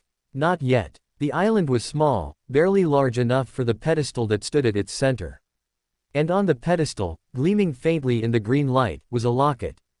It was beautiful in a terrible way. Gold, set with a serpentine S in emeralds. Harry could feel the darkness radiating from it, a malevolent intelligence that recognized him, recognized the fragment within him. "Hello, little piece," the locket seemed to whisper. "Come to join us." Harry reached for it, and the fragment screamed. "No." He snatched his hand back. What is it? Touching it directly would be fatal. It would pull me into itself, absorb me. We must destroy it from a distance." Harry's heart pounded. He had almost died without knowing it. The locket's influence was that strong. How? Fire. Lightning. The same methods we will use for the others. Thor stepped forward, Mjolnir raised. Lightning gathered around the hammer, brighter than the sun, brighter than anything in that dark place. He brought it down on the locket with a crash that shook the island. The locket screamed. It was a horrible sound, 1,000 voices crying out in agony. The serpentine S twisted, warped, melted. Green smoke poured from the damaged metal, forming a shape in the air, a face, Voldemort's face. Twisted with rage and pain. "You," it shrieked. You dare destroy my work. I will kill you. I will tear your souls apart. I will." Thor struck again. The face dissolved, the smoke dissipated, and the locket lay still, a twisted ruin of gold and emeralds. Silence. Then, from the lake, a roar. The Inferi rose. Hundreds of them, thousands, surging from the black water with hands outstretched and mouths gaping. They swarmed towards the island, their dead eyes fixed on the two living beings who had dared to disturb their master's sanctuary. Thor laughed. It was not a cruel laugh, but the laugh of a warrior who finally had a worthy foe. Finally, he roared, and lightning erupted from Mjolnir in all directions. The Inferi burned. Their rotting flesh ignited, their bones shattered, their souls, if any remained, were released. Thor waded into them like a god of old, which he was, his hammer spinning, his lightning flashing, his voice raised in a battle cry that echoed off the cave walls. Harry fought beside him, starlight blazing with its own inner fire. The blade cut through Inferi like a hot knife through butter, each stroke releasing another corpse from its bondage. The light from his chest joined the lightning, filling the cave with golden radiance that pushed back the darkness. It was over in minutes. The last Inferi fell, its body crumbling to ash. The lake was still now, its surface littered with the remains of Voldemort's army. Thor stood in the center of the carnage, breathing hard, his face split by a grin of pure joy. Now that was a battle, he exclaimed. Harry smiled despite himself. "You're insane, perhaps, but I am also victorious." Thor clapped him on the shoulder. "One down, brother. How many to go?" Harry closed his eyes, reaching out with the fragment's senses. He felt the other Horcruxes, still out there, still waiting. He felt Voldemort's rage, his grief, his terror. And he felt something else, a presence, watching from the shadows. 5, he said. Maybe 6. But he knows now. He'll be ready. Thor's grin faded. Then we must be readier. They climbed back into the boat and crossed the lake, leaving the destroyed locket behind. Behind them, the cave seemed to sigh, as if releasing a breath it had held for decades. The first battle was won. The war continued. They returned to Hogwarts as dawn broke over the mountains. Dumbledore was waiting in the entrance hall, his face etched with worry that melted into relief when he saw them. "You succeeded," he said. It was not a question. Harry nodded, holding up the ruined locket. "One down." Dumbledore took it, turning it over in his hands. His expression was sad. So much evil, wrapped in something so beautiful. It is a lesson, I think. Darkness often wears a pleasing face. He looked up. "Rest now. You have earned it. Tomorrow, we plan the next move." Harry nodded, but he did not go to his room immediately. Instead, he walked through the castle, letting his feet carry him where they would. He found himself in a corridor on the 7th floor, facing a blank wall. The fragment stirred. There is something here, hidden. The diadem. Harry studied the wall. It looked ordinary, just stone and torches and a tapestry showing a man trying to teach trolls to dance. But he could feel it now, the faint pulse of dark magic. How do we get in? I don't know. The source's memories are unclear about this place. He hid it well, even from himself. Harry filed the location away. They would return, when they were ready. For now, he needed rest. The next weeks were a blur of planning and preparation.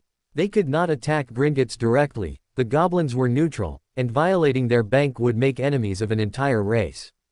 They needed another way, a way to get into the Lestrange vault without triggering a war. Neville provided the answer. My Gran knows the goblins, he said one evening, as they gathered in Dumbledore's office. She's done business with them for years. If anyone can get us in, she can.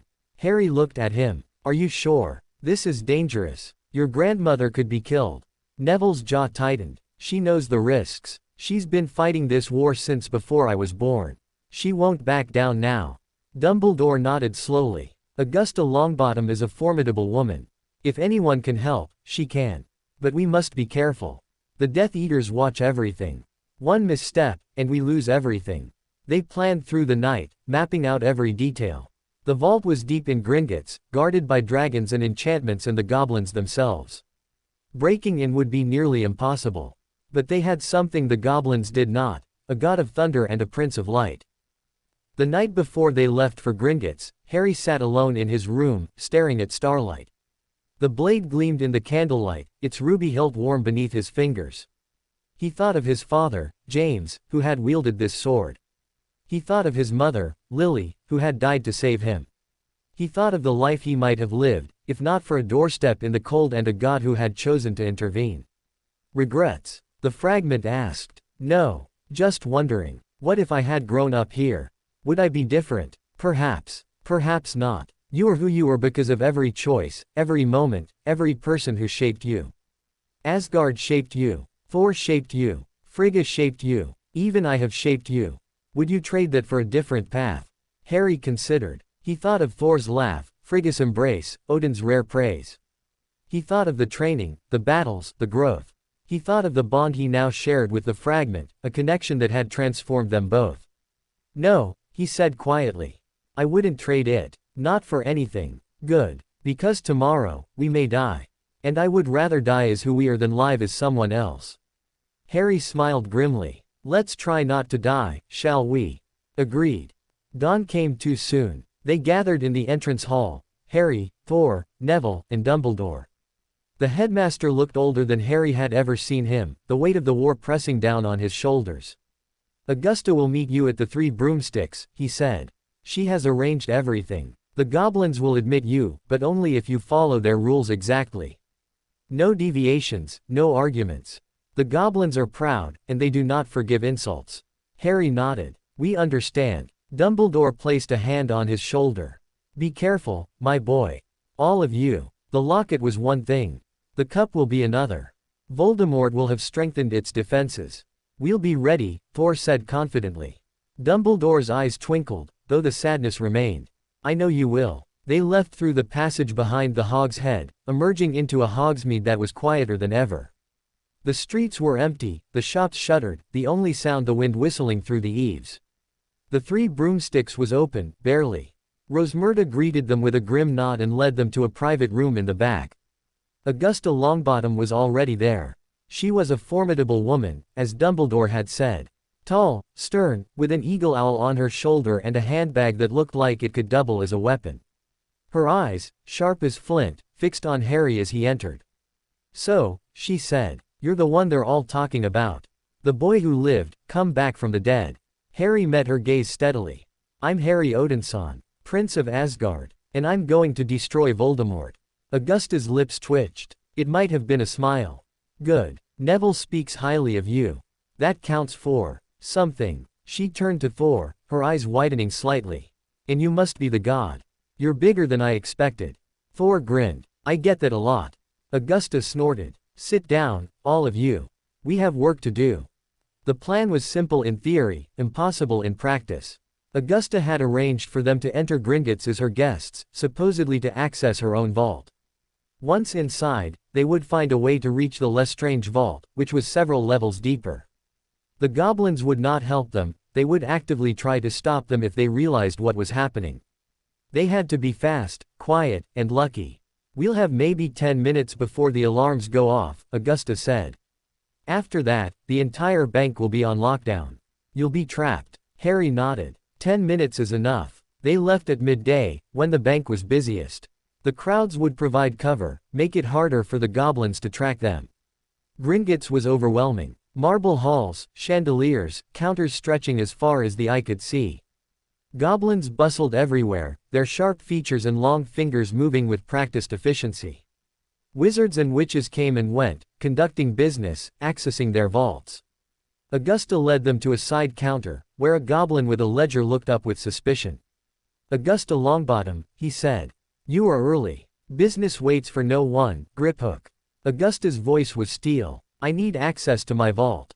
And my guests require access to theirs. Griphook's eyes flicked to Harry, to Thor, to Neville. Guests. I see. And which vault would that be? Augusta smiled, and it was not a pleasant smile. The Lestrange vault. Silence. Griphook's expression did not change, but something shifted in his eyes. That vault is not accessible without authorization from the Lestrange family. You are not a Lestrange.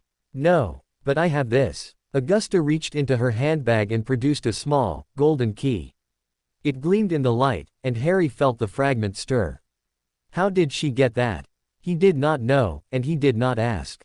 Griphook took the key, examining it closely. His fingers traced the intricate carvings, his eyes narrowed in concentration. This key is authentic, he said slowly. How it came into your possession is not my concern. The vault is accessible to whoever holds the key. Follow me. They followed him through the marble halls, past counters and corridors, to a waiting cart. The tracks plunged into darkness, descending into the depths of the earth. The cart ride was terrifying. They hurtled through tunnels, past vaults of every size and description, the wind screaming in their ears. Thor laughed with delight, clearly enjoying the ride. Neville clung to the side, his face pale. Harry focused on the fragment's warnings, feeling for danger. They stopped at a vast cavern, deep underground. The Lestrange vault loomed before them, its door massive, its surface covered in ancient runes. Griphook inserted the key. The door groaned, shifted, opened. Within, gold glittered. Mountains of it. Coins, cups, plates, statues. Jewels spilled from chests, cascading across the floor. It was wealth beyond imagination. And in the center of it all, on a pedestal of black stone, sat a golden cup. Harry felt the darkness immediately. It pulsed from the cup like a heartbeat, cold and hungry. The fragment within him stirred, recognizing its kin. There, that is the Horcrux. He stepped forward, but Griphook's hand on his arm stopped him. The cup is protected, the goblin said. Touch it, and the Geminio curse will activate. Copies will multiply endlessly, filling the vault, crushing you. Touch the wrong thing, and the Flagranti curse will burn you alive. Harry looked at Thor. Can you destroy it from here? Thor raised Mjolnir, lightning gathering. Stand back. He threw. The hammer flew across the vault, trailing lightning, and struck the cup dead center. The sound was incredible, a crash of thunder that echoed off the stone walls, shaking the cavern. The cup screamed. It was the same sound as the locket, the same terrible cry of a soul fragment being destroyed. The golden metal twisted, melted, ran like water. The darkness within it fought, tried to reform, tried to escape. Thor's lightning held it, burned it, destroyed it. And then it was gone. Silence. Griphook stared, his mouth open. No goblin had ever seen such power. No wizard, no creature, nothing. The cup, he whispered. You destroyed the cup. Harry turned to him. It was a Horcrux. A piece of Voldemort's soul. We're destroying them all. Griphook's eyes widened. Then, slowly, a grin spread across his sharp features. Voldemort, he said, tasting the name. The Dark Lord who thinks goblins are beneath him. The Dark Lord who steals from our vaults and calls it tribute. He laughed, a harsh, barking sound. Take me with you. When you destroy the others, take me with you. I want to see his face when he realizes what you've done. Harry looked at Dumbledore, who nodded slightly. All right, he said, but we move fast. The alarms will go off any second. Even as he spoke, the klaxons began to wail. They ran. The cart was waiting, but Griphook took the controls, driving it faster than any goblin had ever driven.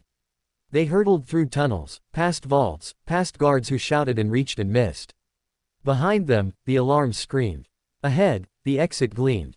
They burst from the tunnels into the marble hall, scattering wizards and goblins alike. Thor led the way, Mjolnir clearing a path. Harry followed, starlight blazing. Neville and Griphook ran behind them, Augusta bringing up the rear with her handbag swinging. They reached the doors. They reached the street. They ran into the crowd, losing themselves among the panicked wizards. And then they were free, disappearing into the alleys of Diagon Alley, leaving chaos in their wake. That night, in the safety of Hogwarts, they gathered in Dumbledore's office. 2 Horcruxes destroyed, 2 pieces of Voldemort's soul, gone forever. But Harry could feel the Dark Lord's rage, burning across the miles. He could feel the fear, too, the terror of a creature that had thought itself immortal, now facing the reality of death. He will come for us now, the fragment said.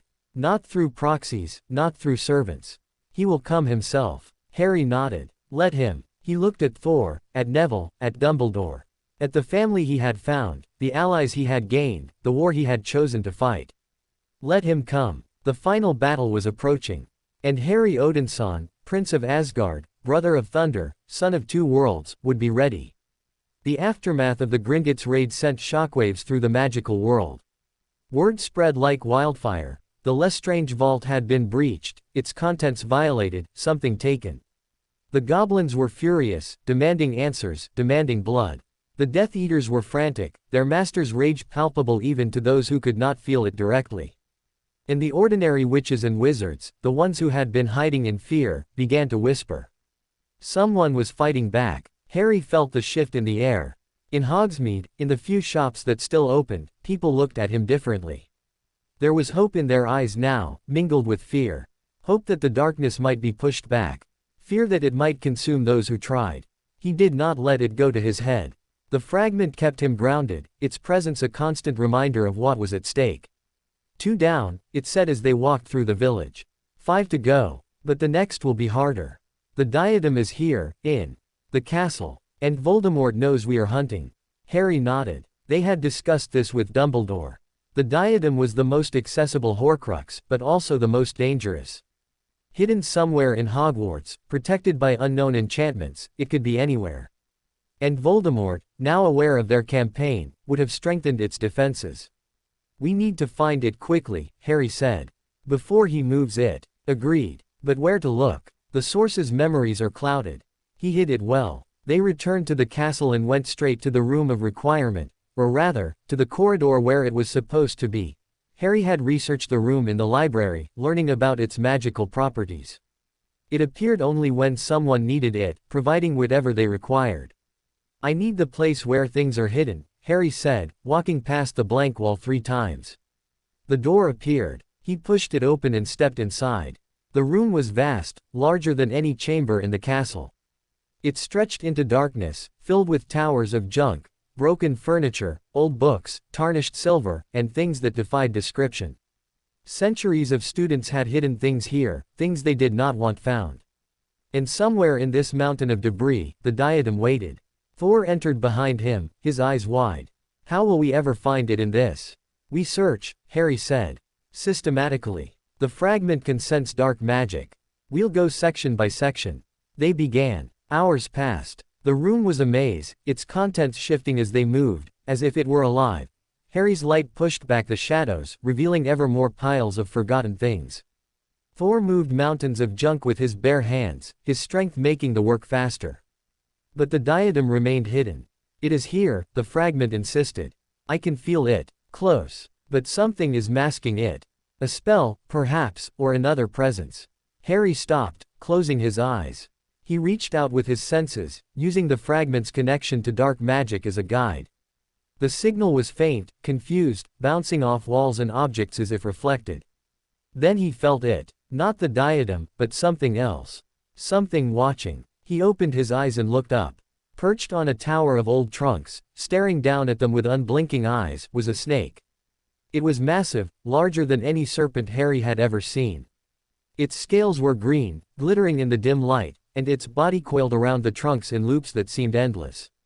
But it was the eyes that held him, yellow, slit-pupilled, intelligent. Nagini, Harry breathed. The snake's head lifted, its tongue flickering. And then, in a voice that was not a snake's voice, it spoke.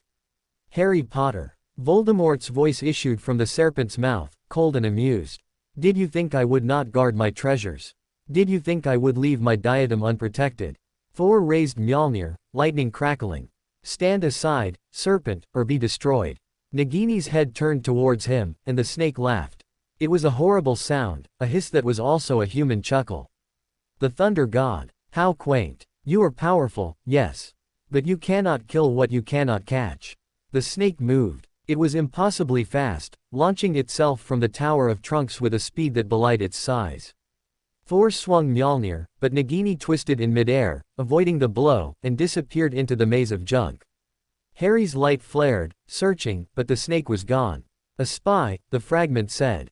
She was here to watch, to report. Voldemort knows we are searching for the diadem. He will move it now, if he hasn't already. Harry cursed under his breath. They had lost the element of surprise. From now on, every Horcrux would be guarded, every step contested. Spread out, he ordered. Find the diadem before she returns with reinforcements. They searched faster, more desperately. Harry used the light to burn away shadows, to reveal hidden corners. Thor threw aside obstacles with increasing frustration, his patience wearing thin. And then Neville, who had been searching a different section, called out. Here, I found something. They ran to him. He stood before a pedestal that had not been there moments before, a pedestal of black stone. And on the pedestal, gleaming faintly, sat a diadem. It was beautiful, silver, set with sapphires, ancient and elegant. But Harry could feel the darkness radiating from it, the same cold malevolence as the locket and the cup. Don't touch it, he warned. Thor stepped forward, Mjolnir raised. Lightning gathered, brighter than ever, filling the room with the smell of ozone. And Nagini struck. She came from nowhere, from everywhere, her massive body coiling around Thor before he could bring the hammer down. They crashed to the floor, god and serpent, wrestling in the debris. Thor's lightning flared, but the snake seemed immune, its scales deflecting the electricity. Harry moved. Starlight blazed in his hand as he ran towards the struggle. But Nagini was fast, impossibly fast, her head snapping towards him with fangs bared.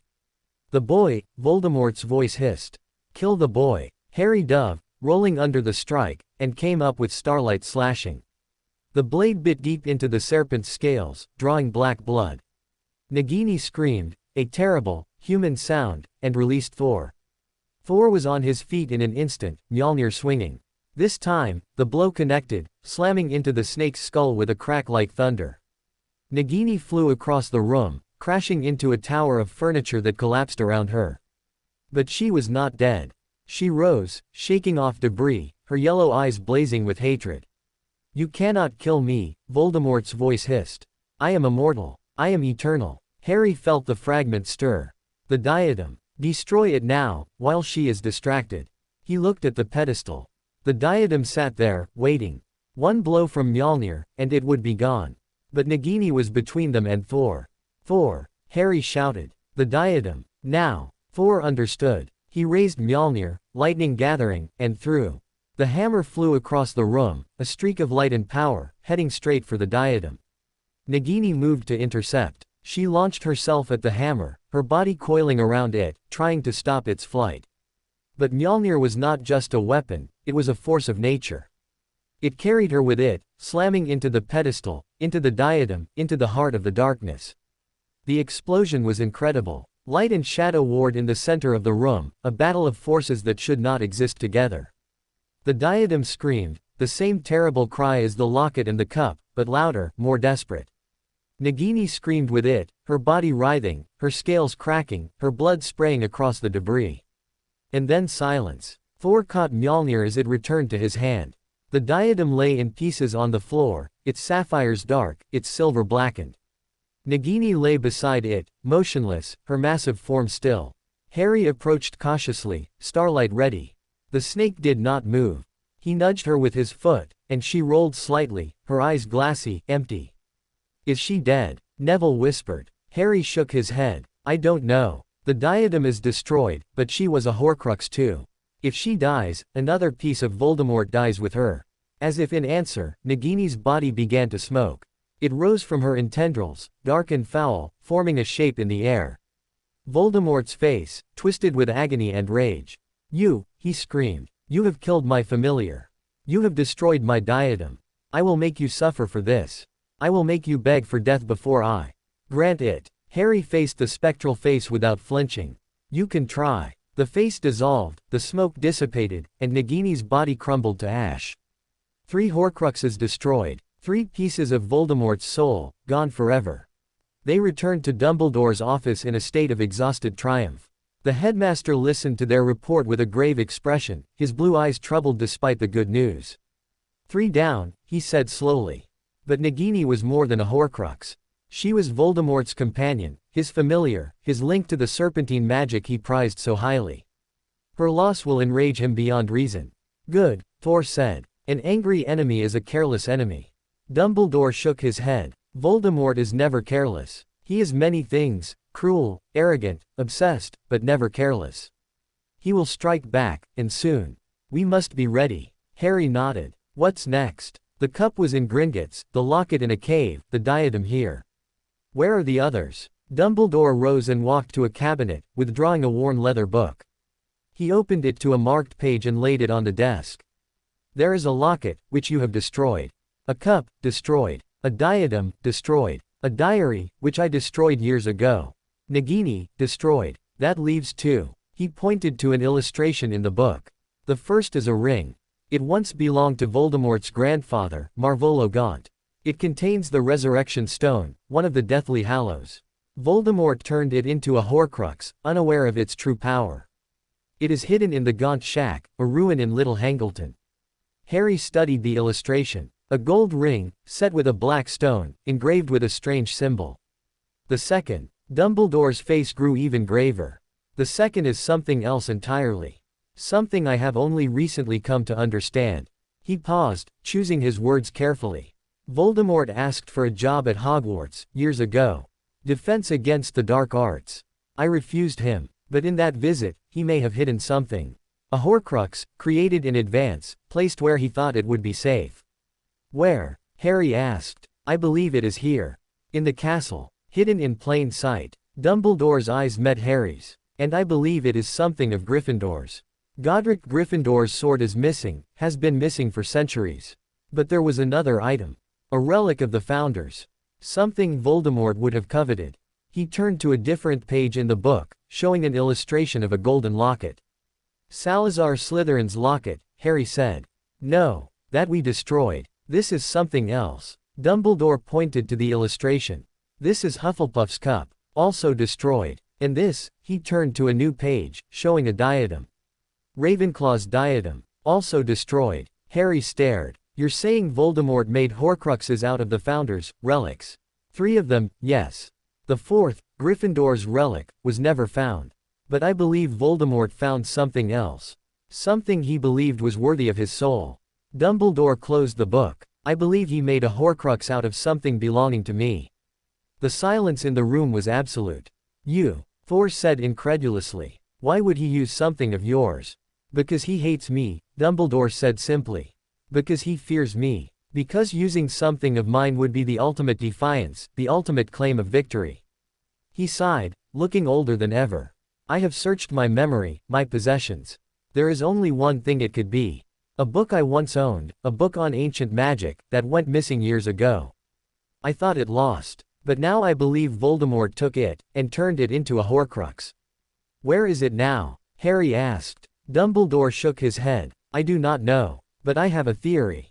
Voldemort would want it close, somewhere he could guard it. Without seeming to. Somewhere in Hogwarts, perhaps. In a place only he could access. The room of requirement, Harry said slowly. Like the diadem. Perhaps. But the diadem was hidden in the room of hidden things. This would be different. This would be somewhere more personal. Somewhere connected to me. Dumbledore's eyes grew distant. The one place in Hogwarts that is truly mine. My office. They all looked around at the cluttered, comfortable space. Books lined the walls, portraits watched from every surface, strange instruments hummed and whirred. If it's here, we would have sensed it, Harry said.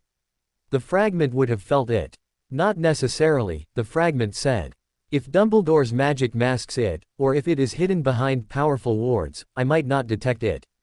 He is one of the most powerful wizards alive. His protections are formidable. Harry relayed this. Dumbledore nodded slowly. The fragment speaks wisely. My office is heavily warded. If a Horcrux were hidden here, those same wards might hide it from detection. He rose, his expression determined. There is only one way to be certain. We must search thoroughly. They spent the rest of the day tearing Dumbledore's office apart. Books were removed from shelves, examined, replaced. Portraits were shifted, their inhabitants grumbling at the disturbance. Instruments were disassembled, their workings studied. Even Fawkes the Phoenix was persuaded to allow a search of his perch. Nothing. As the sun set over the mountains, they sat amidst the chaos, exhausted and frustrated. It's not here, Harry said. I would have felt it. The fragment would have felt it. Dumbledore nodded slowly. You are right, which means it is elsewhere. Somewhere I have not considered. He fell silent, his brow furrowed in thought. The portraits whispered among themselves, their painted faces worried. Then one of them spoke. It was an old woman, severe in appearance, with sharp eyes and an even sharper expression. Albus, she said, there is another place. A place you rarely visit, but which is yours by right. Dumbledore looked up. Where, Phineas? The portrait, Phineas Nigellus Black, former headmaster, smiled thinly. The headmaster's private quarters. Not this office, but the chambers beyond. The rooms where you sleep, where you keep your personal effects.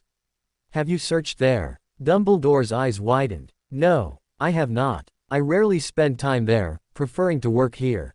But you are right. It is possible. They moved to the door behind his desk, a door Harry had never noticed before. It opened onto a spiral staircase that led up into the tower. The chambers were simple, almost sparse. A bed, a wardrobe, a desk, a few chairs. Books lined the walls here too, but fewer of them, more personal. Photographs sat on the desk, younger Dumbledore with people Harry did not recognize, a family long gone. And on the nightstand, beside the bed, a book. It was old, leather-bound, its pages yellowed with age. There was nothing remarkable about it, nothing to draw the eye. But Harry felt the fragment scream. There. He pointed. That book. Dumbledore crossed to the nightstand and picked it up. His hands trembled slightly as he opened it, revealing handwriting on the first page. To Albus, with love, from Gellert. The silence stretched. Grindelwald, Dumbledore whispered. He gave me this book, years ago. Before everything. Before he became what he became. I thought I had lost it, or destroyed it. But Voldemort must have found it, must have known what it meant to me. He looked up, and his eyes were wet.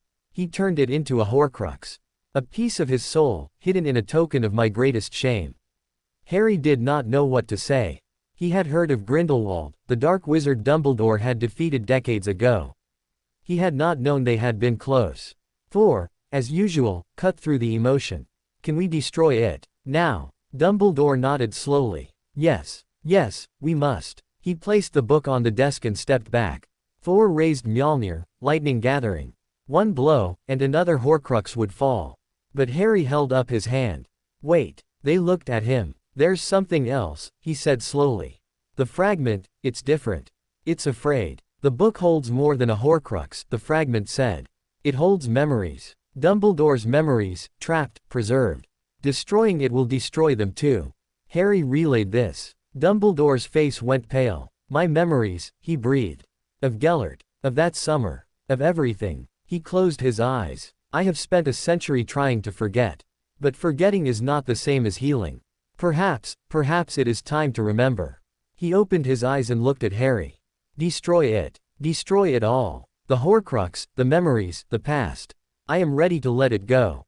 Thor did not hesitate. Mjolnir came down, and the book exploded. Light and shadow warred once more, the soul fragment screaming as it died. But this time, there was something else, images, flashing too fast to follow. Two young men, laughing in a field. Hands clasped. Promises made. Promises broken. A lifetime of regret, burning away in an instant. And then silence. Dumbledore stood motionless, tears streaming down his face. But when he turned to them, his eyes were clear. Thor, he said. 4 Horcruxes destroyed. 2 remain. Harry nodded. The ring. And the fragment within me. Dumbledore's gaze softened. Yes. The hardest too. But we will face them together, as we have faced the others. Harry felt the fragment's fear, sharp and cold. But beneath it, something else. Acceptance. Peace. When the time comes, it said, I will be ready. That night, Harry could not sleep. He walked the corridors of Hogwarts, his footsteps silent on the ancient stone. The castle felt different now, charged with the tension of approaching battle. Even the portraits seemed to watch him with new eyes. He found himself in the courtyard, looking up at the stars. They were different here, dimmer than in Asgard, but beautiful in their own way. You are thinking about the end, the fragment said. Yes. You are thinking about me. Yes. A long pause. Then, softly, I am afraid. But I am also grateful. For the time we have had. For the person I have become. For you. Harry felt tears prick his eyes. I don't want to lose you. You will not lose me. I will always be part of you. Every choice we made together, every battle we fought, every moment we shared, those will remain. I will live on in who you are. Harry nodded, not trusting his voice. One more, the fragment said. The ring. Then we face the source. And then we face each other. Together, Harry whispered. Together. Always. The stars wheeled overhead, cold and distant. Somewhere in the darkness, Voldemort waited, his remaining Horcruxes his only anchors to life.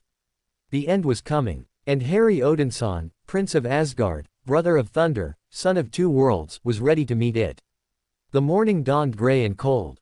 Harry stood at the window of his tower room, watching the sun struggle to pierce the clouds. Below, the grounds of Hogwarts lay quiet, the lake still, the forest holding its breath. It felt like the world was waiting. For what, he did not know. Perhaps for the end. 3 days had passed since the destruction of the book. 3 days of planning, of preparation, of watching the horizon for signs of Voldemort's retaliation. It had not come. The Dark Lord was silent, hidden, waiting. It made Harry nervous. He is afraid, the fragment said. 4 Horcruxes destroyed. He is mortal now, truly mortal for the first time in decades. He will not risk open battle until he must. Then we go to him, Harry said. We find the ring, destroy it, and then we face each other. Harry did not answer. He could not. The thought of what must come, the destruction of the fragment, the loss of the presence that had become as familiar as his own heartbeat, was a wound he could not yet touch. A knock at the door interrupted his thoughts.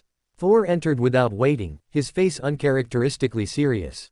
Dumbledore wants us. Something has happened. They found the headmaster in his office, surrounded by a crowd of portraits all talking at once. He raised a hand as they entered, and the voices fell silent.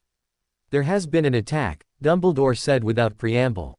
On the Gaunt Shack. Voldemort's forces have descended on the site, presumably to move the ring. We must act now, or lose it forever. Harry's heart clenched. How long do we have? Hours, perhaps less. The Death Eaters are securing the area. If we wait, they will have the ring fortified beyond our reach. Thor cracked his knuckles. Then we don't wait. We go now. Dumbledore nodded. I will open a portkey. It will take you to the edge of Little Hangleton. From there, you must move quickly and quietly. The element of surprise is all we have. He produced a small, worn button and placed it on the desk. This will activate in 3 minutes. Gather whoever you need. Harry looked at Thor, then at Neville, who had slipped into the room behind them. You don't have to come, he said.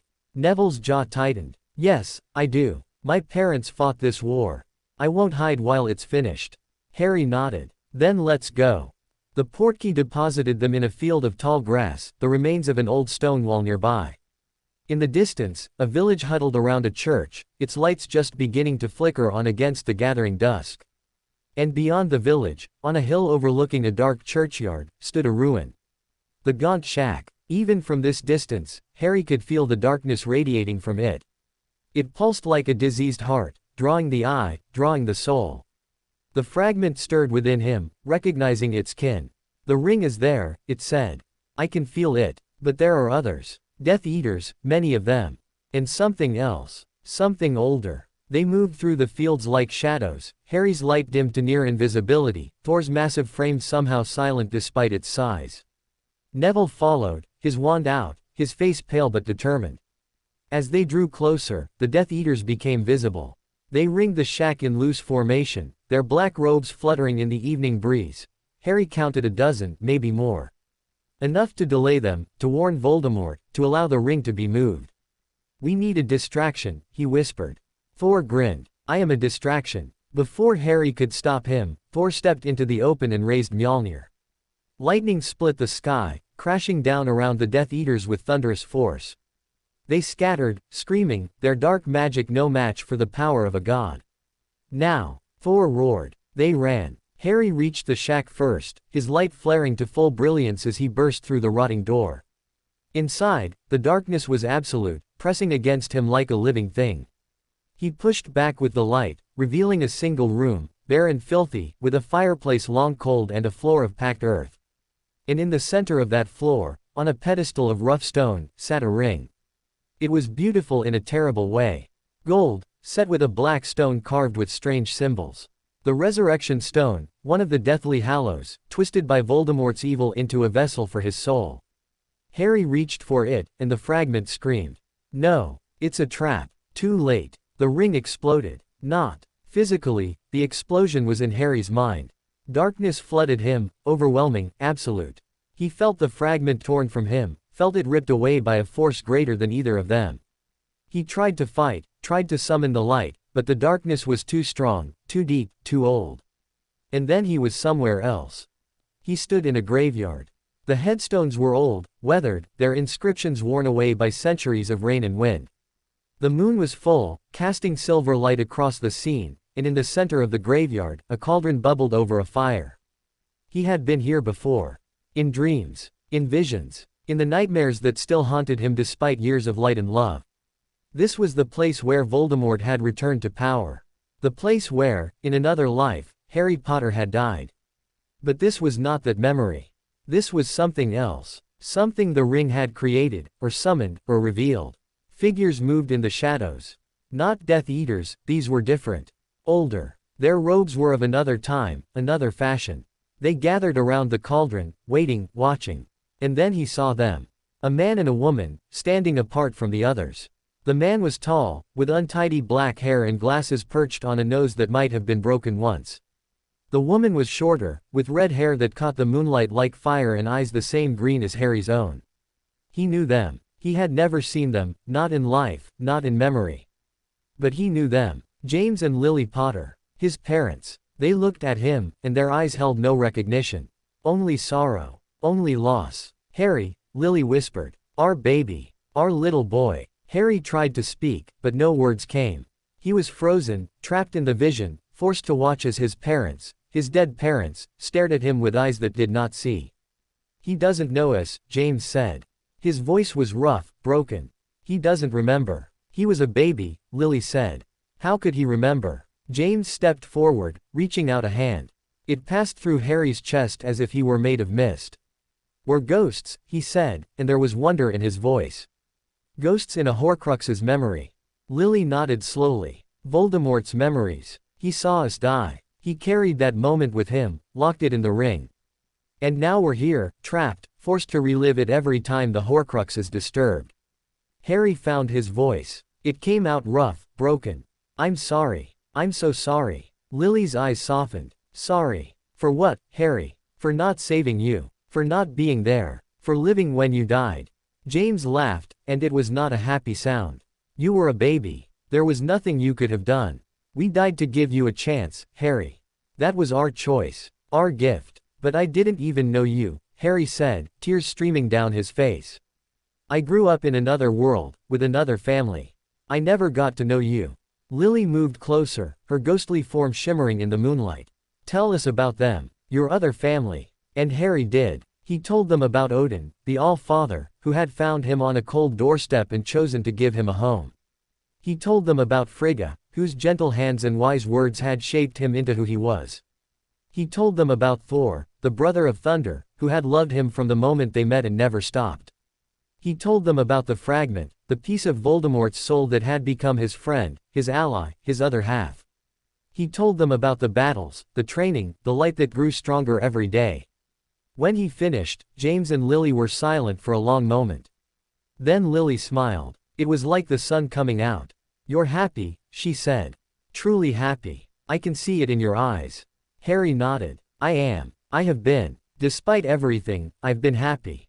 James stepped forward again, and this time, when he reached out, his hand did not pass through. It rested on Harry's shoulder, solid and warm. Then we did our job, he said. We gave you a chance. And you took it. You made a life, a good life, with people who love you. That's all we ever wanted. Harry looked at them, at these ghosts who were not quite ghosts, at these parents who had died before he could know them.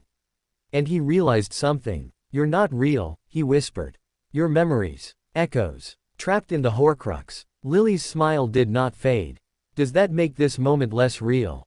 Does it make the love we feel less true? No, Harry said. No, it doesn't. James squeezed his shoulder. Then remember this. Remember us. Not as ghosts, not as memories, but as your parents. The ones who loved you first. The ones who will always love you, no matter where you are or who you become. The graveyard began to fade. The moon dimmed, the headstones dissolved, the cauldron's fire went out. Wait, Harry said. I don't want to go. I don't want to lose you again. You won't lose us, Lily said, her voice growing faint. We're in you, Harry. In your blood, in your heart, in every choice you make. We're part of you. We always have been. James nodded. Be brave, son. Be kind. Be the man we knew you could be. They faded, and the darkness took them. Harry opened his eyes. He was on the floor of the Gaunt Shack, Thor kneeling over him, his face pale with fear. Neville stood guard at the door, his wand raised, his eyes scanning the darkness outside. Harry. Thor's voice was rough. Brother. Can you hear me? Harry nodded, his head pounding. I'm here. I'm all right. He sat up slowly, looking around. The ring lay on the floor, cracked and dark, its power spent.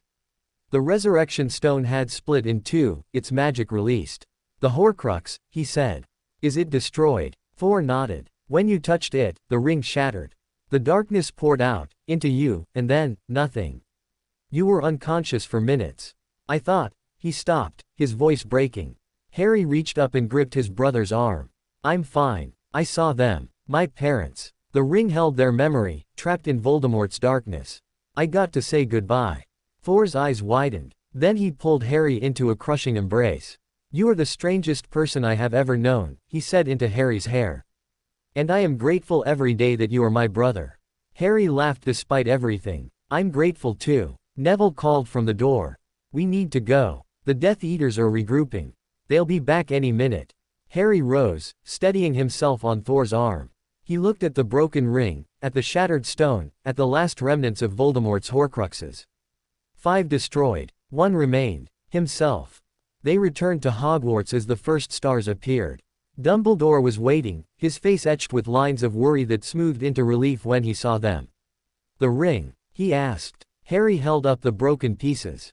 Destroyed. But there was something else.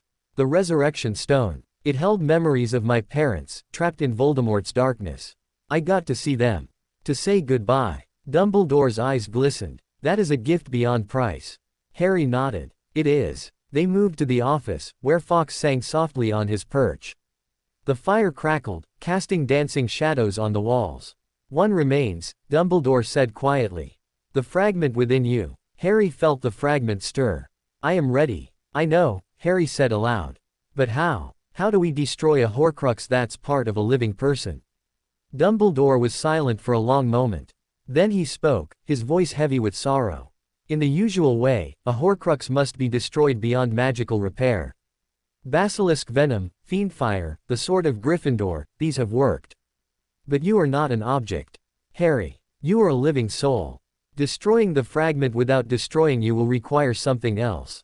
What? Love. Dumbledore's eyes met his. The same power that protected you as a baby. The same power that has grown within you over the years. Love is the one thing Voldemort never understood, never could understand. And it is the only thing that can separate his soul from yours without harming you. Harry frowned. I don't understand. How does love destroy a Horcrux? It doesn't destroy it, Dumbledore said. It transforms it. The fragment has already changed, has already become something new because of your bond. With enough love, your love for it, its love for you, the fragment could become something else entirely. No longer a piece of Voldemort's soul, but a new soul. A soul of its own. The fragment's shock echoed through Harry. Is that possible? I do not know, Dumbledore admitted. It has never been attempted. But I believe it is. I believe that love, true love, can do things that magic cannot. That is the lesson Voldemort never learned. That is the power he fears most. Harry looked at Thor, who nodded slowly. He looked at Neville, who smiled encouragingly. He looked inside himself, at the presence that had been his enemy, his ally, his friend. What do you think? He asked. A long pause. Then, I think I would like to try. To become something more than what I was. To truly be myself, not a shadow of him. Harry smiled. Then we try. That night, alone in his room, Harry sat cross-legged on the floor and closed his eyes. He reached inside himself, finding the fragment not as a separate presence but as part of his own being. They had grown so close over the years that the boundaries between them had blurred. He was Harry. It was Harry. They were Harry. Together, the fragment whispered. Together. He let the love flow. Not just his love for the fragment, but all the love he had ever known. Thor's fierce protectiveness. Frigga's gentle wisdom. Odin's quiet pride. Even Neville's stubborn loyalty. Dumbledore's sad hope, the memory of his parents' sacrifice. He poured it all into the bond between them, into the space where the fragment resided. And the fragment responded. It did not fight. It did not resist. It opened itself to the love, let it flood every corner of its being. And as the love filled it, something began to change. The darkness that had always clung to the fragment, the residue of its origin, began to dissolve. It did not burn or fight, it simply faded, like mist in morning sun. Beneath it, something new emerged. Something bright. Something that had always been there, hidden, waiting. A soul. A true soul, born of darkness transformed by light. Born of hatred transformed by love. Born of Voldemort's evil, but no longer belonging to him. It was beautiful. Harry opened his eyes, and for the first time, he saw the fragment, really saw it. It appeared before him as a shimmering form, human-shaped but not quite human, glowing with soft light. Hello, it said, and its voice was its own now, no longer an echo of Voldemort's hiss. I am, me. Harry smiled, tears streaming down his face. Hello, me. The form reached out and touched his cheek. Its hand was warm, solid, real. Thank you, it said. For seeing me. For loving me. For making me real. You were always real, Harry said. You just didn't know it. The form smiled, and then it faded, merging back into Harry's chest. But this time, it was not a presence within him. It was a part of him, inseparable, indistinguishable. They were one. The next morning, Harry woke feeling lighter than he had in years. The constant weight of the fragment, the background hum of its presence, was still there. But it was different now. Peaceful. Content. Good morning, a voice said in his mind. It was his own voice, and also not. The fragment, no, his other self, was awake. Good morning, Harry said aloud. How do you feel? Alive. Truly alive, for the first time. It is wonderful. Harry smiled. Good. He rose and dressed, then made his way to the great hall for breakfast. Thor was already there, attacking a mountain of food with his usual enthusiasm. He looked up as Harry entered, and his eyes widened. You're different, he said.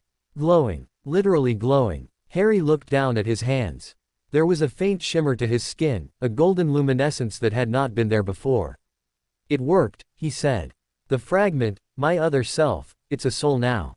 A real soul. Separate from Voldemort. Thor's face split into a grin. He rose and crossed the hall in 3 strides, lifting Harry off his feet in a crushing embrace. Brother. You did it. You actually did it. Harry laughed, hugging him back. We did it. Together. Neville approached, looking confused. What happened? You're glowing. Harry explained as they sat down to eat. By the time he finished, the entire table was listening, their expressions ranging from wonder to disbelief. So Voldemort's Horcrux is gone? Neville asked. All of them. Harry nodded. All but one. The one that's still out there, waiting. The source himself. And now? Thor asked. Harry looked out the window at the mountains, at the sky, at the world beyond. Now we find him. And we end this. Dumbledore found them in the courtyard an hour later. I have news, he said, his face grave. Voldemort has been seen. He is gathering his forces at Malfoy Manor, preparing for a final stand. He knows we have destroyed his Horcruxes. He knows he is mortal now. And he is afraid. Harry nodded. Then that's where we go. Dumbledore's eyes searched his face. You are different this morning. Something has changed. The fragment, Harry said. It's no longer a Horcrux. It's a soul. A new soul, separate from Voldemort. We're one now. Truly one. Dumbledore's eyes widened. Then he smiled, and it was like the sun breaking through clouds. Extraordinary, he breathed. You have done what no wizard has ever done. You have transformed darkness into light. You have created life from death. He placed a hand on Harry's shoulder. You are ready, my boy. More than ready. Harry looked at Thor, at Neville, at the castle that had become a second home. He thought of his parents, watching from wherever they were. He thought of Frigga and Odin, waiting in Asgard. Then let's go, he said. Let's finish this. The final battle was about to begin. The sky over Malfoy Manor was the color of bruises. Harry stood at the edge of the estate, Thor beside him, Neville and Dumbledore a few steps behind. The mansion loomed in the distance, its dark windows reflecting the dying light. Death Eaters patrolled the grounds in force, their black robes stark against the manicured lawns. There are hundreds of them, Neville whispered, his wand hand shaking slightly. Then we have hundreds to fight, Thor said cheerfully. A good day for a battle. Harry did not share his brother's enthusiasm. He could feel Voldemort's presence radiating from the mansion like heat from a forge, except this heat was cold, cold as the grave, cold as the killing curse that had murdered his parents. He knows we're here, his other self said. He's waiting. Let him wait, Harry replied. He turned to Dumbledore. What's the plan? Dumbledore's blue eyes were fixed on the mansion. We cannot fight our way through that many Death Eaters. It would take hours, and Voldemort would escape in the chaos. We need to go straight to him. Draw him out. How? You. Dumbledore looked at Harry. He wants you more than anything. More than power, more than immortality. You represent everything he fears, the prophecy, the fragment, the love that defeated him. If you show yourself, he will come. Harry nodded slowly. A distraction. A sacrifice, Dumbledore corrected. You will be the bait. But you will not be alone. Thor will be with you. And when Voldemort appears, we will be there. Harry looked at his brother. Thor's face was set in grim determination, all trace of his usual good humor gone. I will not leave your side, Thor said. Whatever comes, we face together. Harry smiled. Together. They moved. Harry walked towards the mansion alone. The Death Eaters saw him immediately. Wands rose, curses flew. But Harry's light flared around him like a shield, deflecting every spell, every attack. He did not slow. He did not stop. He walked forward, his eyes fixed on the mansion, on the darkness within. Voldemort. His voice rang across the grounds, amplified by the light. I am here. Come face me, coward. The Death Eaters faltered. They had never heard anyone speak their master's name with such contempt. They had never seen anyone walk through their curses as if they were nothing. The mansion's doors exploded outward. Voldemort stood in the opening, his red eyes blazing, his wand raised. Behind him, more Death Eaters gathered, their masks gleaming in the dying light. Harry Potter, he hissed. Or do you still call yourself by that ridiculous name? Harry, Prince of Asgard. He laughed, a cold, terrible sound. You were a boy playing at being a god. And now you will die like one. Harry stopped at the edge of the lawn, 50 yards from the mansion. The light still surrounded him, golden and warm, pushing back the darkness. I'm not here to play, he said. I'm here to end this. You and me. No armies, no Horcruxes, no tricks. Just us. Voldemort's eyes narrowed. You have destroyed my Horcruxes. I can feel it. All but one, the one you carry. And when I kill you, it will return to me. I will be complete again. Harry shook his head. The fragment is gone. Not destroyed, transformed. It's its own soul now. You have nothing left, Tom. No anchors, no immortality. Just you, and me, and the truth. The name hit Voldemort like a physical blow. Tom. No one had called him that in decades. No one dared. You dare, he started. I dare, Harry interrupted. Because I'm not afraid of you. I was, once. When I was a baby, left on a doorstep, marked by your curse. But I grew up, Tom. I grew up in a world you can't imagine, with a family you'll never understand. And I learned that love is stronger than fear. Stronger than hate. Stronger than you. Voldemort's face contorted with rage. He raised his wand, and green light gathered at its tip. Avada Kedavra. The curse shot towards Harry, faster than thought, faster than light. But Harry did not move. He did not need to. Thor stepped from the shadows, Mjolnir raised, and the lightning met the killing curse in midair. The explosion shook the ground. Death Eaters were thrown from their feet. Windows shattered. The very air seemed to scream. And then Thor was there, standing before Harry, his hammer crackling, his eyes blazing with power. "Your quarrel is with my brother," he said, his voice like thunder. "But you face me first."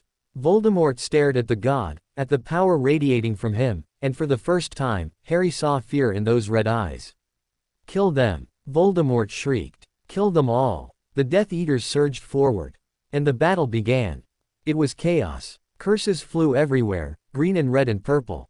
Death Eaters fell before Thor's lightning like wheat before a scythe. But more kept coming, pouring from the mansion, from the grounds, from the very shadows. Harry fought beside his brother, starlight blazing. The sword sang through the air, cutting through curses, cutting through flesh, cutting through darkness. His light surrounded him like a second skin, deflecting spells, blinding enemies, guiding his strikes. Neville appeared at his side, his face set in grim determination. He fought with a fury Harry had never seen, his wand movements sharp and precise, his curses finding their marks. This was not the uncertain boy they had rescued from Nurmengard. This was a warrior. Dumbledore moved through the chaos like a ghost, his magic subtle and devastating. Death Eaters fell without knowing what hit them, their spells turned back upon themselves, their minds clouded with confusion. But still they came. And then, in the center of the chaos, Harry saw him. Voldemort stood alone, his red eyes fixed on Harry, ignoring the battle around him. He raised his wand, and the world went silent. Every Death Eater fell. Every spell stopped. Every sound ceased. "I will not be denied," Voldemort said, his voice carrying across the sudden silence. "I am Lord Voldemort. I am immortal. I am eternal. And you, boy, are nothing." Harry stepped forward, leaving the protection of his friends. Thor reached for him, but Harry shook his head. "This is my fight," he said quietly. "Let me finish it." Thor hesitated, then nodded. "Be brave, brother." Harry walked towards Voldemort, starlight in his hand, light surrounding him like a cloak. The two of them met in the center of the lawn, the bodies of fallen Death Eaters scattered around them like dark flowers. "One of us will die here tonight," Voldemort said. "The prophecy demands it." Harry shook his head. The prophecy was never about destiny. It was about choice. About the choices we make, the people we become. You chose darkness. I chose light. That's the only prophecy that matters. Voldemort laughed. "Pretty words. But words cannot save you." He raised his wand. Harry raised starlight. And they fought. It was unlike anything Harry had ever experienced. Voldemort's magic was ancient, powerful, honed over decades of study and murder. Every spell was perfectly aimed, perfectly timed, designed to kill. The killing curse flew again and again, green death seeking Harry's heart. But Harry was faster. The light moved with him, around him, through him. It deflected the curses, absorbed them, turned them aside. He dodged and weaved, starlight cutting through the air, seeking an opening. Voldemort was relentless. He pressed his advantage, driving Harry back across the lawn. His red eyes blazed with triumph. "You cannot defeat me," he screamed. "I have mastered death itself. I am immortal." Harry stumbled, and the killing curse grazed his shoulder. Pain exploded through him, but the light absorbed the worst of it, healing even as he moved. And in that moment of pain, he saw it. A opening. A fraction of a second where Voldemort's guard dropped, where his confidence became arrogance. Harry moved. He crossed the distance between them in a single stride, starlight blazing. The sword sang through the air, aimed at Voldemort's heart. But Voldemort was fast. He twisted, avoiding the fatal blow, and the blade caught him across the arm instead. Black blood sprayed across the grass. Voldemort screamed, not in pain, but in rage. He raised his wand for a killing curse, point blank, aimed at Harry's face. And Harry smiled. "You're right," he said. "You have mastered death. But you never understood life." The light exploded from him. It was not a weapon, not a shield, not a spell. It was everything Harry was, every moment of love, every bond of family, every choice he had made to walk in the light. It poured from him in a wave of golden radiance, washing over Voldemort, filling him, drowning him. Voldemort screamed. The Horcruxes within him, the fragments of soul he had torn apart and reattached, began to dissolve. They could not withstand the light, could not resist the love. One by one, they crumbled, faded, died. And with them, Voldemort died too. His body collapsed, an empty shell. His wand fell from nerveless fingers. His red eyes went dark. The light faded. Harry stood over the body of his enemy, starlight in his hand, his breath coming in ragged gasps. He was exhausted, drained, barely able to stand. But he was alive. And Voldemort was dead. The silence stretched. Then Thor was there, his arms wrapping around Harry, lifting him off his feet. Neville was there, laughing and crying at the same time. Dumbledore was there, his eyes bright with tears, his ancient face split by a smile. "You did it," Thor said, his voice rough with emotion. "You actually did it." Harry shook his head weakly.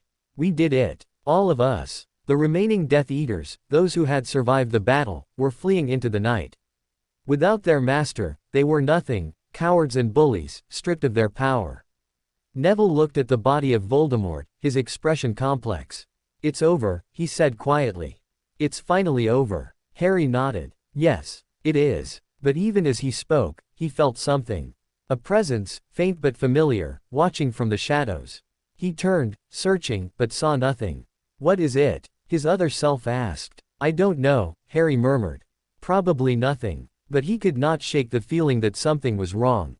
They returned to Hogwarts as heroes. The news spread faster than magic. Voldemort was dead. The Dark Lord had fallen. The war was over. Celebrations erupted across the magical world.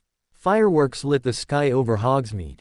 The three broomsticks ran out of butterbeer for the first time in living memory. Strangers embraced in the streets, laughing and crying. Harry watched it all from the window of Dumbledore's office, feeling strangely detached. He was glad, of course. Glad that the suffering was over, glad that people could finally live without fear. But the battle had cost him something, something he could not quite name. "You're thinking about the fragment," Dumbledore said, coming to stand beside him. Harry nodded. "It's not a fragment anymore. It's part of me. But I still wonder, what will happen now, to us?" Dumbledore was silent for a moment. "That is a question only you can answer. But I suspect that whatever comes, you will face it together. You have already proven that you are stronger together than apart." Harry smiled tiredly. "Yeah, I guess we have." Thor entered the office, his face flushed with drink and good cheer. "Brother, you are missing the celebration. Come, drink with us, tell your stories."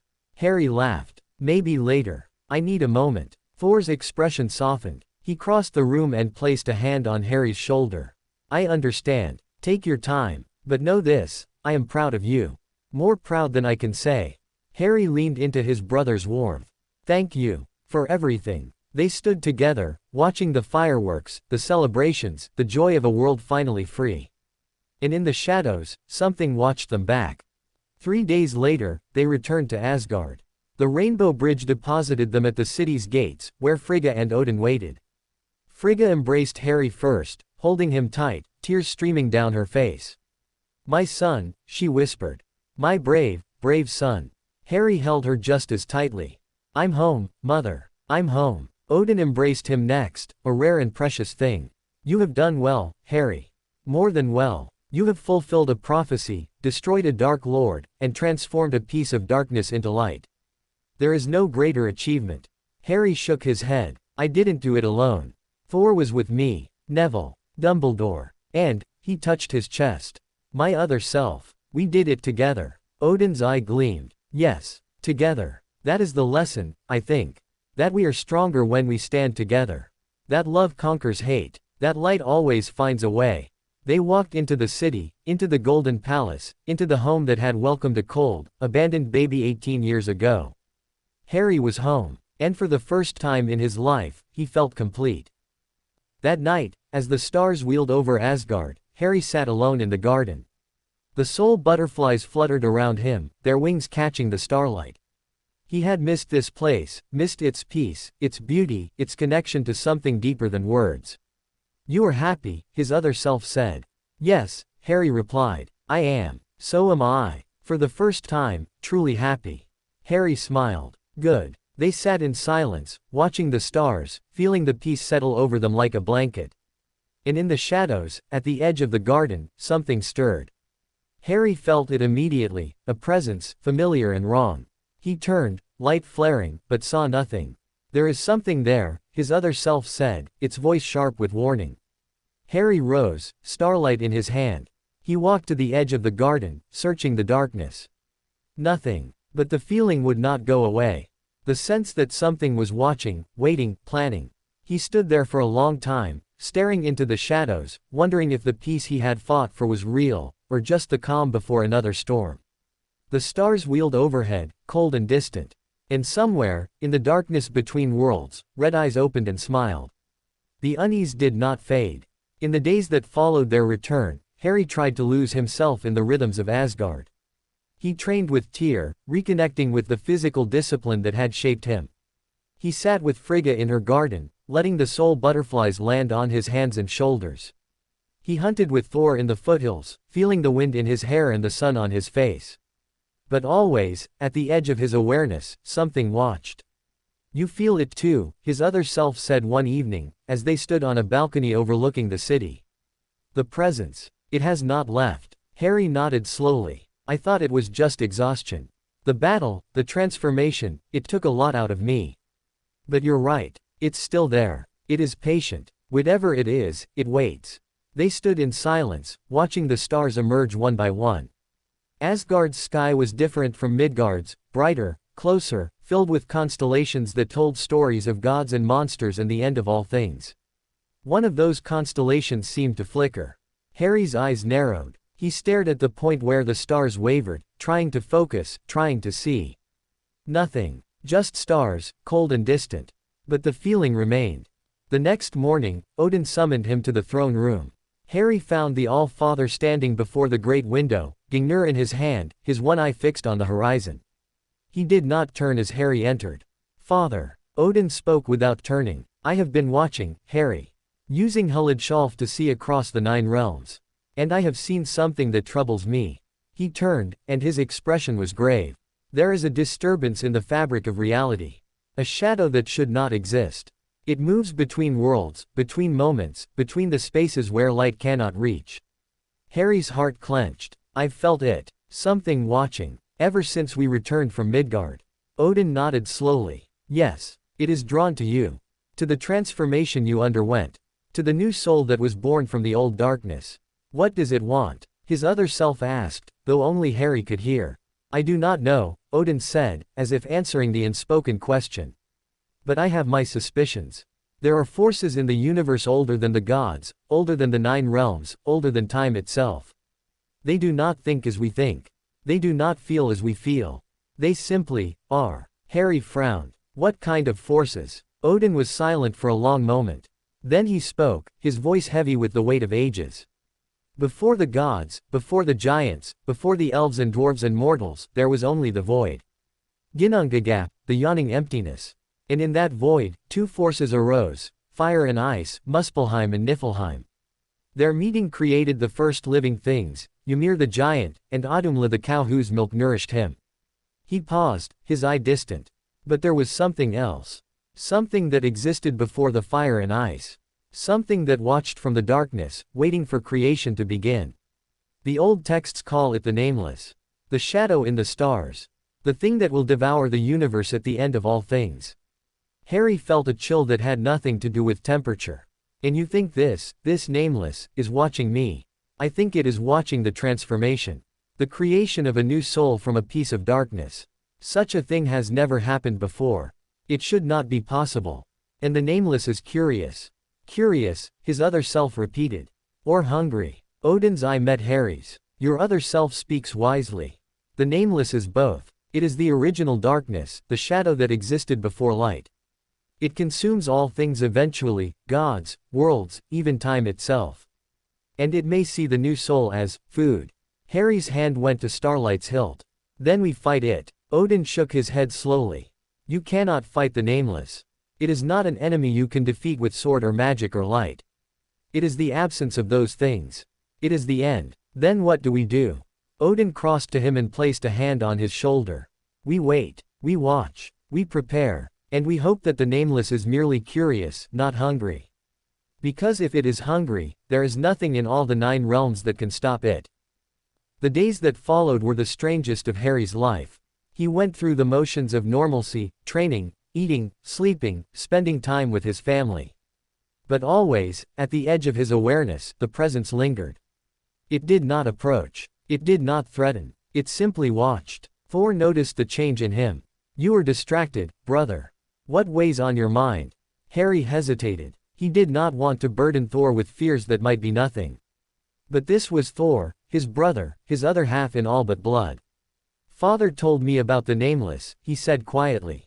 The thing that watches from the darkness. It's here, watching me. Thor's expression darkened. The Nameless is a myth. A story to frighten children. Is it? Father didn't seem to think so. Thor was silent for a long moment. Then he sighed. No, he would not speak of it lightly. He looked at Harry, and his eyes were troubled. What does it want? I don't know. Neither does Father. It just watches. Thor's hand tightened on Mjolnir. Then we watch back. Whatever comes, we face together. Harry smiled, though it was a grim thing. Together. That night, the dreams returned. Harry stood in a void. Not the comforting darkness of sleep, but something deeper, the absence of everything. No light, no sound, no sensation. Just emptiness stretching forever in all directions. And in the emptiness, something moved. He could not see it. Could not hear it. Could not feel it. But he knew it was there, a presence so vast that it defied comprehension. It filled the void and was the void, infinite and eternal. Little spark, a voice said. It was not a sound, it was a thought, a concept, a truth that existed whether he heard it or not. Little light in the darkness. You have done something impossible. Harry tried to speak, but in this place, he had no voice. You have created. From the darkness, you have made light. From the ending, you have made beginning. This should not be. This cannot be. And yet, it is. The presence drew closer. Harry felt it like a pressure on his soul, vast and ancient and utterly indifferent. I have watched you, little spark. Watched you struggle, watched you grow, watched you love. Love. Such a strange thing. Such a small thing. And yet, it changed everything. Harry found his voice. What do you want? A pause. Then, something that might have been laughter. It was not human laughter, it was the sound of galaxies colliding, of stars being born and dying, of time itself unspooling. Want. I do not want. I simply am. I have always been. I will always be. You are a flicker in my eternity, little spark. A moment of light before the darkness returns. Then why are you here? Why watch me? Another pause. Longer this time. Because you interest me. Because you have done something I have never seen. Because when the darkness returns, and it always returns, you may be the only light that remains. The presence began to fade. The void began to dissolve. Remember this, little spark. Remember that you are not alone. Remember that love is not small. It is the only thing that survives the end of all things. Harry woke with a gasp, his heart pounding, his skin slick with sweat. The room was dark. The stars were cold. And at the edge of his awareness, the presence still watched. But now, it felt different. Less threatening. More patient. What did you see? His other self asked. Harry told it. When he finished, they were both silent for a long moment. The Nameless, his other self said slowly. It spoke of love, of light surviving the darkness. It sounded almost hopeful. Harry nodded. That's what scares me. What could make something that ancient feel hope? Neither of them had an answer. The next morning, Harry went to Frigga. She was in her garden, as she often was, tending to the soul butterflies. She looked up as he entered, and her expression softened with love. My son, you look troubled. Harry sat beside her on the stone bench. Mother, what do you know about the Nameless? Frigga's hand stilled. For a long moment, she did not speak. Then she set down her watering vessel and turned to face him. Where did you hear that name? Father told me, and then I dreamed of it. It spoke to me. Frigga's face paled. It spoke to you. What did it say? Harry told her everything, the void, the presence, the words about light and darkness and love surviving the end of all things. When he finished, Frigga was silent for a long time. The soul butterflies fluttered around them, their wings catching the morning light. The Nameless is not a god, she said finally. It is not a creature or a force or a power. It is the absence of those things. The void that existed before creation. The darkness that will exist after. I know. Father told me. Frigga nodded slowly. Then you know that it cannot be fought. Cannot be defeated. Cannot even be understood. It simply is. But it spoke to me. It said I interested it. Frigga's eyes searched his face. That is, unprecedented. The Nameless does not speak. It does not notice. It simply consumes, eventually, when the time is right. For it to notice you, to speak to you, she shook her head. I do not know what it means. Harry was silent, processing. Then he asked the question that had been haunting him. Mother, am I in danger? Is my other self in danger? Frigga reached out and cupped his face in her hands. We are all in danger, always. That is the nature of existence. But you, my son, you have done something no one has ever done. You have transformed darkness into light. You have created a new soul. If the Nameless is curious, that is not necessarily a bad thing. Curiosity can become interest. Interest can become protection. Protection. From what? Frigga's eyes were sad. From the end of all things. When the darkness finally comes, when the Nameless consumes everything, it may remember you. May spare you. May keep you as a light in the eternal void. Harry stared at her. You're saying the Nameless might want to keep me like a pet? Frigga laughed, though there was no humor in it. Perhaps. Or like a child. The Nameless has existed alone since before time began. It has never had company. It has never had anything to watch, to wonder at. You are the first thing in eternity that has truly interested it. Harry did not know what to say. The idea was too vast, too strange, too terrifying to comprehend. We are not alone, his other self said softly. Whatever comes, we face it together. Harry nodded slowly. Together. Weeks passed. The presence remained, always at the edge of awareness, always watching. But it did not approach again. It did not speak. It simply observed. Harry grew used to it, in a strange way. It became like the background hum of the universe, always there, always present, but not intrusive. He went about his days, training, spending time with his family, living his life. But he never forgot. One evening, as he sat with Thor on the steps of the palace, watching the stars wheel overhead, he spoke of it. Do you ever think about the end? He asked. Not just death, but the end of everything. The moment when even the stars burn out and the darkness returns. Thor considered the question. Sometimes. When I was younger, it frightened me. The thought that all our battles, all our victories, all our glory, none of it would last. That eventually, even Asgard would fall. And now, Thor smiled, though it was a sad smile. Now I think that the end does not matter. What matters is now, this moment, with you. The love we share, the battles we fight, the memories we create, those things are real, even if they do not last forever. Harry nodded slowly. The Nameless said something like that. That love is the only thing that survives the end of all things. Thor looked at him. The Nameless spoke of love. Yes. It seemed, fascinated by it. Thor was silent for a long moment. Then he laughed, a genuine laugh, full of warmth and wonder. Brother, you have done it again. You have made the oldest darkness in the universe curious about love. He shook his head, grinning. Only you. Harry smiled despite himself. I don't think it's me. I think it's the transformation. The new soul. Love made it possible. Thor clapped him on the shoulder. Then love is more powerful than even the gods knew. And that is worth remembering. They sat in companionable silence, watching the stars, feeling the presence at the edge of awareness. It did not feel threatening anymore. It felt almost comforting. That night, Harry dreamed again. But this time, the void was different. There was light here, faint, distant, but present. And in the light, shapes moved. Not threatening shapes. Almost familiar. Little spark, the voice said, but it was softer now. Less vast. More personal. You have taught me something. Harry looked around, but saw nothing. What did I teach you? That loneliness is not necessary. That even the oldest darkness can find companionship. That love is not small, it is the largest thing of all. The shapes in the light drew closer. Harry gasped. They were faces. Dozens of them. Hundreds. Thousands. Faces he did not know, but recognized somehow. Souls that had passed into the darkness, been consumed by the void, but not destroyed, held, preserved. I do not consume, the Nameless said. I remember. Every soul that has ever existed, I hold. When the universe ends, they will still be here. In me. Remembered. Harry stared at the faces, at the countless souls held in the darkness, preserved for eternity. You're not a destroyer, he whispered.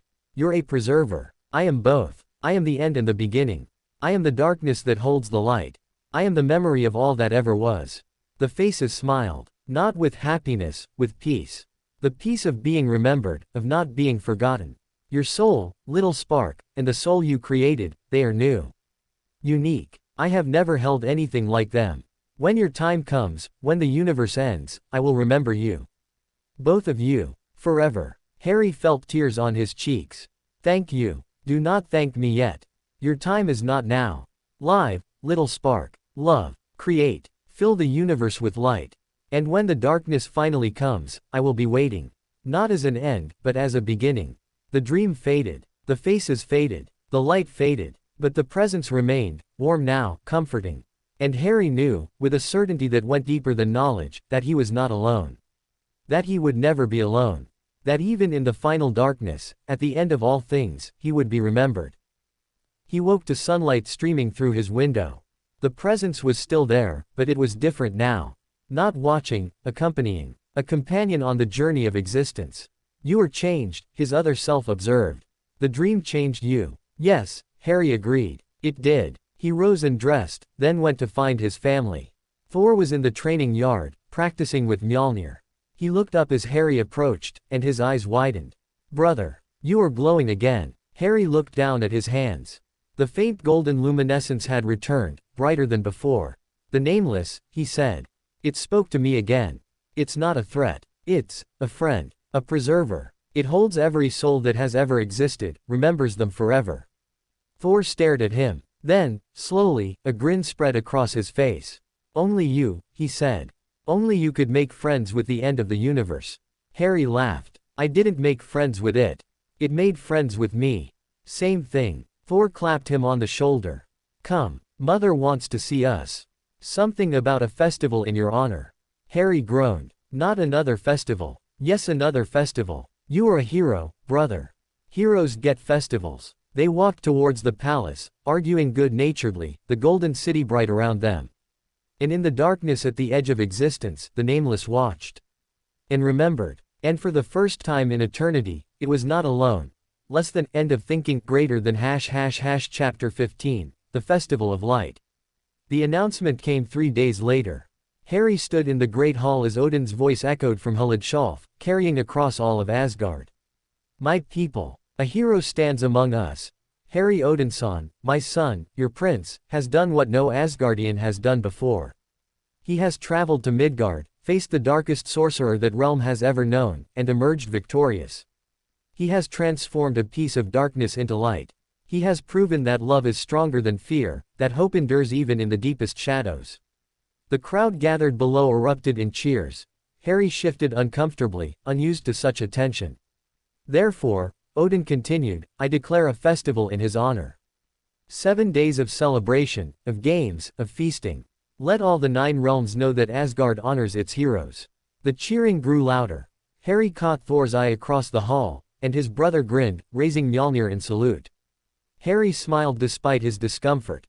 This was his home. These were his people. If they wanted to celebrate, he would let them. The first day was the grand procession. Harry rode through the city on a white stallion, Thor at his side, Frigga and Odin following in a golden chariot. The streets were lined with Asgardians, cheering and waving banners. Children threw flowers. Warriors saluted. The soul butterflies, released for the occasion, filled the air with shimmering wings. It was overwhelming. Harry smiled and waved, but inside, he felt disconnected. These people were celebrating him, but he did not feel like a hero. He had done what needed to be done, what anyone would have done in his place. The Fragment, his other self, had helped. Thor had helped. Neville and Dumbledore had helped. It was not his victory alone. Let them celebrate, his other self said. They need heroes. They need to believe that darkness can be defeated. You have given them that. Harry nodded slowly. I suppose. Enjoy it. You have earned it. The procession wound through the city, past the great library, the training yards, the healing halls. At the palace gates, Odin raised Gingnir, and the crowd fell silent. Harry Odinson, he called. Step forward. Harry dismounted and approached his father. Odin placed a hand on his shoulder and turned to face the crowd. This boy came to us as an infant, abandoned by his own world, marked by a darkness he did not choose. We took him in, we raised him, we loved him, and he has repaid that love 1,000-fold. He reached into his cloak and withdrew something, a circlet of gold, set with a single diamond that caught the light like a captured star. In recognition of his deeds, I name him Harry the Lightbringer. Let all the 9 realms know his name, and honor him as we do. He placed the circlet on Harry's head. The crowd erupted again, louder than before. Harry stood there, the weight of the circlet strange on his brow, and felt tears prick his eyes. Lightbringer. It was more than a title. It was a truth. The second day was the games. Warriors from across Asgard gathered in the great arena to compete in feats of strength, skill, and magic. Thor, of course, entered every competition, his laughter booming across the stands as he defeated opponent after opponent. Harry watched from the royal box, Frigga beside him. She reached over and took his hand. You are not required to compete, she said softly. You have already proven yourself. Harry shook his head. I want to. Not to prove anything, just to feel normal. To do something that isn't life or death. Frigga smiled. Then go. Show them what the Lightbringer can do. Harry entered the archery competition first. It was a skill Tyr had drilled into him for years, and he excelled, his arrows finding the center of every target. The crowd cheered each shot, and by the end, he had won easily. Next came the sword competition. Harry faced warrior after warrior, starlight singing in his hand. He did not use his light, relying only on skill and speed. One by one, his opponents fell. By the final round, he faced a massive warrior twice his size, a veteran of countless campaigns. They circled each other, swords raised. The crowd held its breath. The warrior attacked. Harry deflected, spun, countered. Their blades clashed again and again, the sound ringing across the arena.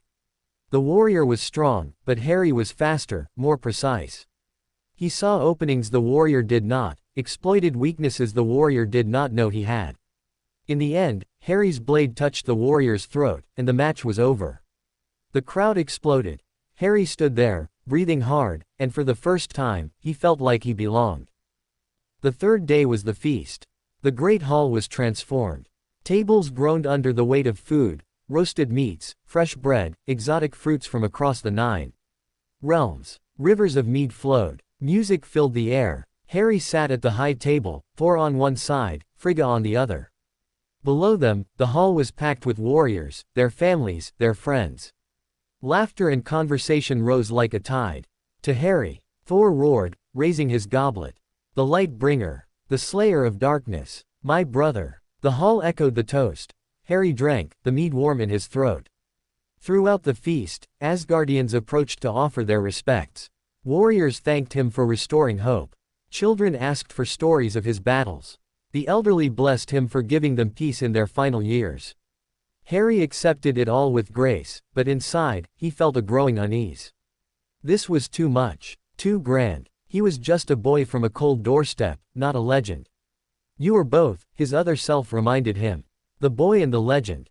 They are not separate. He nodded, but the unease remained. The fourth day was the day of remembrance. It was not part of the original festival, Frigga had added it, and Harry understood why. They traveled to the edge of the city, to a garden that overlooked the Rainbow Bridge. Here, the fallen were honored, their names carved into stones that caught the light. Harry walked among the stones, reading the names.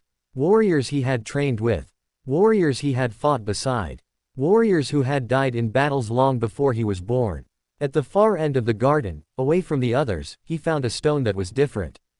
It was smaller, simpler, and on it were carved 2 names he did not recognize. Lily and James Potter. Beloved. Remembered. Harry stared at the stone, his breath catching. He had not known Frigga had done this. He had not known such a stone existed. Your parents, his other self said softly. She brought them here. To be remembered. Harry knelt before the stone, his hand reaching out to touch the carved letters. Lily. James. Names he had known but never truly known. Faces he had seen only in visions and dreams. "Thank you," he whispered. "For everything. For giving me a chance. For loving me enough to die." The wind stirred the flowers around the stone, and for a moment, Harry could have sworn he felt something, a warmth, a presence, a whisper of love. He stayed there for a long time, until the sun began to set and Thor came to find him. "Brother," Thor said quietly. "It is time to return." Harry nodded, rising. He touched the stone one last time, then turned and walked away. But he carried his parents with him now, in a way he never had before. The fifth day was the gift-giving. It was an Asgardian tradition. On the fifth day of a festival, the honored guest received gifts from the people. Harry had tried to refuse, but Odin had insisted. "It is not about the gifts themselves," the Allfather explained. "It is about the giving. The people want to show their love. Let them." So Harry sat on a throne in the Great Hall as a procession of Asgardians approached, each bearing something. A warrior presented him with a shield, its surface etched with scenes from his battles. A child gave him a carved figure of a soul butterfly, painted in shimmering colors. An old woman placed a cloak around his shoulders, woven from the wool of sheep that grazed in the mountains of winter. Gift after gift, until the space around him was filled with tokens of love and respect. The last gift came from an unexpected source. A figure approached, cloaked in shadows, moving with a grace that was almost inhuman. The crowd fell silent, uncertain. But Harry felt no threat, only a familiar presence. The figure stopped before him and lowered its hood. It was the Nameless. Or rather, a form the Nameless had taken, a tall, slender being with skin like polished obsidian and eyes that held galaxies. It was beautiful and terrible and utterly calm. The crowd gasped. Guards reached for weapons. But Odin raised his hand, stopping them. "Peace," he said. "Let it speak." The Nameless, the being, looked at Harry with those star-filled eyes. "I bring a gift, little spark," it said. Its voice was the same as in his dreams, vast and intimate, ancient and new. Not of gold or silver. Not of cloth or steel. Something rarer. It reached into the shadows of its cloak and withdrew something small and glowing. A shard of light, pulsing with colors Harry had no names for. "This is a memory," the Nameless said. "Of your parents. Not the memory of their death, which the Horcrux held. A memory of their life. Their love. Their joy." Harry's breath caught. He reached out, and the shard floated into his palm. It was warm, alive, filled with images he could almost see. "When you are ready," the Nameless said, "you may enter it. Live a moment with them. Know them as they were. It is my gift to you." Harry looked up, tears streaming down his face. "Thank you." The Nameless inclined its head. "You have taught me much, little spark. About love. About connection. About the value of moments. This is a small repayment." It began to fade, its form dissolving into shadow. "Wait," Harry said. "What is your name? I cannot keep calling you the Nameless." The being paused. For a long moment, it was silent. Then, softly, "I have had many names. None of them matter. But if you must call me something, call me Erebos. It is an old word, from an old world. It means darkness. But also potential. The darkness before light. And then it was gone." Harry sat on the throne, the shard of memory in his hand, and felt the weight of the gift. That night, alone in his chambers, Harry held the shard and considered. "Are you going to use it?" His other self asked. "I don't know. I'm afraid. Afraid of what I might see. Afraid of how I might feel. That is natural. But fear should not stop you. Your parents gave you life. Knowing them, even for a moment, is a gift beyond price." Harry nodded slowly. He closed his eyes and let the shard merge with him. Suddenly, he was somewhere else. A small house, cozy and warm. A fire crackled in the hearth. Books lined the walls. And in the center of the room, a young man and woman sat on a couch, laughing at something Harry could not see. The man had untidy black hair and glasses perched on a crooked nose. The woman had red hair and green eyes, the same green as Harry's own. James and Lily. They looked up, and for a moment, Harry thought they could see him. But no, they were looking at something else. A baby, wrapped in a blanket, lying in a bassinet beside them. "Look at him, James," Lily said, her voice full of wonder. "He has your hair. And my eyes." James grinned, reaching into the bassinet to touch the baby's tiny hand. "He's perfect. Absolutely perfect." The baby, Harry, Harry realized, grasped his father's finger and held on tight. What should we name him? Lily asked. James pretended to consider. Well, I was thinking. Fleement. Lily laughed, swatting his arm. Absolutely not. Your father's name is bad enough. I'm joking. I'm joking. James's expression softened. Harry. Harry James Potter. Lily nodded, smiling. Harry. It's perfect. They sat together, the three of them, a family complete. And Harry watched, tears streaming down his face, feeling a love so pure it hurt. The scene shifted. Now they were in a garden, Harry a little older, learning to walk.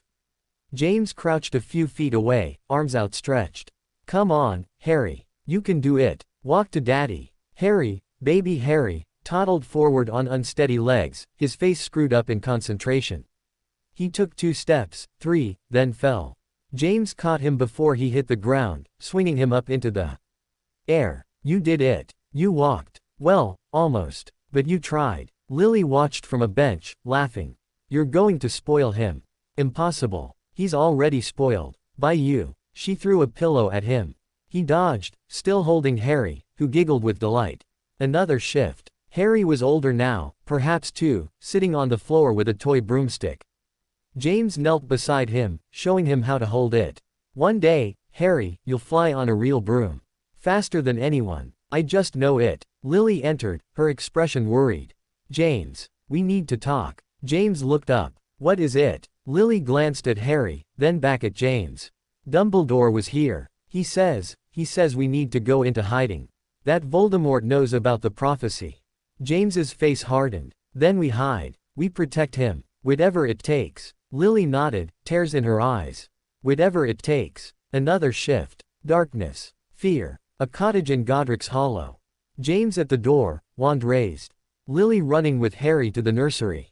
Take him, Lily. Take him and go. The door exploded. Green light. James falling. Lily screaming. Begging. Not Harry. Please, not Harry. Take me, kill me instead. Green light. Silence. Harry gasped, the memory dissolving around him. He was back in his chambers, the shard gone, its gift spent.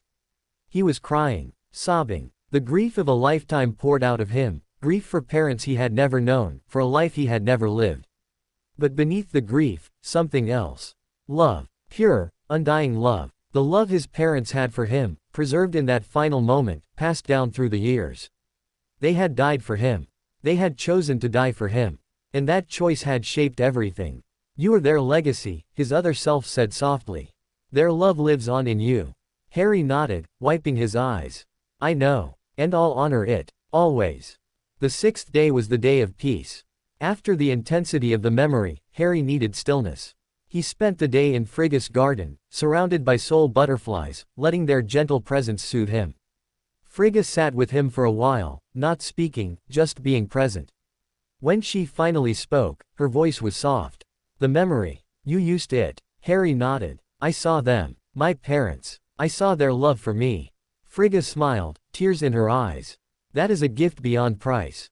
Yes, it is. They sat in silence, watching the butterflies. After a while, Frigga spoke again. You have grown so much, my son. From a tiny, frightened baby to a warrior, a hero, a light bringer. I am so proud of you. Harry leaned into her, feeling the warmth of her love. Thank you, mother, for everything. She held him, and for a moment, he was a child again, safe in her arms. The 7th day was the closing ceremony. The entire city gathered in the great square before the palace. Odin stood on a raised platform, Gungnir in hand, Frigga beside him. Thor stood at Harry's side, beaming with pride. People of Asgard, Odin called. 7 days ago, we began this festival to honor my son, Harry the Lightbringer. In that time, we have celebrated his victories, remembered his sacrifices, and welcomed him fully into our hearts. He turned to Harry. But Harry is not just a hero. He is not just a prince. He is family. He is ours, and we are his. That is the true meaning of this festival. He raised Gungnir. Let this day mark not an end, but a beginning. Let it mark the start of a new era, an era of light, of love, of hope. An era that Harry has made possible. The crowd cheered, a sound so loud it seemed to shake the very foundations of Asgard. Harry stepped forward, and the crowd fell silent. I am not a hero, he said, his voice carrying across the square. I am just a boy who was given a chance. A chance by Odin, who took me in. A chance by Frigga, who loved me. A chance by Thor, who became my brother. A chance by all of you, who accepted me as one of your own.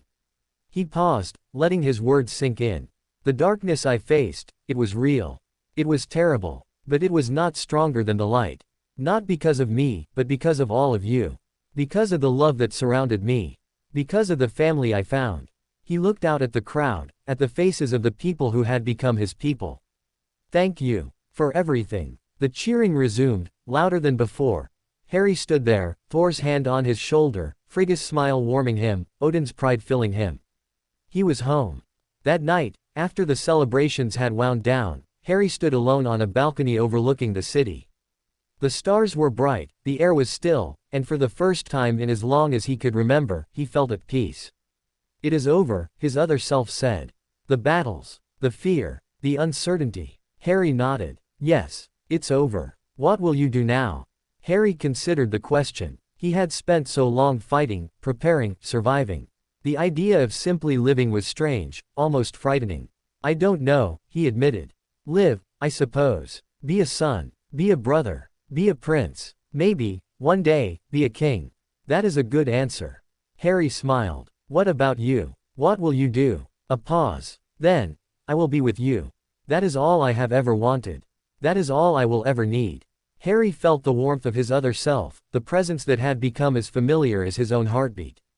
Together, he said. Together. They stood in silence, watching the stars, feeling the peace settle over them like a blessing. And in the darkness at the edge of existence, Erebos watched. And remembered. And smiled. For the first time in eternity, the darkness was not alone. And neither was the light. The peace lasted exactly 30 days. Harry spent them in a haze of contentment he had never known. He trained with Thor in the mornings, helped Frigga in her garden in the afternoons, and sat with Odin in the evenings, listening to tales of ancient battles and long-dead heroes. The soul butterflies flocked to him now, covering his shoulders and arms whenever he entered the garden, their wings a living cloak of color and light. He was happy. Truly, deeply happy. And then the sky turned green. It happened at midday. One moment, the sun was shining, the golden spires of Asgard gleaming against a perfect blue sky. The next, a sickly green light washed over everything, turning the gold to brass, the white stone to something that looked like old bone. The soul butterflies vanished. The birds fell silent. The very air seemed to thicken, to press down, to wait. Harry was in the training yard when it happened. He looked up, starlight in his hand, and felt his other self stir with alarm. Something is coming. Something vast. Something wrong. Thor appeared at his side, Mjolnir already crackling. What is this? What sorcery? The ground shook. Not a tremor, not an earthquake, a single, massive impact, as if something had landed on the city itself. The shockwave knocked warriors from their feet. Cracks spider-webbed across the stone. And then she came. She rose from the center of the city, from the place where the impact had occurred. Taller than any building, her skin pale as death, her hair black as night and shaped into spikes that crowned her head like a halo of thorns.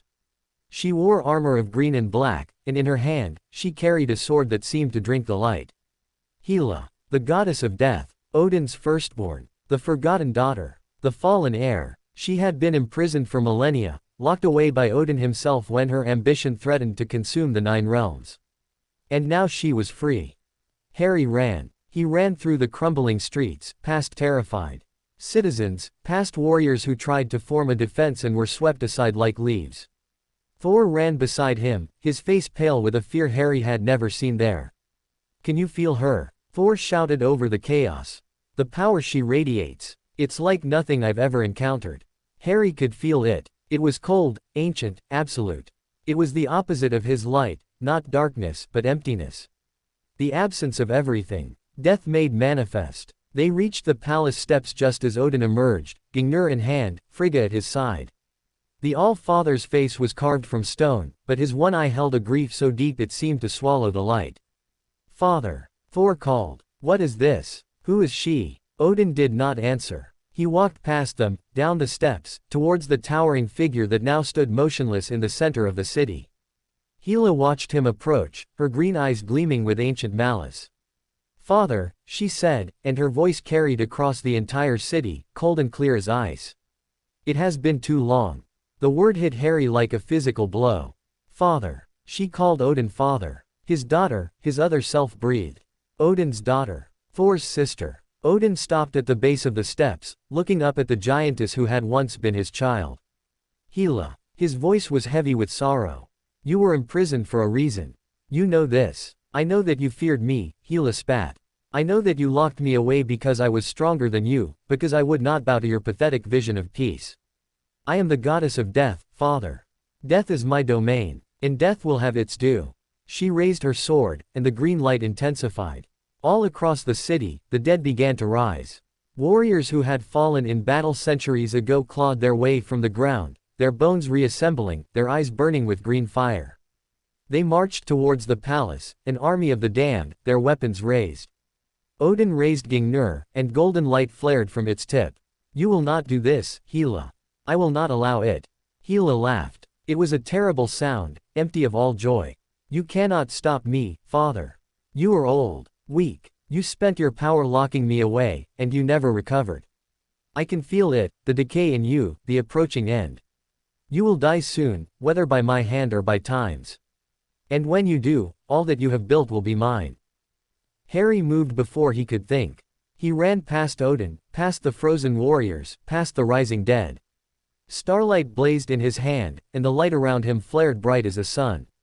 He stopped at the base of Hela's towering form and looked up at her. "You want death," he called. "Then face me." Hela's eyes shifted, focusing on him for the first time.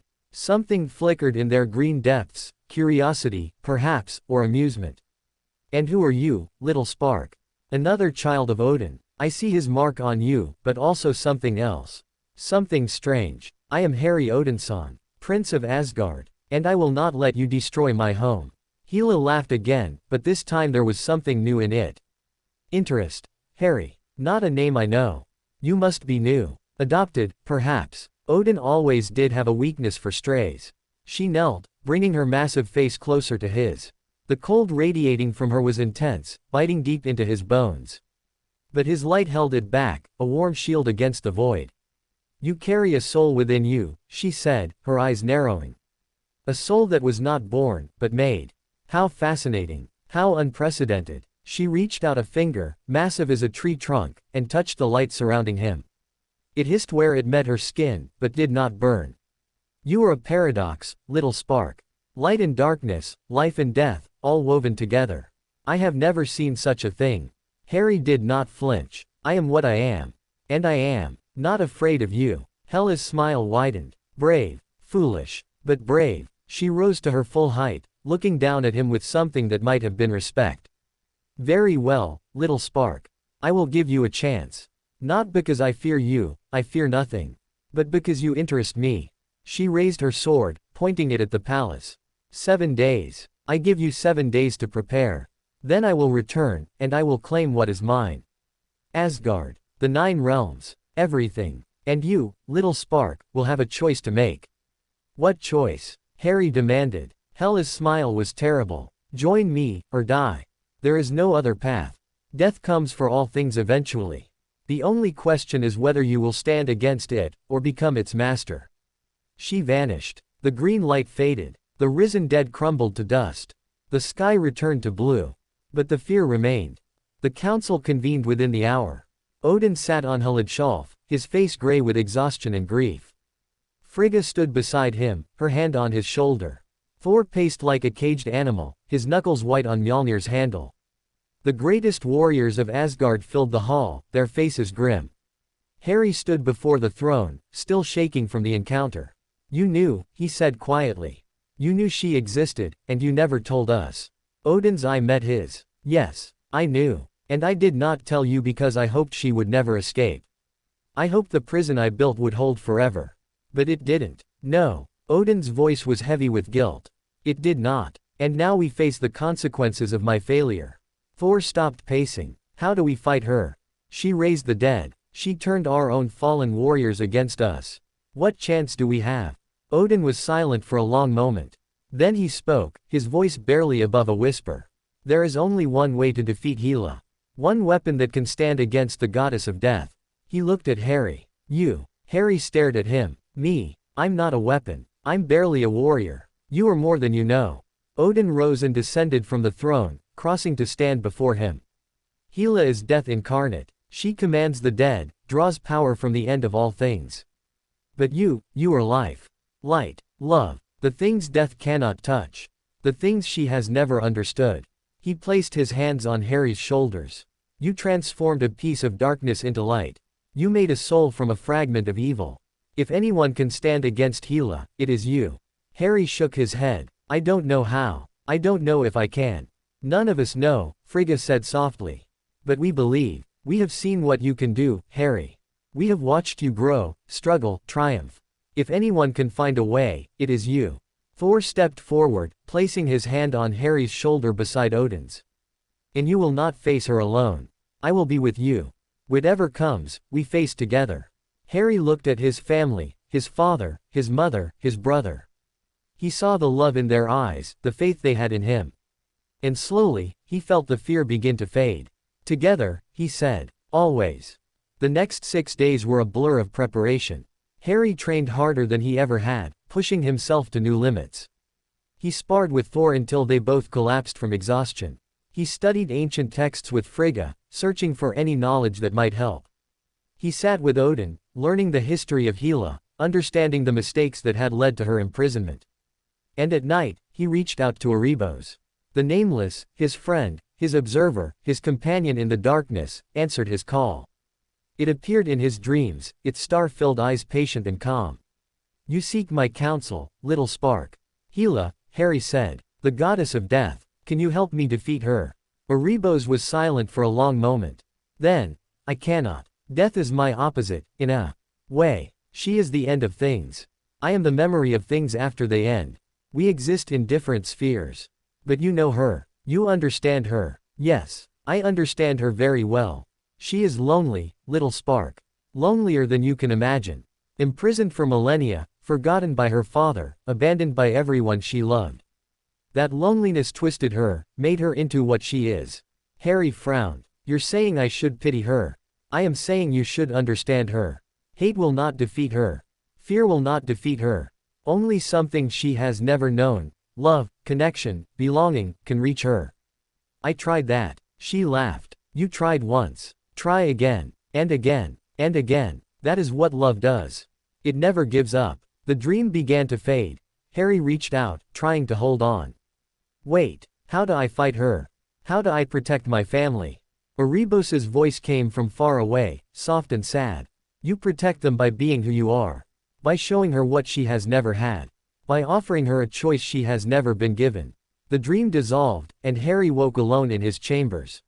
The 7th day dawned gray and cold. Harry stood on the palace steps, Thor at his side, Frigga and Odin behind them. The city was empty, the citizens had been evacuated to the inner realms, safe from what was to come. Only the warriors remained, the bravest of the brave, ready to die for their home. The sky turned green. Hela appeared in the center of the city, her massive form towering over the buildings. But this time, she was not alone. Behind her, an army of the dead stretched to the horizon, warriors from every age of Asgard's history, their eyes burning with green fire, their weapons raised. 7 days. Hela's voice boomed across the city. Your time is up, little spark. What is your answer? Will you join me, or will you die? Harry stepped forward, away from the protection of his family, away from the warriors, away from everything he loved. He walked towards Hela alone, starlight in his hand, the light around him burning bright. I have an answer, he called. But not the one you expect. Hela's eyes narrowed. Speak, then, and make it quick. Harry stopped at the edge of the dead army, looking up at the goddess who could crush him with a thought. I will not join you, he said. And I will not fight you. Silence. Hela stared at him, confusion flickering across her ancient features. Then what will you do? Harry sheathed starlight. The light around him dimmed. He raised his empty hands towards her. I will offer you something you have never had, he said. Something you lost so long ago you have forgotten it existed. He took a deep breath, and spoke from his heart. I offer you love. Not the love of a subject for a queen, not the love of a warrior for a conqueror. The love of family. The love that Odin should have given you. The love that Frigga would have given you, if she had been allowed. The love that Thor gives me every day. Hela's face twisted. You mock me. I do not mock. I offer. Harry's voice was steady, though his heart pounded. I know what it is to be alone. To carry a darkness you did not choose. To feel like you belong nowhere. I know, because I lived it. And I know that love can change everything. It changed me. It changed the fragment of evil I carried. It can change you too. For a long moment, Hela was silent. The dead army stood motionless, waiting. The green light flickered, uncertain. Then Hela spoke, and her voice was different. Softer. Almost human. You do not know me, she said. You do not know what I have done. The lives I have taken. The worlds I have destroyed. No, Harry agreed. I don't. But I know that no one is beyond redemption. I know that love can reach anyone, if they let it. And I know that you are lonely. Lonelier than anyone should ever have to be. Hela's eyes glistened. For a moment, just a moment, the mask of the goddess slipped, and Harry saw the woman beneath. The daughter. The child who had been locked away and forgotten. Then it was gone. You are a fool, she said. But her voice lacked conviction. Perhaps. Harry smiled. But I am a fool who believes in you. Who sees the good in you, even if you cannot see it yourself. Hela was silent again. The green light flickered, dimmed, almost died. Then, slowly, she began to shrink. Her massive form contracted, drawing in on itself, until she stood before him as a woman, tall, yes, and beautiful in a terrible way, but human-sized. Approachable. She looked at him with those green eyes, and for the first time, Harry saw something other than hatred in them. He saw confusion, doubt, and beneath that, buried so deep she had probably forgotten it existed, hope. What do you want from me? She whispered. Harry held out his hand. I want to be your brother. The silence that followed was absolute. Behind him, Harry heard Thor's sharp intake of breath. Heard Frigga's soft gasp. Heard the warriors shift uncertainly. But he kept his eyes on Hela, his hand outstretched, waiting. She stared at his hand as if it were a serpent. You are mad, she said. Completely mad. Probably, Harry agreed. But that doesn't change the offer.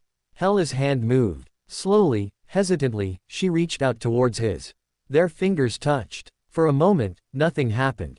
Then Harry's light flowed into her, warm and golden, filling the empty spaces where darkness had lived for so long. Hela gasped, tried to pull away, but the light held her, surrounded her, embraced her. She had never felt anything like it. Tears streamed down her face, the first tears she had shed in millennia. The green fire in her eyes faded, replaced by something softer, something almost human. I don't understand, she whispered. What is this? Love, Harry said simply. The thing you were never given. The thing that should have been yours from the beginning. Hela looked at him, and for the first time, she truly saw him. Not as an enemy, not as a curiosity, but as a person. A person who had reached out to her when everyone else had turned away. I have done terrible things, she said. Things that cannot be undone. Then we will find a way to make them right. Together. She looked at his hand, still clasping hers. Then she looked past him, at the palace steps where Odin stood, his face wet with tears. Father, she whispered. Odin descended the steps slowly, painfully, until he stood before her. He looked at this daughter he had imprisoned, this child he had failed, and his voice broke. Hela, my daughter. I am so sorry. She stared at him, centuries of hatred warring with something new. Something fragile. Something that might, in time, become forgiveness. Can you ever forgive me? Odin asked. Hela was silent for a long moment. Then, slowly, she nodded. Perhaps. In time. She looked at Harry. With his help. Harry smiled. I'm not going anywhere. The dead army crumbled to dust. The green light faded completely, replaced by the warm gold of Asgard's eternal sun. And Hela, the goddess of death, stood among the living for the first time in millennia, held by the hand of a boy who had refused to give up on her. It was the beginning of something new. Something impossible. Something that could only happen in a universe where love was the strongest power of all. Harry looked at his family, his father, his mother, his brother, and now his sister, and felt his heart swell with a joy so intense it almost hurt. This was what he had been born for. Not to fight, not to destroy, but to bring together. To heal, to love, and he would spend the rest of his life doing just that. The weeks that followed were the strangest of Harry's life. Hela did not become warm. She did not become kind. She remained sharp-edged, cold, prone to silences that stretched for hours and comments that cut like blades. But she stayed. She sat at the family table, though she barely ate. She walked through the gardens, though she never touched the flowers. She watched the soul butterflies with something in her eyes that might have been longing. And slowly, impossibly, she began to change. It started small. A word of thanks to a servant who brought her tea. A nod of acknowledgement to a warrior who saluted her. A question about Thor's day, asked with such obvious effort that Harry wanted to weep. Frigga was the one who reached her first. The All-Mother had lost one daughter to darkness. She would not lose another. She sat with Hela for hours, not speaking, just being present. She brought her food, her books, her gentle smiles. She treated her not as a monster or a prisoner, but as a child who had been hurt and needed healing. And one day, Hela cried. It was not a dramatic breakdown. It was a single tear, sliding down her pale cheek as Frigga read to her from an old book of children's tales, the same book she had read to Thor and Harry when they were small. Why are you doing this? Hela whispered. After everything I've done. After everything I've tried to do. Frigga closed the book and took Hela's hand. Because you are my daughter. Because I failed you once, and I will not fail you again. Because love is not conditional, Hela. It does not keep score. It simply is. Hela looked at their joined hands, and something in her face crumbled. She wept then, truly wept, for the first time in millennia. Frigga held her, rocking her like a child, whispering words of comfort and love. Harry watched from the doorway, tears streaming down his own face. Thor took longer to accept her. He was polite, always polite. But there was a wall between them, a barrier of fear and distrust that neither knew how to breach. Hela had tried to destroy everything he loved. That was not something easily forgiven. Harry found them in the training yard one evening, sitting on opposite ends of a bench, not speaking. He sat between them. I know this is hard, he said quietly. For both of you. You, Thor, because she was your enemy. You, Hela, because you were alone for so long that you forgot how to be anything else. Neither spoke. But we are family. Not by choice, perhaps, but by blood and bond and the strange twists of fate. And family finds a way. He reached out and took Thor's hand in one of his, Hela's in the other. I am not asking you to forget. I am not asking you to trust blindly. I am asking you to try. To take one step towards each other. That's all. Just one step. For a long moment, nothing happened. Then Thor's hand tightened on his. And Hela's hand, cold and still, slowly curled around his fingers. They sat like that as the sun set, three siblings connected by a boy who refused to let them be alone. The nightmares began 3 months later. At first, Harry thought they were his own, echoes of the battles he had fought, the darkness he had faced. But they were different, sharper, more real. He dreamed of fire, of cities burning, worlds crumbling, stars going dark one by one. He dreamed of a void that was not Erebos's peaceful darkness, but something hungry. Something that consumed. And he dreamed of a voice. Little spark, it whispered. The end is coming. Not your end, not Asgard's end. The end of everything. And you are the only one who can stop it. He woke gasping, drenched in sweat. Erebos was there, standing at the foot of his bed, its star-filled eyes troubled. You feel it, Harry said. It was not a question. Yes. The unraveling has begun. What unraveling? Erebos was silent for a long moment. Then it spoke, and its voice was heavy with sorrow. The universe is not eternal, little spark. It was born, and it will die. But that death is supposed to come at the end of time, when all things have run their course. What I feel now is different. Something is accelerating the end, tearing at the fabric of existence. If it continues, everything will unravel. Not in eons, in years. Harry stared at it. Years. The entire universe will end in years. Perhaps sooner. I cannot tell. The unraveling is not uniform. It is focused, targeted. Something, or someone, is causing it. Who could possibly have that power? Erebos's eyes flickered, galaxies spinning in their depths. I do not know. But I know where you must go to find out. There is a place at the edge of existence, where the fabric of reality is thinnest. The Well of Worlds. There, you may find answers. Harry rose, reaching for starlight. Then I'll go. Tonight. You cannot go alone. The journey will test you in ways you cannot imagine. You will need those you trust most.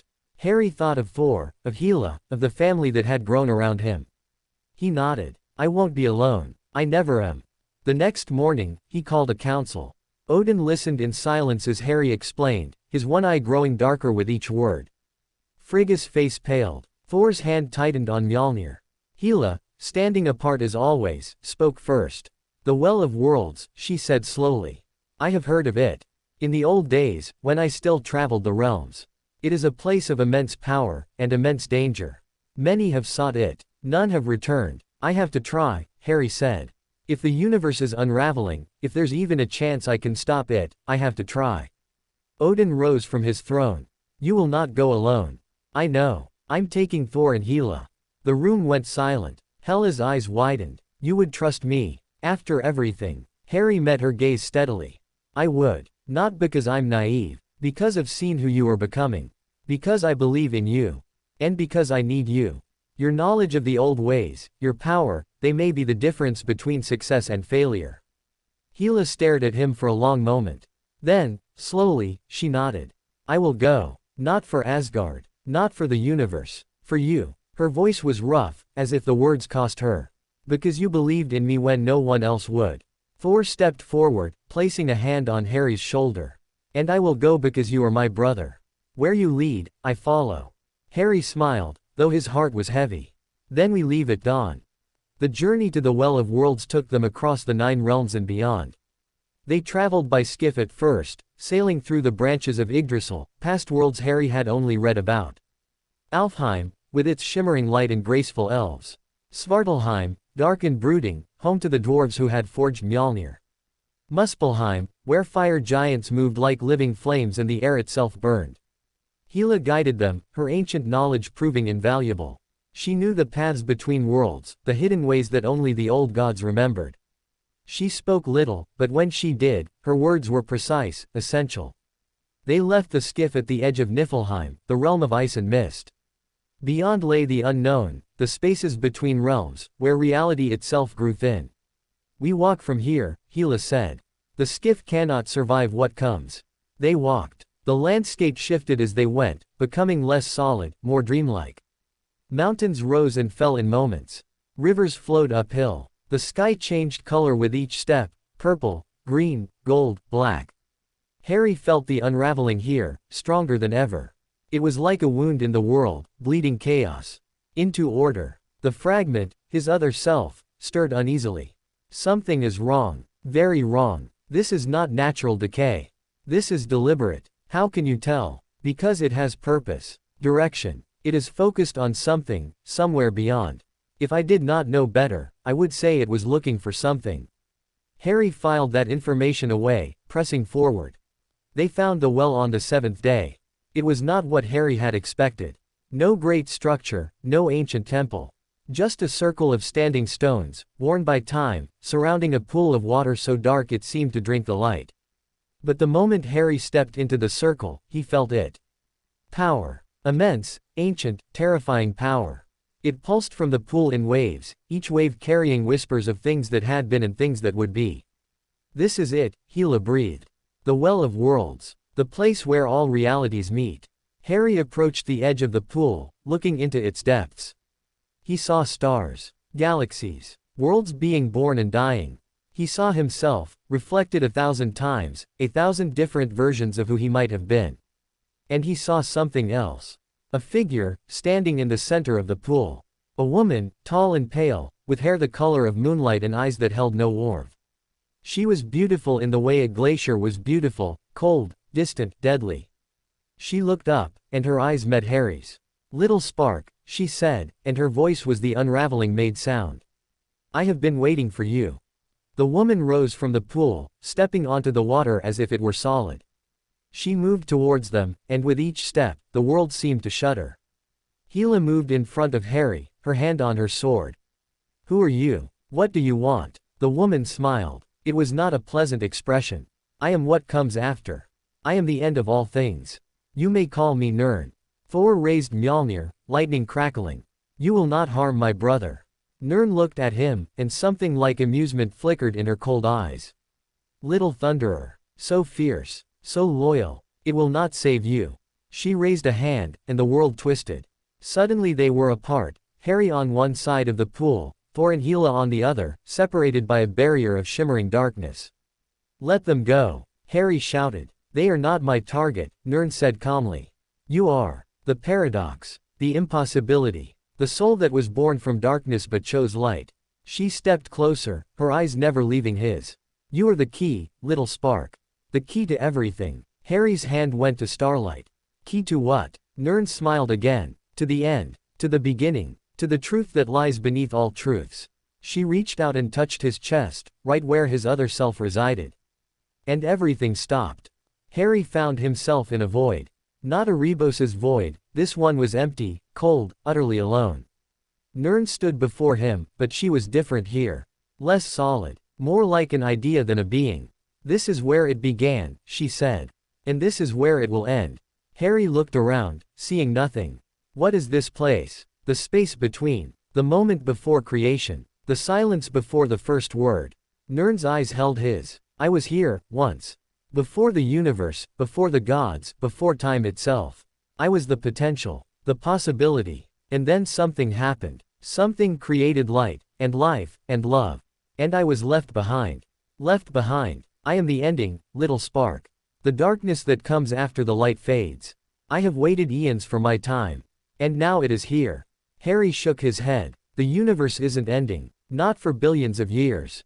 It is now. Nirn's smile was terrible. Because I am making it end. Accelerating the process. Drawing the end closer with every breath. She stepped closer. And you are going to help. Me. Never. Not willingly, perhaps. But you will. She reached out and touched his chest again.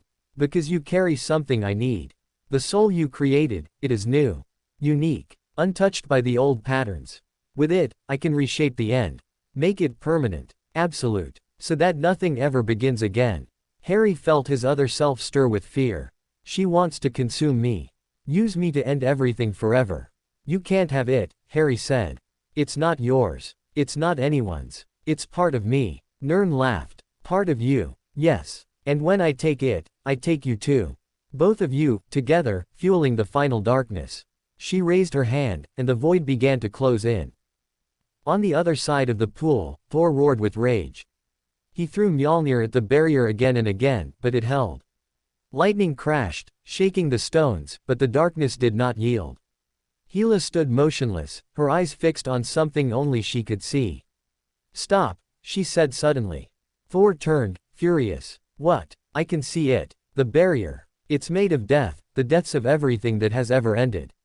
But I am death. I am its mistress. She raised her hand, and green fire flickered around her fingers. I can open it, but it will cost me.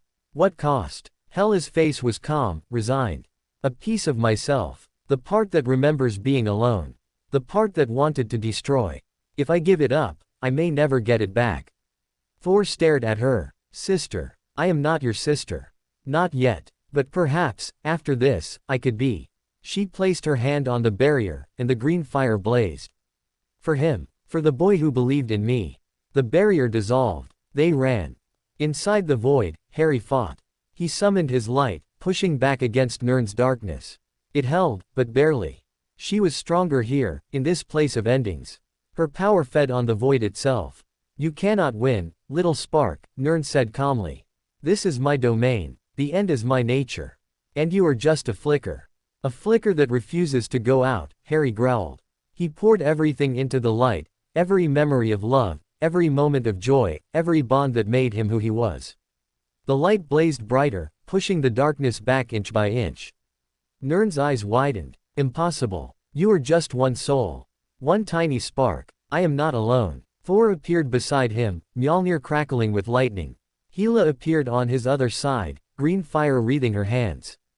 And behind them, stretching into infinity, Harry saw them, every soul Erebos had preserved, every life that had ever ended, watching, waiting, hoping. You are wrong, Harry said. I am not one soul. I am millions, billions. Every life that has ever been touched by love, every heart that has ever known connection, they are with me. And we will not let you end everything.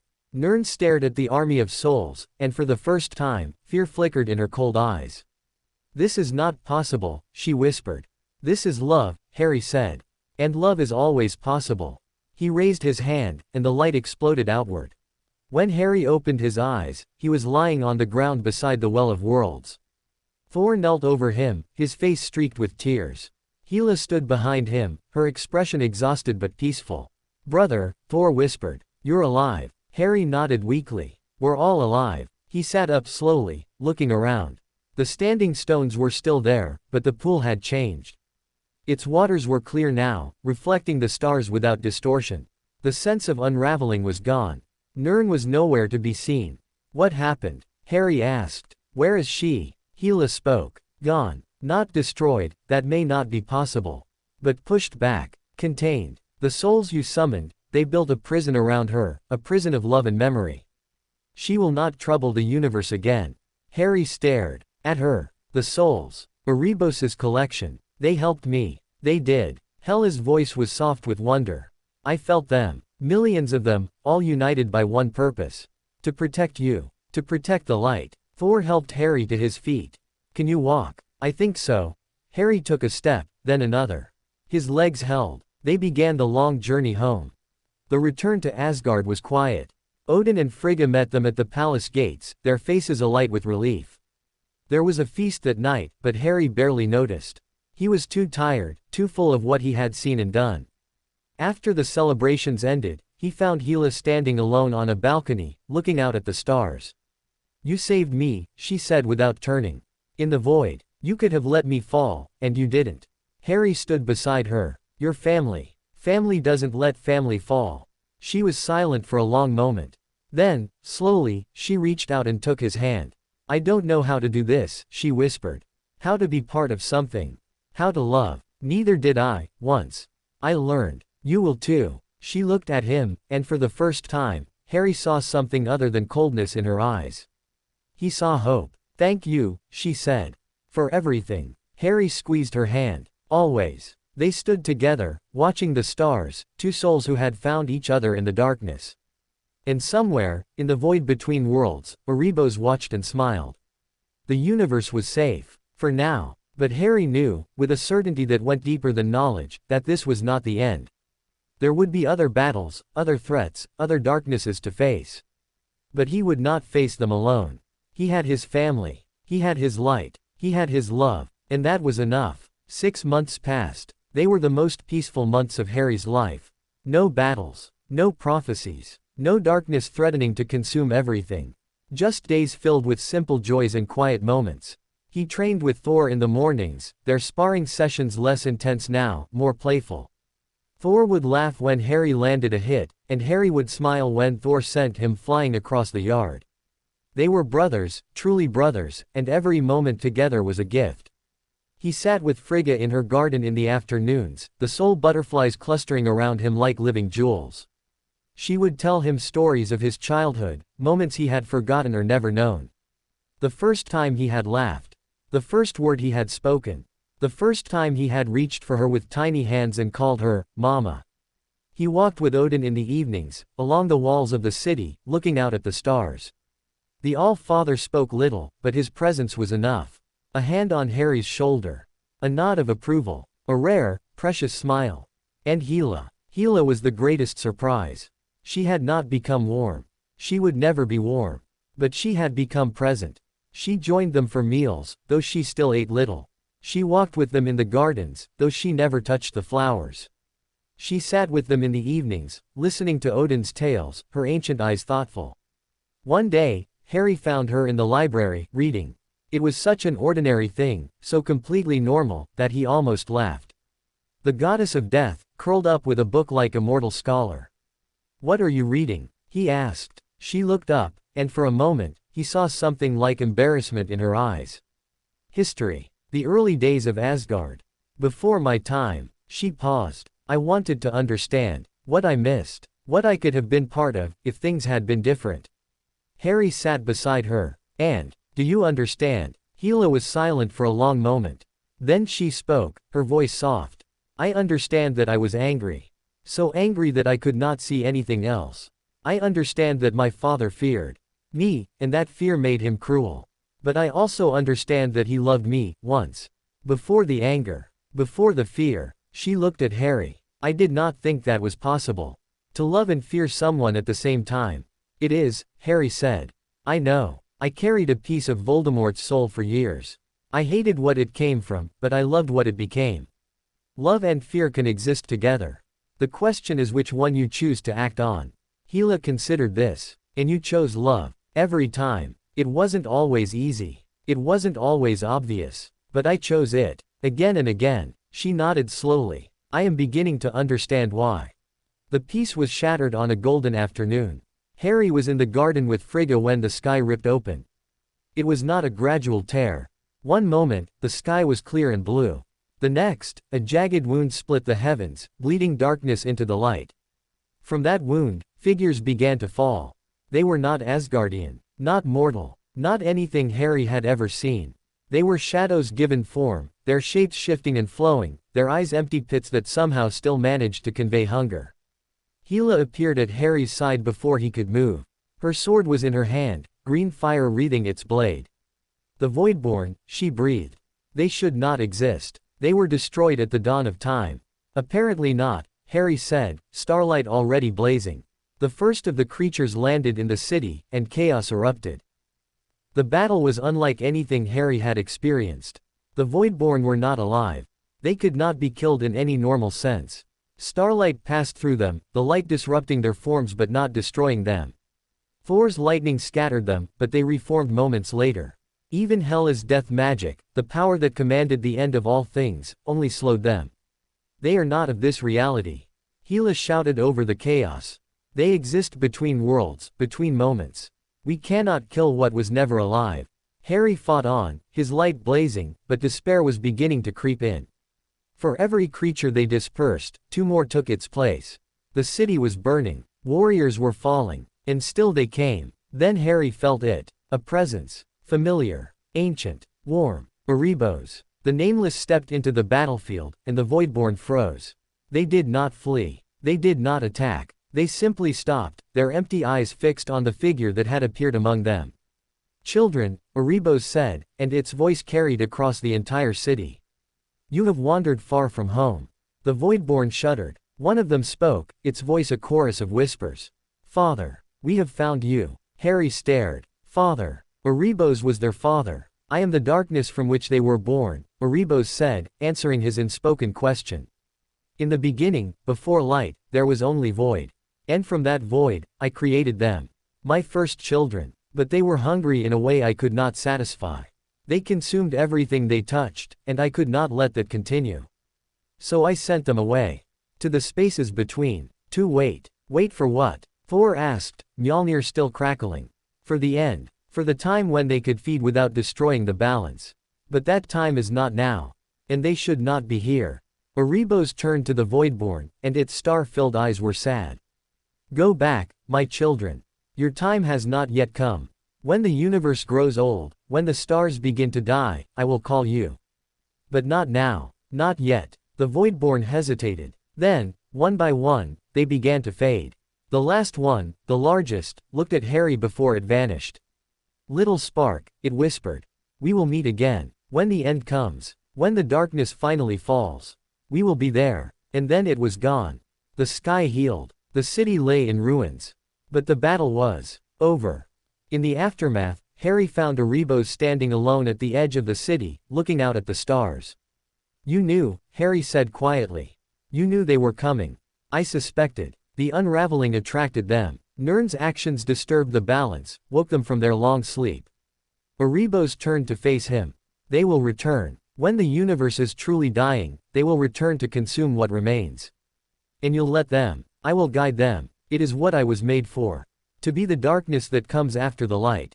To ensure that endings are peaceful, not violent. It paused. But that time is far off.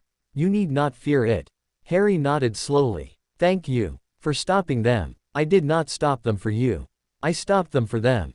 They are not ready. They would have destroyed themselves along with everything else. Erebos's eyes softened. But I am glad you are safe, little spark. You have become dear to me. Harry felt tears prick his eyes. You've become dear to me too. They stood together, the boy and the darkness, watching the stars. The rebuilding took months. Harry worked alongside everyone, his light helping to lift stones and mend walls. He was exhausted every night, his muscles aching, his magic drained. But he was happy. This was real work, tangible. He could see the results of his labor in every rebuilt home, every restored street. Hela worked beside him, her death magic surprisingly useful for clearing rubble and disposing of debris. She did not speak much, but her presence was steady, reliable. She was becoming part of the fabric of Asgard, and the people were beginning to accept her. One evening, as they sat on the palace steps watching the sunset, Hela spoke.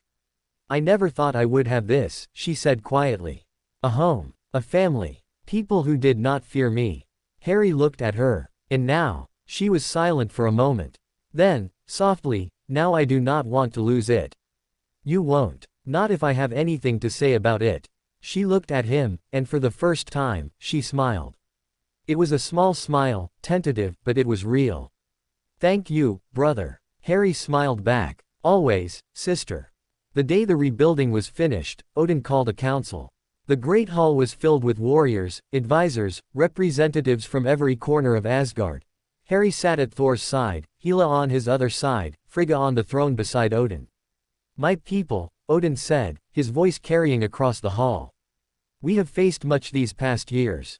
War, darkness, the return of an ancient enemy. And through it all, we have endured. We have rebuilt. We have grown stronger. He looked at Harry, at Thor, at Hela. But I am old, older than any of you know. My time as king is drawing to a close. Murmurs rippled through the crowd. Harry's heart clenched. I have ruled Asgard for millennia. I have seen empires rise and fall, worlds born and die. But a king's reign cannot last forever. There comes a time when he must pass the burden to younger shoulders. He rose from the throne and descended the steps, walking towards his children. Thor, my firstborn son, you have proven yourself a warrior without equal, a leader of men, a protector of the innocent. You will be king after me. Thor's eyes widened. Father, but you will not rule alone. Odin turned to Harry. Harry, my son by choice, not by blood. You have shown wisdom beyond your years, a capacity for love that has transformed even the darkest souls. You will stand beside your brother as his advisor, his conscience, his light. Harry nodded, not trusting his voice. Odin turned to Hela. And you, my daughter. The one I failed most deeply. You have begun a journey of redemption that few could attempt and fewer still could survive. I do not ask you to forget the past. I ask you to help build the future. Will you stand with your brothers? Will you be part of this family? Hela stared at him, tears streaming down her face. Then, slowly, she knelt. I will, father, if you will have me. Odin pulled her to her feet and embraced her. The hall erupted in cheers. Harry watched his family, his strange, complicated, wonderful family, and felt his heart swell with joy. This was what he had fought for. This was what he had sacrificed for. This was home. That night, Harry sat alone in the garden. The soul butterflies fluttered around him, their wings catching the starlight. He thought about everything that had brought him here. The cold doorstep, the golden palace, the battles, the losses, the triumphs. The love that had transformed him and everyone around him. You are thinking about the past, his other self said. Always. It made me who I am. And the future. Harry smiled. The future is bright. For the first time, truly bright. A presence joined him. Erebos, appearing from the shadows as it always did. Little spark. You are content. Yes, I am. Good. You have earned it. Erebos looked up at the stars. The universe is vast, and there will be other challenges. Other darknesses to face. But tonight, there is peace. Treasure it. I will. Erebos began to fade, but paused. Remember, little spark. You are never alone. Not in the light, not in the darkness. I will always be watching. Always remembering. And then it was gone. Harry sat in the garden, surrounded by light and life and love, and felt complete. The coronation was held on the first day of summer. The entire city gathered in the great square. Warriors in gleaming armor. Citizens in their finest clothes. Children waving banners. The soul butterflies, released for the occasion, filled the air with shimmering wings. Odin stood on the platform, Gungnir in hand, Frigga beside him. Before him knelt Thor, his head bowed, Mjolnir laid at his feet. Thor Odinson, Odin intoned. You have proven yourself worthy of the crown. In battle, in wisdom, in compassion, you have shown the qualities of a true king. Do you accept this burden? Thor looked up, his eyes bright. I do, father. Odin placed the crown on Thor's head. Then rise, Thor, king of Asgard. May your reign be long and glorious. The crowd erupted. Thor rose, turning to face his people, and raised Mjolnir. Lightning crackled across the sky, a salute from the heavens. Harry stood in the front row, Hela beside him, both of them beaming with pride. When the cheering died down, Thor spoke. My people, I am honored to be your king. But I will not rule alone. He looked at Harry. My brother, Harry the Lightbringer, will stand beside me as my advisor and companion. His wisdom has guided me through darkness. His love has transformed our family. I trust him as I trust no other. He looked at Hela. And my sister, Hela, will stand with us. Once our enemy, now our ally, she has proven that redemption is possible for anyone. She will be my hand in matters of justice and protection. Hela's eyes widened. She had not expected this. Thor extended his hand to both of them. Come, stand with me. Let us rule together, as family. Harry took his hand, and Hela took Harry's. The three of them stood on the platform, facing the crowd, and the cheering redoubled. Harry looked at his brother, at his sister, at the people who had become his people. He thought of Odin and Frigga, watching with pride. He thought of his parents, Lily and James, whose love had started everything. And he knew, with a certainty that went deeper than knowledge, that he was exactly where he belonged. The celebration lasted for days. Feasting, dancing, games. Thor was in his element, laughing and drinking and telling stories. Hela remained reserved, but she smiled more than she ever had, and once, Harry even heard her laugh. On the final night, Harry slipped away from the festivities and returned to the garden. He sat on his favorite bench, surrounded by soul butterflies, and looked up at the stars. Happy? His other self asked. Completely. Good. You deserve it. Harry smiled. We deserve it. Together. Together. A butterfly landed on his hand, its wings shimmering.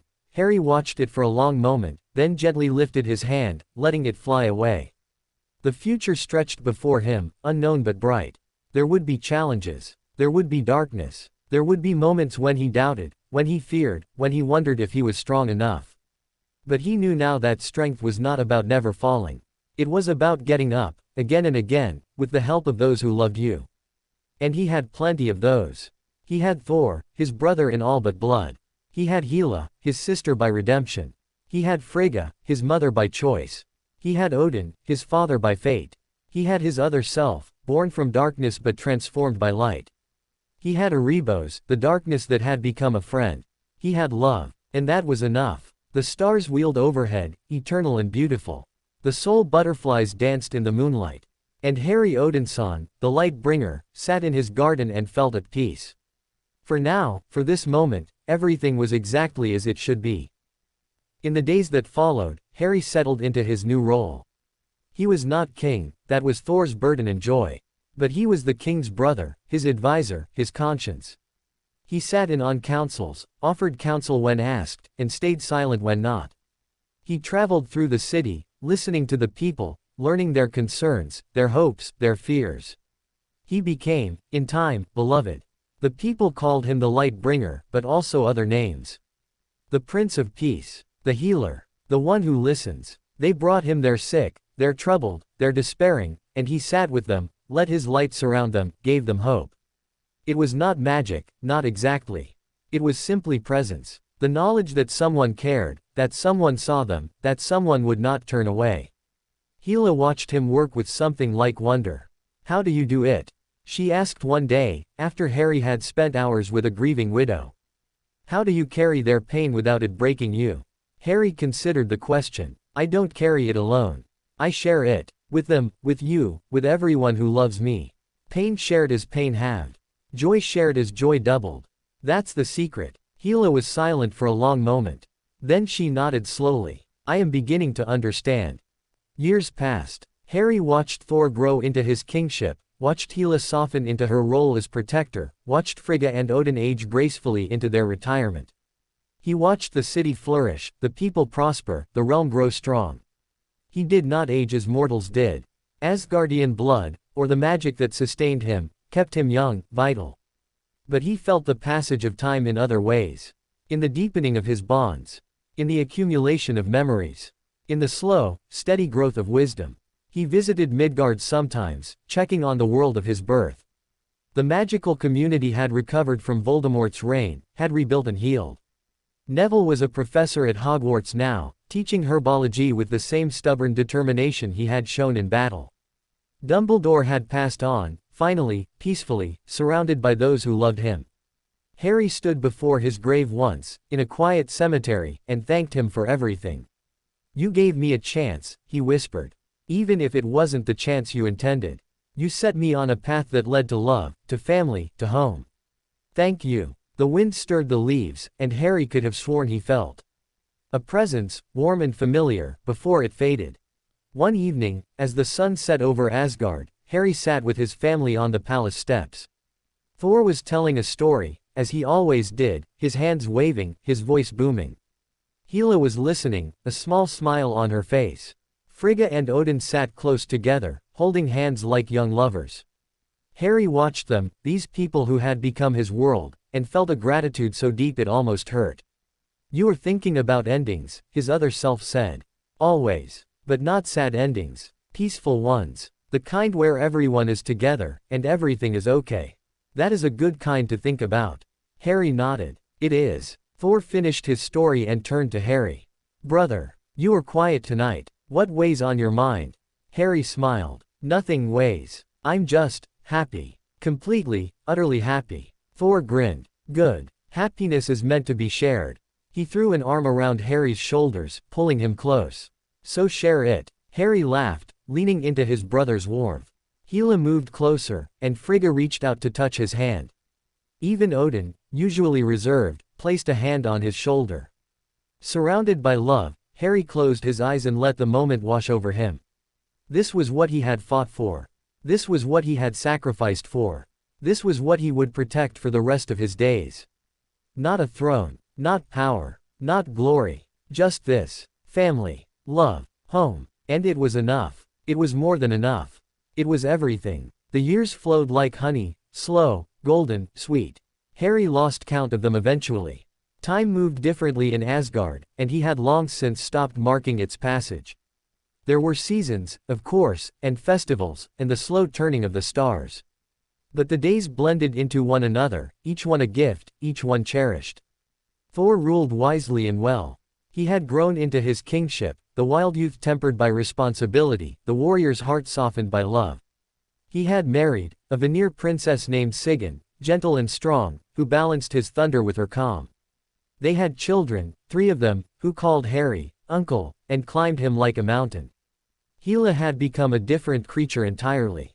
The sharp edges remained, but they were no longer weapons. She had become the realm's protector, her death magic now turned to guarding the living rather than summoning the dead. She trained the young warriors, her methods brutal but effective, and she had a particular gift for reaching the lost ones, the children who felt alone, misunderstood, afraid. She understood them because she had been them. Frigga and Odin had finally stepped back from all responsibility, spending their days in quiet contentment. They walked in the gardens, read in the library, sat together in the evenings watching the stars. Odin's remaining eye held a peace it had never known. Frigga's smile was constant. And Harry. Harry had become the heart of Asgard. Not its ruler, not its protector, but something softer and more essential. He was the one people came to with their troubles, their fears, their hopes. He listened. He comforted. He loved. His light had grown over the years, deepening and strengthening until it was no longer something he summoned but something he simply was. He glowed faintly always now, a soft golden radiance that warmed everyone around him. The soul butterflies never left him, they flocked wherever he went, a living cloak of shimmering wings. His other self had become so integrated that Harry often forgot they had ever been separate. They were one being now, one soul, one consciousness. They thought together, felt together, loved together. The darkness that had birthed them was a distant memory, a shadow that had long since dissolved in the light. It was perfect. Too perfect. The first sign came on a day like any other. Harry was in the garden with Frigga, helping her tend to a new batch of soul butterfly larvae. The tiny creatures wriggled on their leaves, translucent and fragile, and Harry watched them with the same wonder he had felt as a child. Frigga's hand stilled on his. "My son," she said softly. "Something troubles you." Harry looked at her, surprised. "Nothing troubles me, mother. I am happy." "Happy, yes. But also, restless. I have known you your whole life, Harry. I know when something is wrong." Harry started to protest, then stopped. She was right. There was something, a faint unease he had been ignoring for weeks, maybe months. A sense that this peace, this perfect happiness, was somehow fragile. Temporary. "I don't know what it is," he admitted. "Just a feeling. Like waiting for a storm." Frigga nodded slowly. "The soul butterflies sense it too. They cluster closer to you than ever, as if seeking protection." She paused. "Perhaps it is time to consult your other friend. The one in the darkness." Erebos. Harry had not spoken to the Nameless in years. Not since the Voidborn had come, not since the Well of Worlds. Erebos had faded from his awareness, respecting his peace, giving him space to live his life. But now Harry reached out. "Erebos." Silence. Then, faintly, a response. "Little spark. You call after so long. I need you. Something is wrong. I can feel it." Another pause. Longer. "Yes. Something is wrong. I have felt it too, but I did not wish to disturb your peace. You have earned your happiness, little spark. I would not take it from you. Tell me." A sigh, if darkness could sigh. The Voidborn stir again. Not actively, not yet. But they are restless. Something has woken them from their long sleep. Something is calling them. Calling them. Who? I do not know. But I fear it is the same force that nearly unraveled the universe before. Nirn's influence lingers, even in imprisonment. She cannot act directly, but she can whisper. And her whispers reach far. Harry's blood ran cold. Nirn, the embodiment of the end. The one who had tried to consume everything. What do we do? Watch, wait, prepare, and hope that whatever wakes them is not as strong as it seems. The connection faded. Harry sat in the garden, surrounded by light and life, and felt the first shadow of fear he had known in years. He told Thor that evening. They sat in the king's private chambers, away from the bustle of the court. Thor listened in silence, his face growing graver with each word. "The Voidborn," he said slowly. "I had hoped never to face them again. As had I." Harry met his brother's eyes. "But we may not have a choice.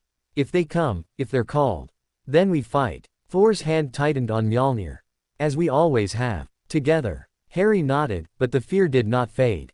The Voidborn were not like other enemies. They could not be killed, only dispersed. And if something was calling them, something powerful enough to wake them from their ancient sleep. "We need to know more," he said. "What's calling them? Where? Why? We can't fight blind." Thor agreed. "Then we find out. I'll send scouts to the edges of the realms. Hela knows the old ways, she can help." Hela joined them, and when she heard the news, her face became the mask of the goddess of death. "The Voidborn are not my domain," she said quietly. "They are older than death, older than life. But I know something of what wakes such things. Power. Great power, wielded without wisdom. Or desperation. The kind of desperation that comes from being trapped for eternity." "Nirn," Harry said. Hela nodded. "She cannot act directly, but she can influence. Send dreams. Whispers. If there is anyone in the universe desperate enough to listen, she will find them. Then we need to find them first." The search took months. Scouts traveled to the farthest reaches of the 9 realms, seeking any sign of disturbance, any hint of Nirn's influence. They found nothing. The universe was quiet, peaceful, undisturbed. But Harry's unease only grew. He felt it in his dreams now. Whispers at the edge of awareness, too faint to understand but too persistent to ignore. He saw flashes of darkness, of hungry eyes, of a void that was not Erebos's peaceful darkness but something ravenous. His other self felt it too. Something is coming. I cannot see it, cannot name it, but it is coming. Harry trained harder than he had in years. He sparred with Thor until they both collapsed. He studied ancient texts with Hela, searching for any mention of the Voidborn, of Nirn, of anything that might help. He sat with Frigga, letting her satyr probe the future, but even she could see only shadows. The threads are tangled, she said, her face pale with exhaustion. Something is obscuring them, something powerful. Odin, frail now but still sharp, offered what wisdom he could. In the old days, when such threats arose, we would seek the Well of Worlds.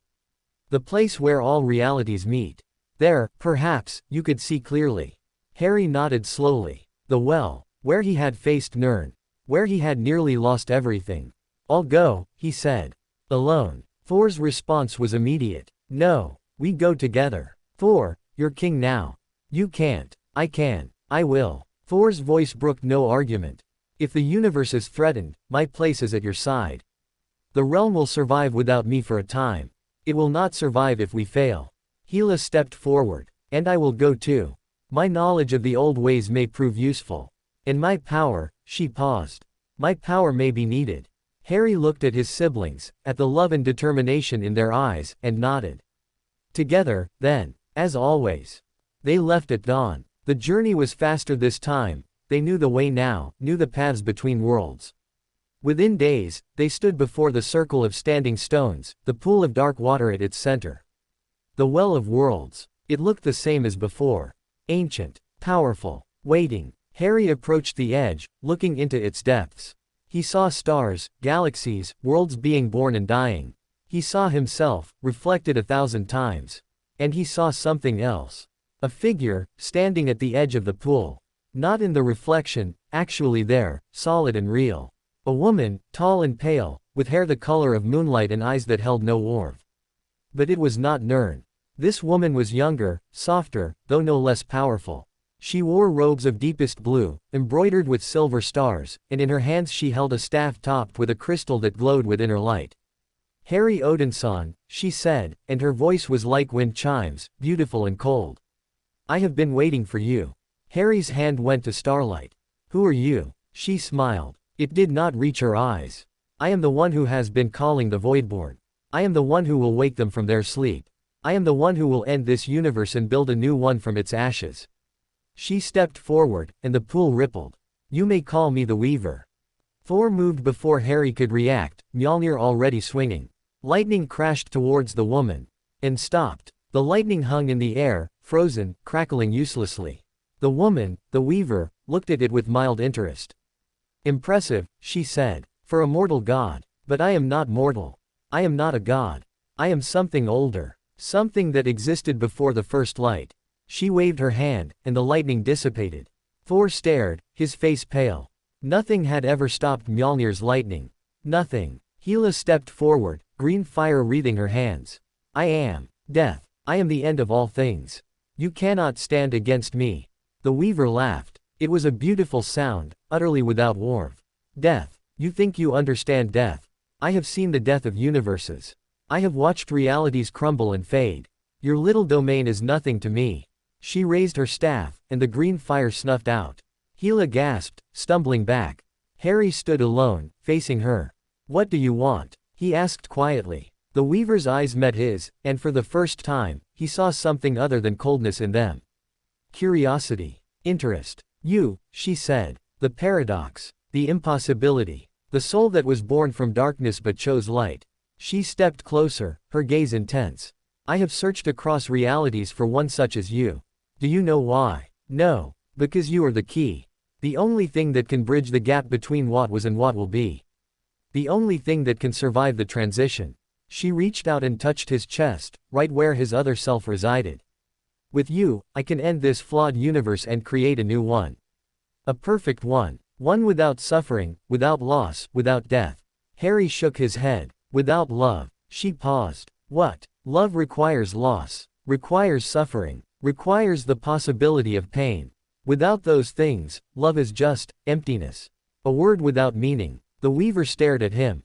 Then, slowly, her expression changed. Something flickered in her cold eyes. Doubt. Confusion. Love, she repeated. Such a small word for such a powerful force. I have studied it, you know. Across countless realities. I have never understood it. Because you've never felt it. She was silent for a long moment. Then she spoke, and her voice was different. Softer. No, I have not. I was created to create, to weave realities from the fabric of possibility. Love was never part of my design. Harry looked at her, really looked, and for the first time, he saw past the power, past the coldness, to something beneath. Loneliness. The same loneliness he had seen in Hela, in the fragment, in himself. You can change, he said quietly. I did. The fragment did. Hela did. You can too. The weaver shook her head. I am what I am. I cannot change. You can. If you choose to. That's the thing about choice, it's always there. Even when you think it's not. They stood at the edge of the well, two beings from different realities, and for a moment, the universe held its breath. The moment stretched. Harry could feel his siblings behind him, ready to fight, ready to die. He could feel the well pulsing with ancient power. He could feel the Voidborn stirring in their long sleep, waiting for the call that would wake them. And he could feel the Weaver's loneliness. It was vast, ancient, deeper than any ocean. She had existed for eternity without ever knowing connection. Without ever knowing love. I can teach you, Harry said softly. Not to be something you're not. Just to be something more. To add love to your existence, alongside your purpose. The Weaver stared at him. Her eyes, so cold moments ago, now held something fragile. Something almost like hope. You would do that. For someone who came to destroy everything you love. I would. Because that's what love does. It reaches out, even to enemies. Even to those who seem beyond reach. A single tear traced down the Weaver's pale cheek. I don't know how, she whispered. I don't know if I can. Neither did I. Neither did Hela. Neither did the fragment. But we learned. Together. Harry held out his hand. Let me teach you. The Weaver looked at his hand. Then at his face. Then at the siblings behind him, ready to fight, ready to die for each other. Slowly, hesitantly, she reached out and took his hand. The moment their fingers touched, Harry's. Light flowed into her. It was not a weapon, not a shield, not a spell. It was simply love, pure and warm, filling the empty spaces where loneliness had lived for so long. The Weaver gasped, tried to pull away, but the light held her, surrounded her, embraced her. For the first time in eternity, she was not alone. Tears streamed down her face, the first tears she had ever shed. The staff fell from her nerveless fingers. The crystal at its tip went dark. I feel, she whispered. I actually feel. Yes, Harry said gently. That's love. She looked at him, and her eyes were no longer cold. They were alive, bright, filled with wonder. I didn't know, she said. All this time, I didn't know what I was missing. None of us do, until we find it. The Voidborn stirred again, but differently this time. Not hungrily. Questioningly. Their connection to the Weaver, the call that had woken them, was changing. Becoming something new. The Weaver felt it. She raised her hand, and the stirring quieted. They are confused, she said. They have only ever known hunger. They do not understand this peace. Then teach them, Harry said. As I taught you. As others taught me. Love spreads. It grows. It transforms. The Weaver nodded slowly. She looked at the well, at the reflections of countless realities, at the power she had wielded for so long. I will try, she said. For the first time, I will try. They returned to Asgard together. The Weaver, she asked them to call her Lyra now, a name she had found in one of Frigga's books and loved, was quiet at first, overwhelmed by the flood of new sensations. Colors were brighter. Sounds were clearer. The touch of wind on her skin was almost painful in its intensity. But slowly, she began to adapt. Frigga took her under her wing, teaching her the simple pleasures of existence. Gardening, cooking, sitting in silence, watching the clouds. Lyra absorbed it all with the intensity of one who had never experienced anything before. The Voidborn did not attack. They waited, patient now, their hunger tempered by the Weaver's, by Lyra's, newfound peace. She spoke to them in dreams, teaching them what she was learning. That there was more to existence than consumption. That love existed, even for creatures of darkness. It would take time, eons, perhaps, but for the first time, there was hope. One evening, Harry sat with Lyra in the garden. The soul butterflies had accepted her immediately, clustering around her as they did around him. She watched them with wonder, a small smile on her face. I never imagined, she said softly, that existence could be like this. Harry nodded. Neither did I, once. I was a baby on a cold doorstep, marked for death, abandoned by the world that should have protected me. And then I was brought here. To light, to love, to family. Your story is remarkable. All stories are remarkable. Every life, every soul, every being. We just have to pay attention. Lyra was silent for a long moment. Then she spoke, her voice barely above a whisper. Thank you. For not giving up on me. For seeing something worth saving. Harry took her hand. There is always something worth saving. In everyone. Even in those who seem beyond reach. She squeezed his hand, and for the first time, she smiled. A real smile, warm and alive. I think I am beginning to understand. That night, Harry stood alone on the palace steps, looking out at the city. Thor joined him, slipping an arm around his shoulders. You did it again, brother. Harry smiled. We did it again. Together. Thor laughed softly. Yes. Together. He paused. Do you ever wonder if it will ever end?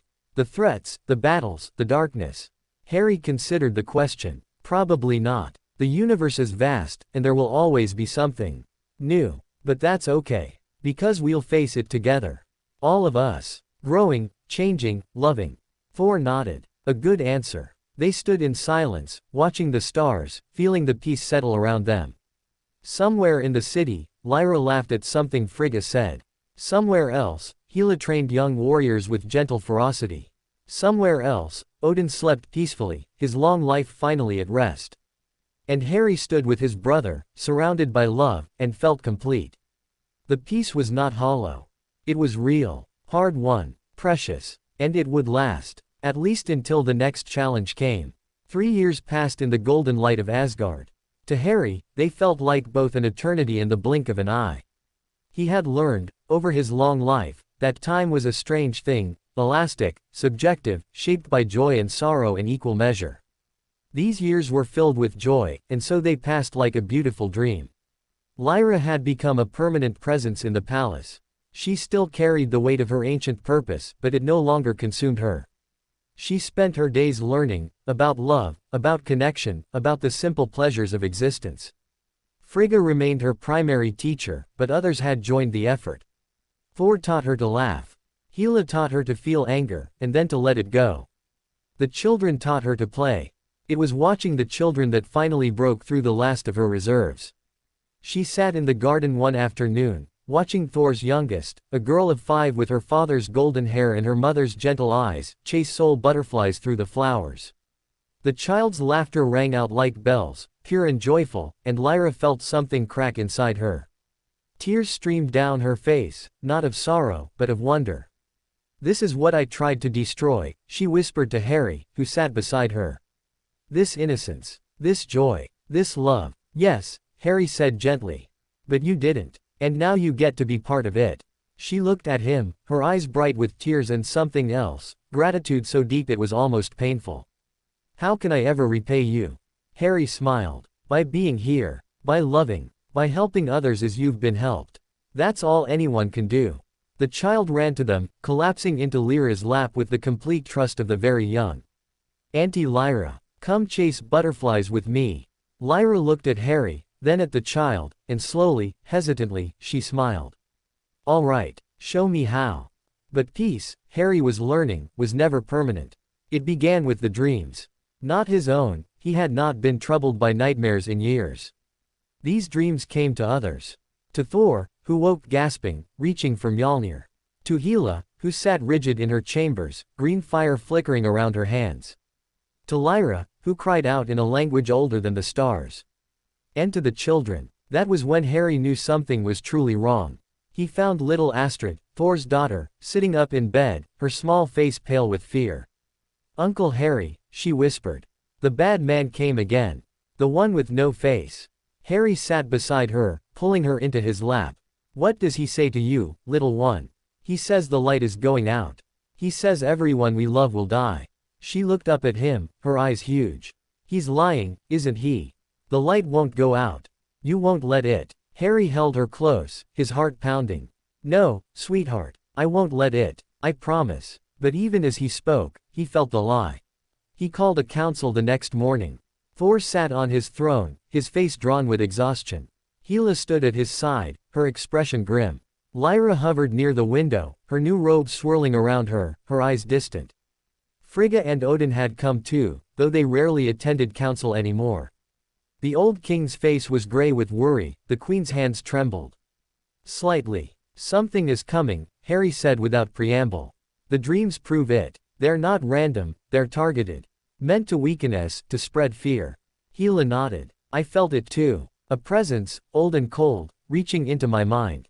It knew things about me, things no one knows. Lyra spoke, her voice soft. I know this presence. It is one of my kind. A weaver, like I was. But older. More powerful. And it has gone mad. The room went silent. A weaver. Thor said. Like you. There are more. Many more. We were created to weave realities, to shape the fabric of existence. Most of us fulfilled our purpose and faded. But some could not let go. They became obsessed with perfection. With creating the perfect reality, no matter the cost. Lyra turned from the window, her eyes haunted. The one who is coming, I know him. His name is Kairos. He was the greatest of us, the most skilled. And the most dangerous. He believed that the only perfect reality was one without choice. Without free will. Without the possibility of error. Harry's blood ran cold. Without love. Yes. Because love requires choice. Requires the possibility of rejection, of pain, of loss. Kairos saw love as the ultimate imperfection. The flaw that ruined every reality. And now, Lyra's voice dropped to a whisper. Now he has found a way to unmake realities entirely. To unravel them thread by thread until nothing remains. And then, in the void, he will weave his perfect reality. One without love, without choice, without life as we know it. The room was silent. Then Odin spoke, his ancient voice steady despite everything. How do we stop him?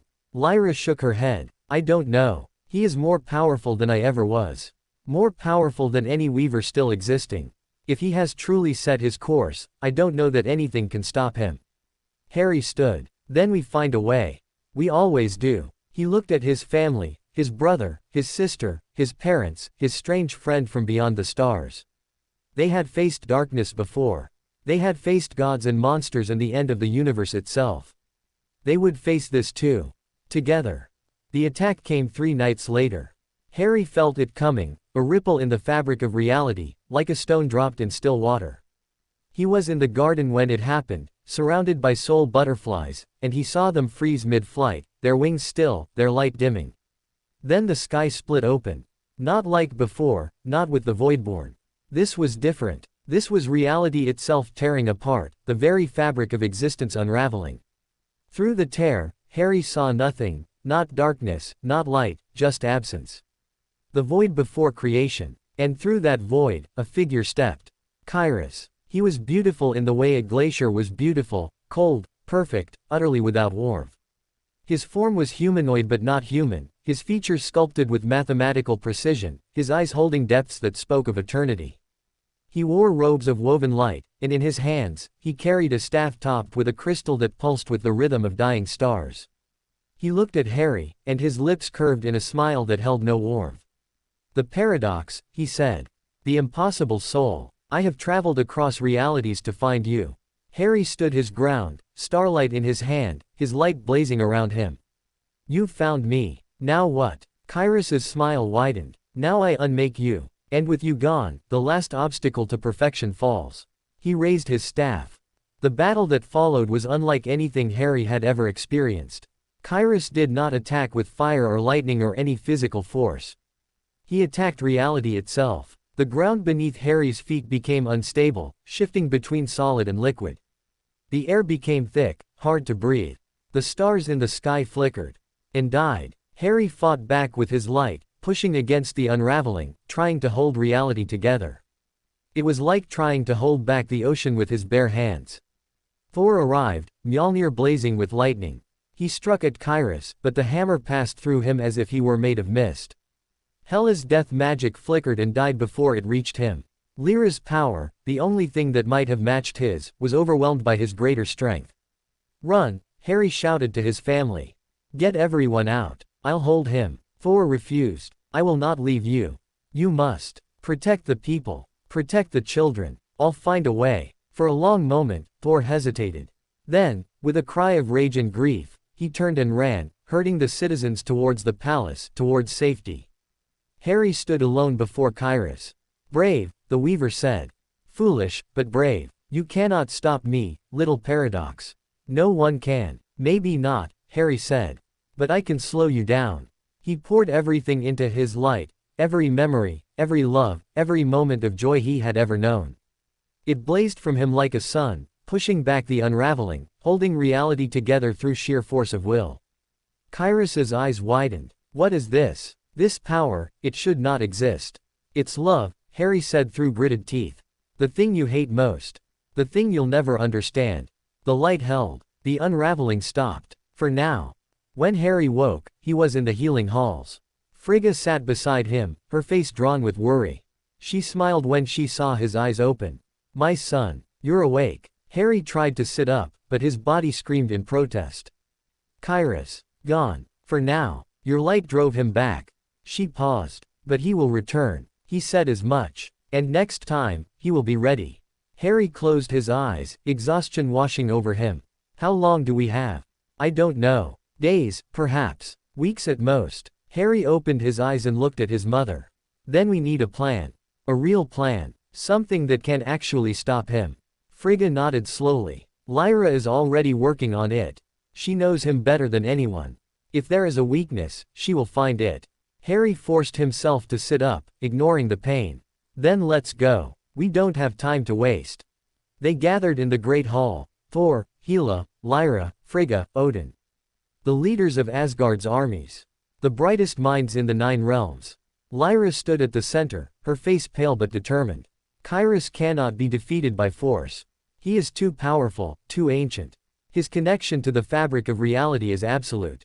She paused. But he can be contained. Trapped. The same way Nirn was trapped. How? Harry asked. With love. With memory. With the very things he despises. Lyra looked at him. "You did it before, at the Well of Worlds. You called upon every soul Erebos had preserved, and together, you imprisoned Nirn. You can do the same to Kyrus." Harry shook his head. "That was different. Nirn was already weakened. Kyrus is at full power. Then we weaken him first." Lyra's eyes were fierce. "I know how. His power comes from his connection to the void, the absence of all things. If we can fill that void, even for a moment, with love, with memory, with life, his power will falter. And in that moment, we can trap him." Thor stepped forward. "How do we fill the void?" Lyra looked at him, then at Harry, then at everyone in the room. "Together. All of us. Every soul in Asgard, every soul in the 9 realms, every soul Erebos has preserved. We link our hearts, our minds, our love. And we pour it into the void." Silence. Then Hela spoke. "It could work. It would require perfect unity, perfect trust. But it could work." Harry looked at his family. At the people who had become his world. "Then that's what we'll do." The next days were a blur of preparation. Messengers were sent to every corner of the 9 realms, calling for aid. Warriors, healers, ordinary citizens, all were asked to come, to lend their strength to the coming battle. And they came. From Alfheim, the light elves arrived in shimmering ships, their grace and wisdom adding to the growing force.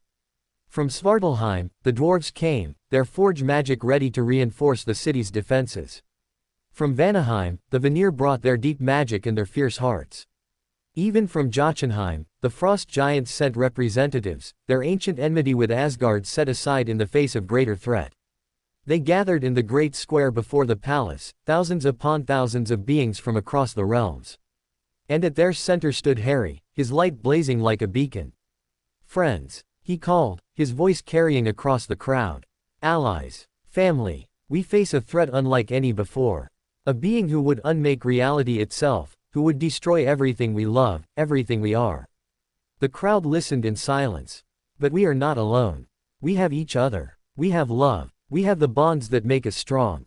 And together, we will show this being that love cannot be unmade. That life cannot be destroyed. That hope endures, even in the darkest hour." A cheer rose from the crowd, growing louder and louder until it seemed to shake the very foundations of Asgard. Harry looked at his family, at his friends, at the countless souls who had come to stand with them. And he knew, with a certainty that went deeper than knowledge, that they would win. Kyrus returned at dawn. The sky split open, wider than before, and he stepped through with an army at his back. Not voidborn, something worse. Creatures of pure negation, beings made of absence, of the space between atoms, of the silence between heartbeats. They spread across the city, and where they passed, things simply ceased to exist. Stones crumbled to nothing. Buildings vanished. Warriors fell, not dead, but simply gone. Harry stood at the head of his army, his light blazing. Kyrus, he called. Face me. The weaver turned, his perfect features twisting into a smile. So eager to die, little paradox. Very well. He raised his staff, and the void surged forward. But Harry was ready. He reached out with his light, not to attack, but to connect. To every soul in the army behind him. To every being in the 9 realms who had answered the call. To every soul Erebos had preserved, watching from beyond. And he poured love into the void. It was not a weapon. It was not a shield. It was simply love, pure, unconditional, infinite. It flowed from him, through him, around him, filling the emptiness that Kyrus commanded. The creatures of negation faltered. The void itself wavered. Kyrus's eyes widened. What is this? This is what you never understood, Harry said. This is what you tried to destroy. This is love. The light grew brighter, stronger, fed by every heart that beat in unison, every soul that chose to stand together. Kyrus screamed. His perfect form began to crack, to crumble, to dissolve. The void he commanded turned on him, consuming him as he had tried to consume everything else. No, he shrieked. I am eternal. I am perfect. I cannot. But he could. He did. The light consumed him, and he was gone. Silence. The sky healed. The city stood, battered but whole. The creatures of negation had vanished with their master.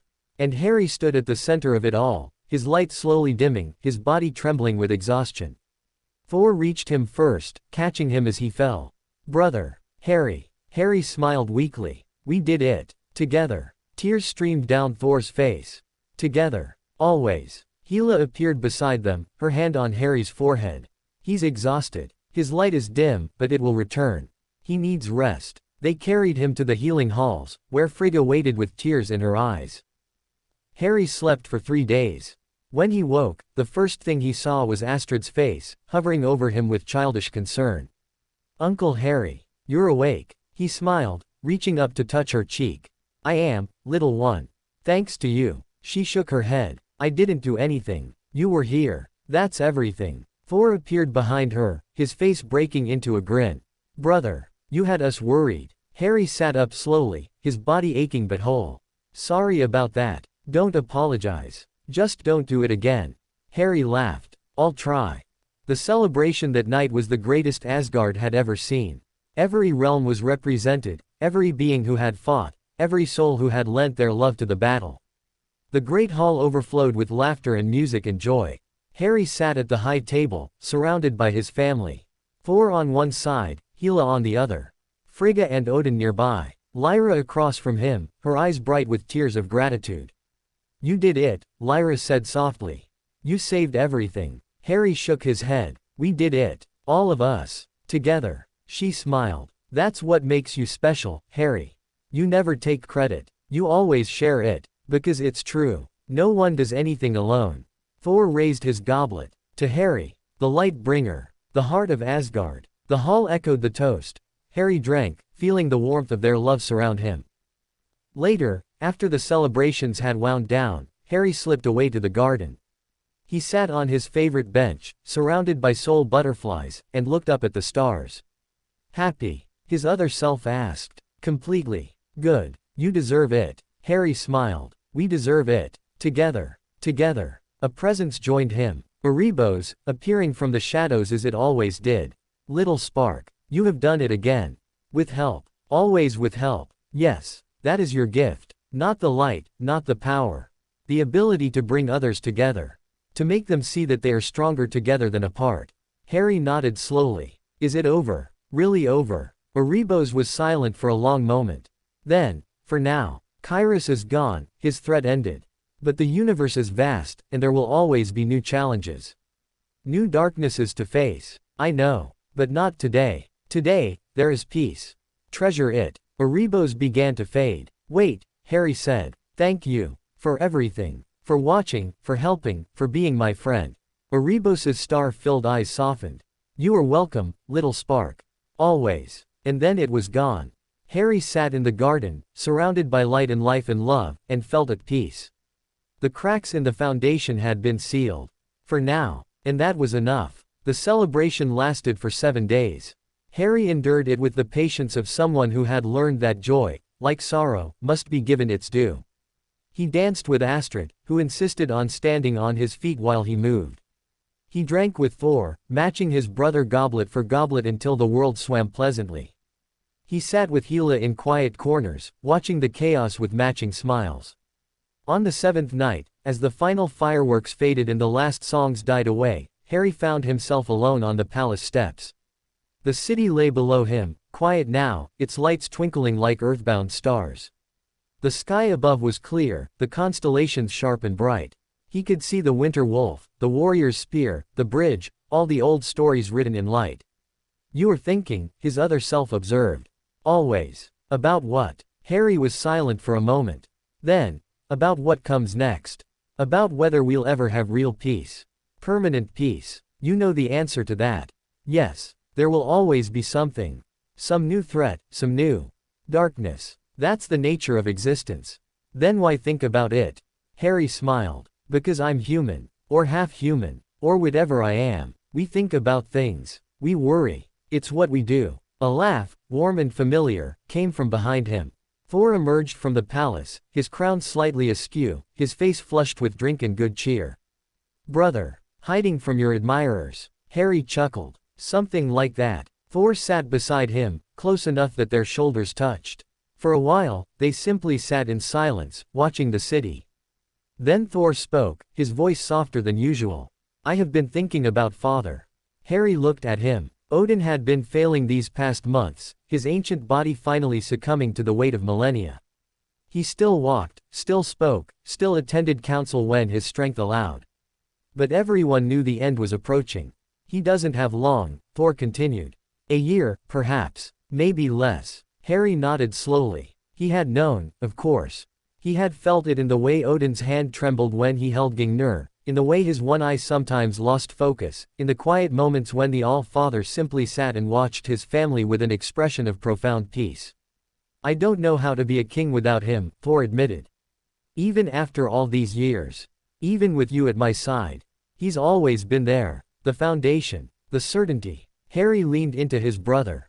You don't have to be a king without him. Not yet. And when the time comes, you won't be alone. You have me. You have Hela. You have Sigyn and the children. You have all of Asgard. Thor's hand found his and squeezed. I know. But knowing and feeling are different things. Yes, they are. They sat together as the night deepened, two brothers facing an uncertain future, drawing strength from each other's presence. The summons came at dawn. Harry was in his chambers, watching the sun rise, when a guard appeared at his door. Prince Harry. The Allfather requests your presence.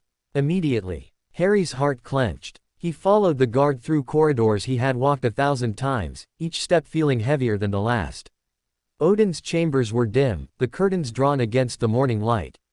Frigga sat beside the bed, holding her husband's hand. Thor stood at the foot, his face carved from stone. Hela hovered near the window, her expression unreadable. Odin lay in the bed, looking smaller than Harry had ever seen him. The Allfather, the king of gods, the terror of giants, reduced to this frail shell. But his one eye, when it found Harry, was as bright as ever. My son, he said, his voice a whisper of its former power. Come closer. Harry crossed to the bed and knelt, taking Odin's free hand. It was cold, so cold. I am dying, Odin said simply. You know this. Harry nodded, not trusting his voice. I have lived longer than any should. Seen more than any should. Loved more than any deserve. He smiled, a faint curve of his lips. Especially you, Harry. You were a gift I never expected. A child not of my blood, but of my heart. Father, let me speak. There is little time. Odin's grip tightened, surprising strength in those ancient fingers. You have brought light to this family. To this realm. To me. In my darkest moments, when I thought I had failed everyone, you showed me that redemption is possible. That love never gives up. Tears streamed down Harry's face. He did not try to stop them. Thor will be king. He has the strength, the courage, the heart. But he will need you. Not as an advisor, not as a warrior, as a brother. As the one who reminds him what he fights for. I will, Harry whispered. Always. Odin's eye moved to Hela. Daughter. Come. Hela approached slowly, her face rigid with control. She knelt beside Harry, taking Odin's other hand. I failed you most of all, Odin said. I was afraid, of your power, of your ambition, of what you might become. And my fear made me cruel. I imprisoned you when I should have guided you. I rejected you when I should have loved you. Hela's mask cracked. Tears spilled down her pale cheeks.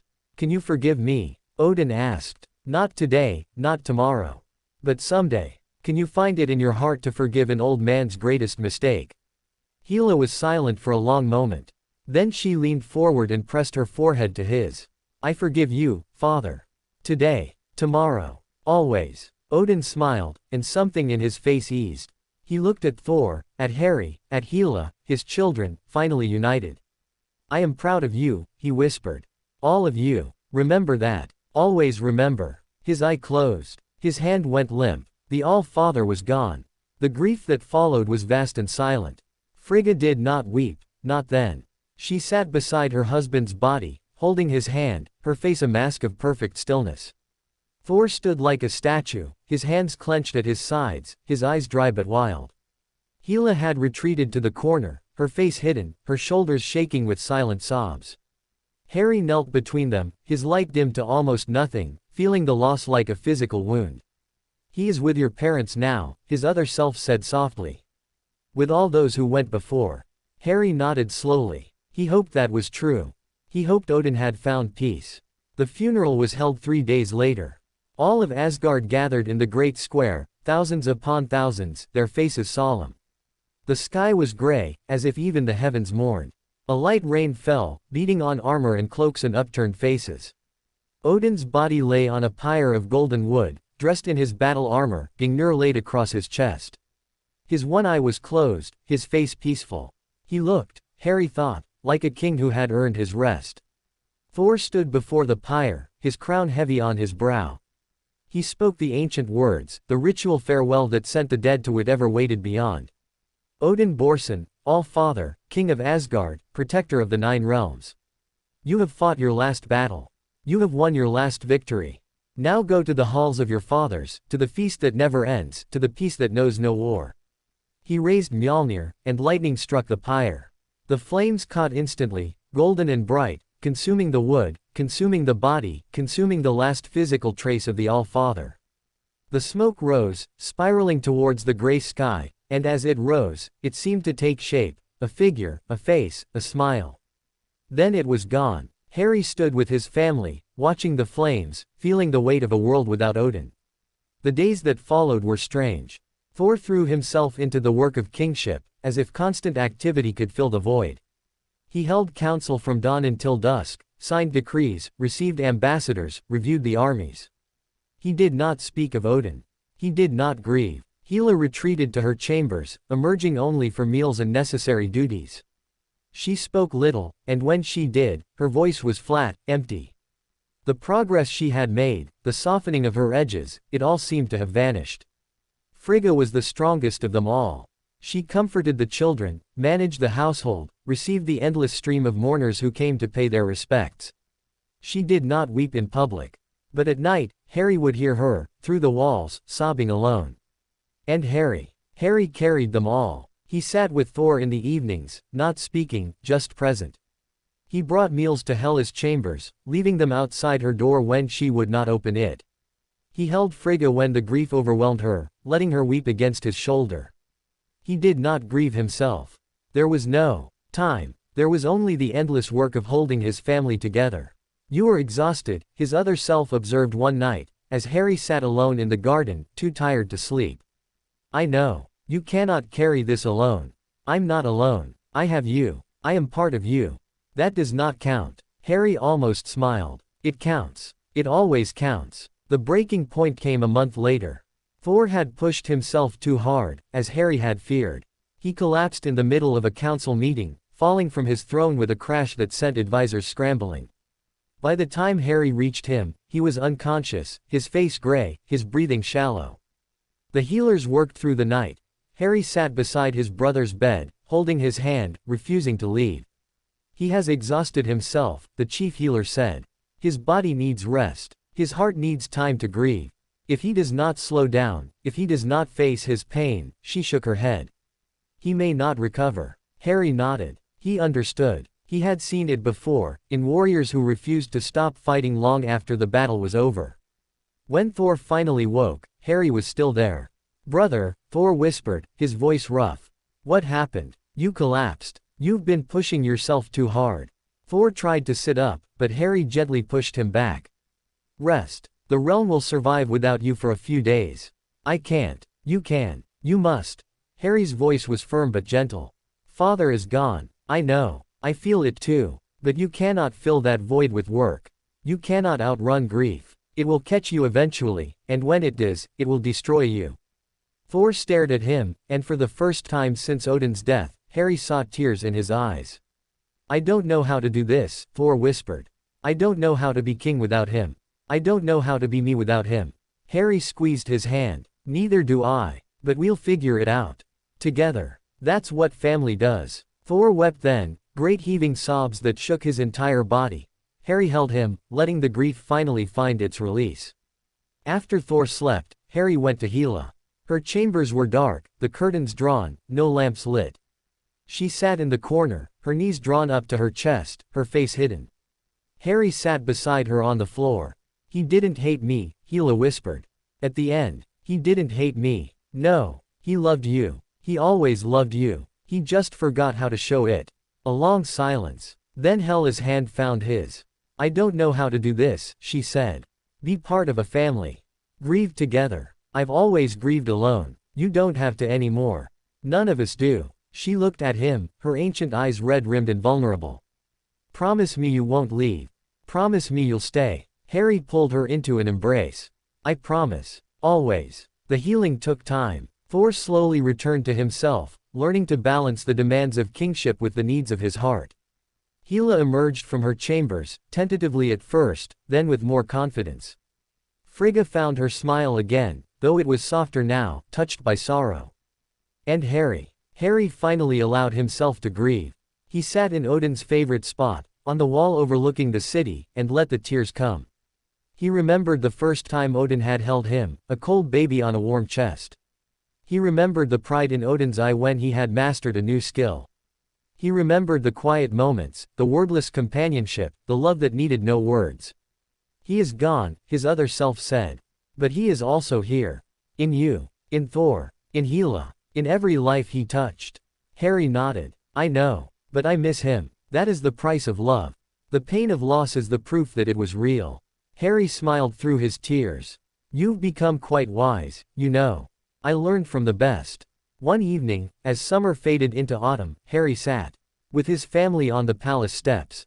Thor was telling a story about Odin, something from his childhood, and they were all laughing. Even Hela, who had never known Odin as a father, was smiling. Harry watched them, his brother, his sister, his mother, and felt the grief ease, just slightly. It would never leave completely.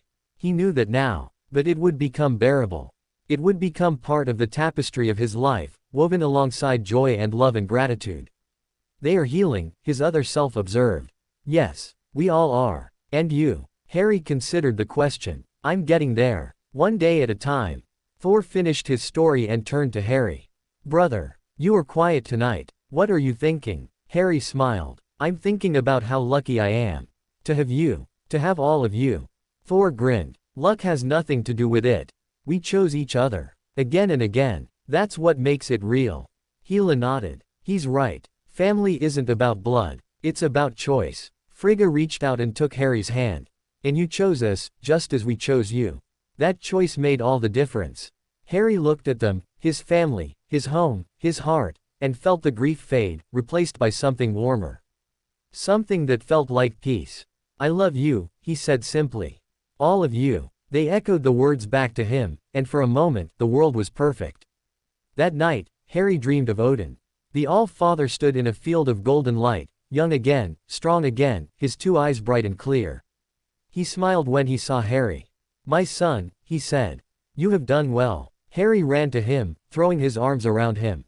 Odin held him tight. "I miss you," Harry whispered. "I know. But I am not gone. I live in you, in your brother, in your sister. In every choice you make, every life you touch." Harry pulled back, looking at him. "Is this real? Are you really here?" Odin's smile was gentle. "Does it matter? The love is real. The moment is real. That is enough." He placed his hand on Harry's chest, over his heart. "Carry me with you, my son. Not as a burden, but as a strength. And know that I am proud of you. Always proud." The dream began to fade. "Father," Harry reached for him, but he was already gone. He woke with tears on his face, but also a smile. Odin was gone, but he was also here. Always. The next morning, Harry walked to the garden and found a new soul butterfly had emerged. It was golden, brighter than the others, and it flew straight to him, landing on his outstretched hand. It sat there, wings slowly opening and closing, as if waiting. Harry looked at it, and for a moment, he could have sworn he saw Odin's eye in its delicate patterns. "Hello, Father," he whispered. The butterfly lifted from his hand and flew away, joining the others in their eternal dance. Harry watched it go, and felt at peace. The longest night was over. Dawn had come at last. A year passed. To Harry, it felt like both a heartbeat and an eternity. The seasons turned, the festivals came and went, and life in Asgard slowly found its new rhythm. But everything was different now. Odin's absence was a constant presence, a void that could never quite be filled. Thor had grown into his kingship with a weight that had never been there before. The laughter still came, but it was quieter now, more measured. He smiled often, but his eyes held shadows. He ruled well, wisely, but Harry could see the toll it took. Hela had found her place. She served as Thor's hand in matters of justice, her ancient wisdom and ruthless clarity proving invaluable. She was feared, still, but also respected. The people had learned that her coldness was a shield, not a weapon, and that beneath it beat a heart that had finally learned to love. Frigga had become the realm's grandmother, beloved by all. She spent her days in the garden, surrounded by soul butterflies and children, dispensing wisdom and comfort with equal grace. She missed Odin every moment, but she carried her grief with a dignity that inspired everyone who saw her. And Harry. Harry had become something new. Not quite a prince, not quite a healer, not quite a warrior. He was simply Harry, the light bringer, the heart of Asgard, the one people turned to when words failed and hope faltered. He spent his days moving through the city, listening, comforting, loving. His light had grown so constant that he no longer needed to summon it, it simply was, a gentle radiance that surrounded him always. The soul butterflies followed him everywhere, a living cloak of shimmering wings.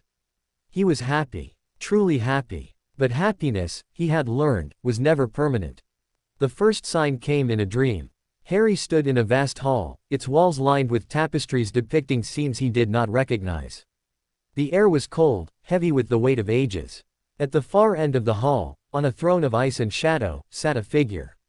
She was ancient, older than Odin, older than Asgard itself. Her face was beautiful and terrible, her eyes holding depths that spoke of eternity. In her hands, she held a staff of frozen light. "You have done well, little spark," she said, her voice like wind through dead leaves. "But your work is not finished." Harry's hand went to Starlight, but the sword was not there. "Who are you?" "I am what comes before. I am the memory of all that was lost. I am the keeper of the first world." The first world. Harry had heard of it only in the oldest texts, the most ancient myths. A world that had existed before the 9 realms, before the gods, before time itself. A world that had been destroyed in a war so terrible that even its memory had been erased.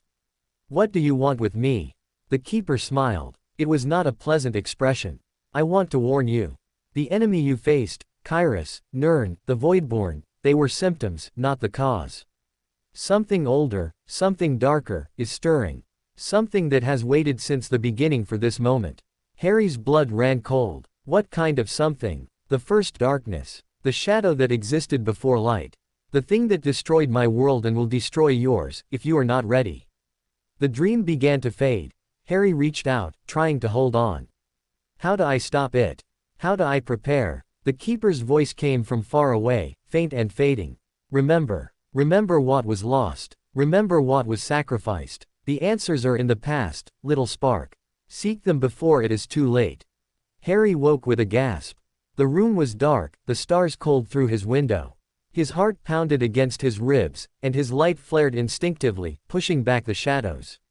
What did you see? His other self asked. Harry told it. When he finished, they were both silent for a long moment.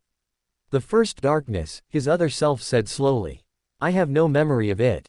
No knowledge. Whatever it is beyond even the source's experience. Then we need to find out. We need to find the keeper. She was in your dream. That does not mean she is real. She felt real. More real than any dream. Harry rose and dressed quickly, then made his way through the dark corridors to the library. If answers existed anywhere, they would be here. The library was vast, its shelves stretching into shadows, its tomes containing knowledge from across the 9 realms and beyond. Harry had spent countless hours here over the years, but tonight, he felt like a stranger. He started with the oldest texts, the ones that crumbled at a touch, that had to be handled with reverence and care. He read of the first world, of its glory and its fall. He read of the Keeper, the last survivor, cursed too. Remember what everyone else had forgotten. And he read of the first darkness. It was not a being, not exactly. It was a force, a presence, an absence. It was the shadow that existed before light, the silence before sound, the emptiness before creation. It had waited through the birth of the universe, through the rise and fall of countless worlds, patient and hungry. And now, according to the oldest texts, it was waking. This is beyond us, his other self said. Beyond anything we have faced. I know. What do we do? Harry closed the ancient book and stared at the wall. We find the Keeper. We learn what she knows. And then we figure out how to stop something that has existed since before existence began. And if we can't, Harry was silent for a long moment. Then we try anyway. Because that's what we do. He called a council at dawn. Thor came immediately, his face hardening as Harry spoke. Hela listened in silence, her ancient eyes growing distant with memory. Frigga's hands trembled slightly, but her voice was steady when she spoke. The first darkness. I have heard whispers of it, in the oldest satyr traditions. It is said that when the universe ends, it will be the first darkness that consumes it. Harry nodded. The Keeper said it's waking. That we need to be ready. Hela spoke. I know of the Keeper. In the old days, before my imprisonment, I sought her out. I wanted her power, her knowledge. But she refused me. She said I was not ready. And now, Hela met Harry's eyes. Now I wonder if any of us are ready. Thor stood. Then we become ready. Tell us where to find her. Harry opened the ancient book to a marked page. There's a place. The Well of Weeping, it's called. At the edge of Niflheim, where the ice meets the void. According to this, the Keeper dwells there. Thor nodded. Then that's where we go. The journey took them across the frozen wastes of Niflheim, through blizzards that could freeze a mortal solid in moments. Harry's light kept them warm, pushing back the cold, but even he could feel the ancient power of this place pressing against him. Hela led the way, her death magic making her immune to the cold, her ancient knowledge guiding their path. Thor walked beside Harry, Mjolnir crackling with lightning, his presence a constant comfort. After 3 days, they found it. The Well of Weeping was not a well at all. It was a vast crater in the ice, descending into darkness so absolute that it seemed to drink the light. At its edge stood a figure, waiting. The Keeper. She was as she had appeared in Harry's dream, ancient, beautiful, terrible. Her eyes held galaxies, her staff of frozen light pulsed with power, and her expression held a sorrow so deep it seemed to color the very air. You came, she said. I hoped you would. Harry stepped forward. You warned me. About the first darkness. I need to know more. The Keeper nodded slowly. Follow me. She led them down into the crater, into darkness so complete that even Harry's light barely penetrated. The walls were ice, but ice that seemed alive, pulsing with faint light and whispers that were almost words. At the bottom, they found a chamber carved from frozen time. In its center stood a single pedestal, and on that pedestal rested a crystal sphere filled with swirling mist. This is the memory, the Keeper said. All that remains of the first world. All that was saved from the destruction. She touched the sphere, and the mist cleared. They saw a world of impossible beauty, cities of crystal, forests of light, skies filled with beings of pure energy. They saw a people who had mastered time and space, who had achieved peace and prosperity beyond anything the Nine Realms had known. And they saw the darkness. It came without warning, without reason. A shadow that spread across the sky, consuming everything it touched. The crystal cities crumbled. The forests withered. The beings of light screamed and died. In moments, it was over. The first world was gone. The Keeper's voice came from beside them, heavy with millennia of grief. We did not understand what we were facing. We thought we were invincible. We thought our power could protect us. She shook her head slowly. We were wrong. Harry stared at the destroyed world, his heart heavy. How did you survive? I did not. Not really. I was the Keeper, the one tasked with preserving our memories. When the darkness came, I did what I was made to do. I preserved. But preserving is not living. I have been a ghost ever since. She turned to Harry, her ancient eyes meeting his. The darkness will come again. It is waking now, drawn by the power you and your kind have accumulated. It will consume your world as it consumed mine, unless you can do what we could not. What's that? The Keeper's voice dropped to a whisper. Remember. Remember what we forgot. That power alone is not enough. That love, connection, sacrifice, these are the only things that can stand against the darkness. We had forgotten that, in our pride. Do not make the same mistake. They returned to Asgard in silence. The vision of the first world haunted Harry, its beauty, its destruction, the screams of its people. He could not shake the feeling that he was seeing his own world's future. Thor spoke first, as they stood on the palace steps. What do we do? How do we prepare for something like that? Harry shook his head slowly. I don't know. The Keeper said we need to remember. To hold on to what matters. But how do you fight a darkness that consumed an entire world? Hela spoke, her voice quiet. You fight it together. You fight it with love. You fight it by being willing to sacrifice everything for each other. She looked at Harry. That's what you taught me. That's what you taught all of us. Maybe that's the answer. Harry considered her words. Love, connection, sacrifice. The things the first world had forgotten. The things that had saved Asgard again and again. Maybe, he said slowly. Maybe that's exactly it. The weeks that followed were filled with preparation. Not military preparation. Weapons and armies would be useless against the first darkness. Instead, they prepared their hearts. They spent time together as a family, strengthening their bonds. They reached out to the other realms, building alliances based on trust rather than fear. They told stories, shared memories, reminded each other of what mattered. Harry spent his days moving through the city, not as a prince, but as a friend. He sat with the grieving, played with the children, listened to the old and guided the young. He poured his light into every interaction, strengthening the web of connection that held Asgard together. And at night, he dreamed of the first world. He saw its beauty, its glory, its people. He saw their faces, their loves, their hopes. And he saw the darkness come, again and again, until he felt their screams as his own. You are carrying their memory, his other self said one night. The Keeper gave you that gift. Now you must carry it forward. I know. But it's heavy. Love is heavy. That's what makes it real.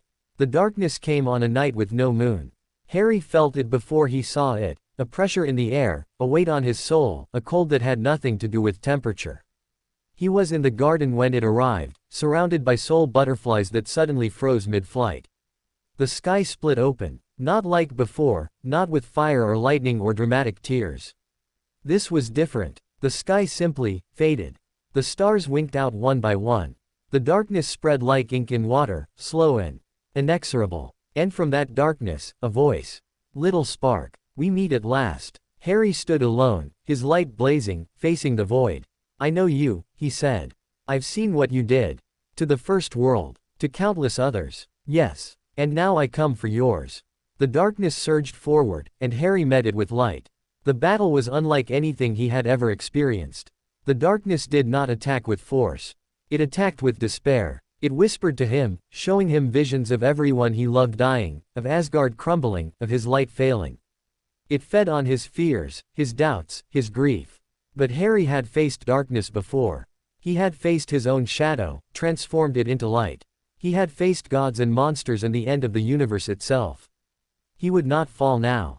He reached out with his light, not to fight, but to connect. To every soul in Asgard. To every soul in the 9 realms. To every soul Erebos had preserved, watching from beyond.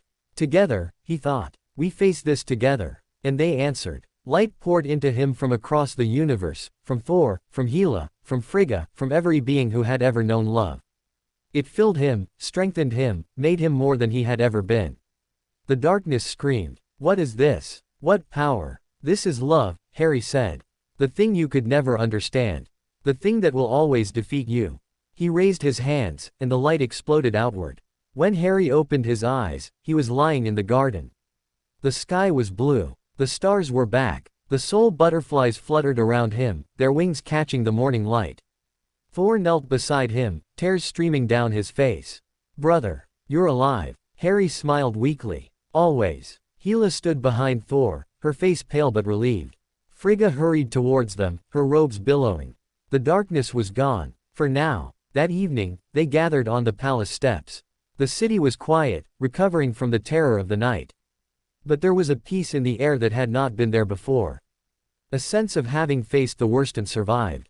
Harry sat with his family, surrounded by love. What happened? Thor asked. At the end, the darkness just stopped. Harry considered the question. I think it realized it couldn't win. Not against all of us. Not against love. Hela nodded slowly. The first world forgot that. They relied on power alone. We have something they didn't.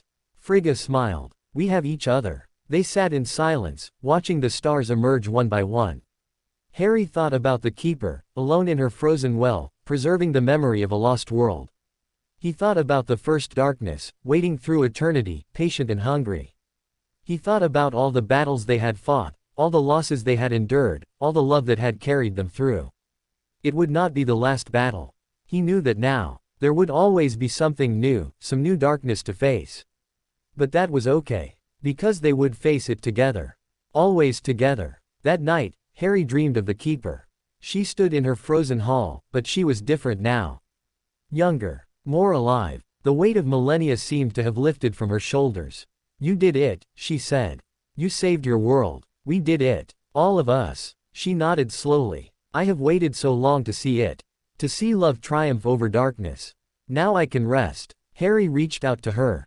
You don't have to rest. You could come with us. Be part of something again. The Keeper smiled, and for the first time, it reached her eyes. Perhaps. In time. But first, I need to remember how to live. It has been so long. The dream began to fade. Thank you, Harry said. For everything. The Keeper's voice came from far away, soft and warm. Thank you, little spark. For reminding me what matters. Harry woke to sunlight and the sound of children laughing. He rose and walked to the window. Below, in the garden, Astrid was chasing soul butterflies with her siblings. Thor sat on a bench, watching them, a smile on his face. Hela stood nearby, pretending to be aloof but clearly enjoying the scene.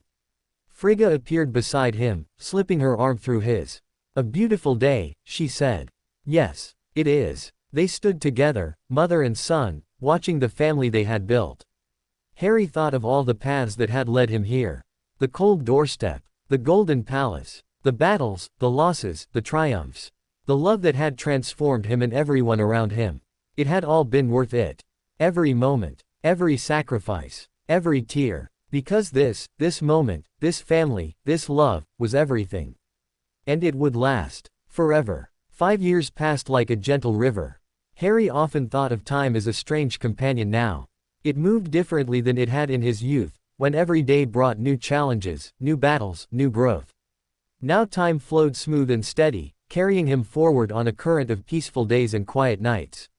He had stopped counting his age long ago. It no longer mattered. He was Harry, the light bringer, and that was enough. The changes in Asgard were subtle but profound. Thor had grown into his kingship with a wisdom that would have made Odin proud. He still laughed, still fought, still loved with his whole heart. But there was a depth to him now, a patience that had been lacking in his youth. He listened more than he spoke, and when he spoke, his words carried weight. Hela had become the realm's most trusted protector. Her transformation was complete, not into something soft, but into something balanced. The sharp edges remained, but they were tools now, not weapons. She trained the young warriors with a fierce love that surprised even herself. She had even begun to smile, small and rare, but real. Frigga had finally allowed herself to age. Not in truth, she was still beautiful, still vital, but in presence. She had become the grandmother of the realm, dispensing wisdom and comfort with equal grace. The children flocked to her, and she welcomed them all, her garden always full of laughter and light. And Harry. Harry had become something that had no name. Not quite a prince, not quite a healer, not quite a warrior. He was simply Harry, the one people turned to when words failed, when hope faltered, when love needed a voice. His light had grown so constant that he no longer noticed it. It was simply part of him, like his breath or his heartbeat.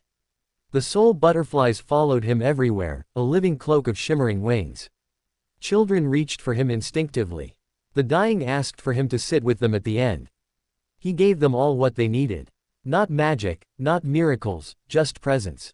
Just love. Astrid was 10 now. She had her father's golden hair and her mother's gentle eyes, but her spirit was entirely her own.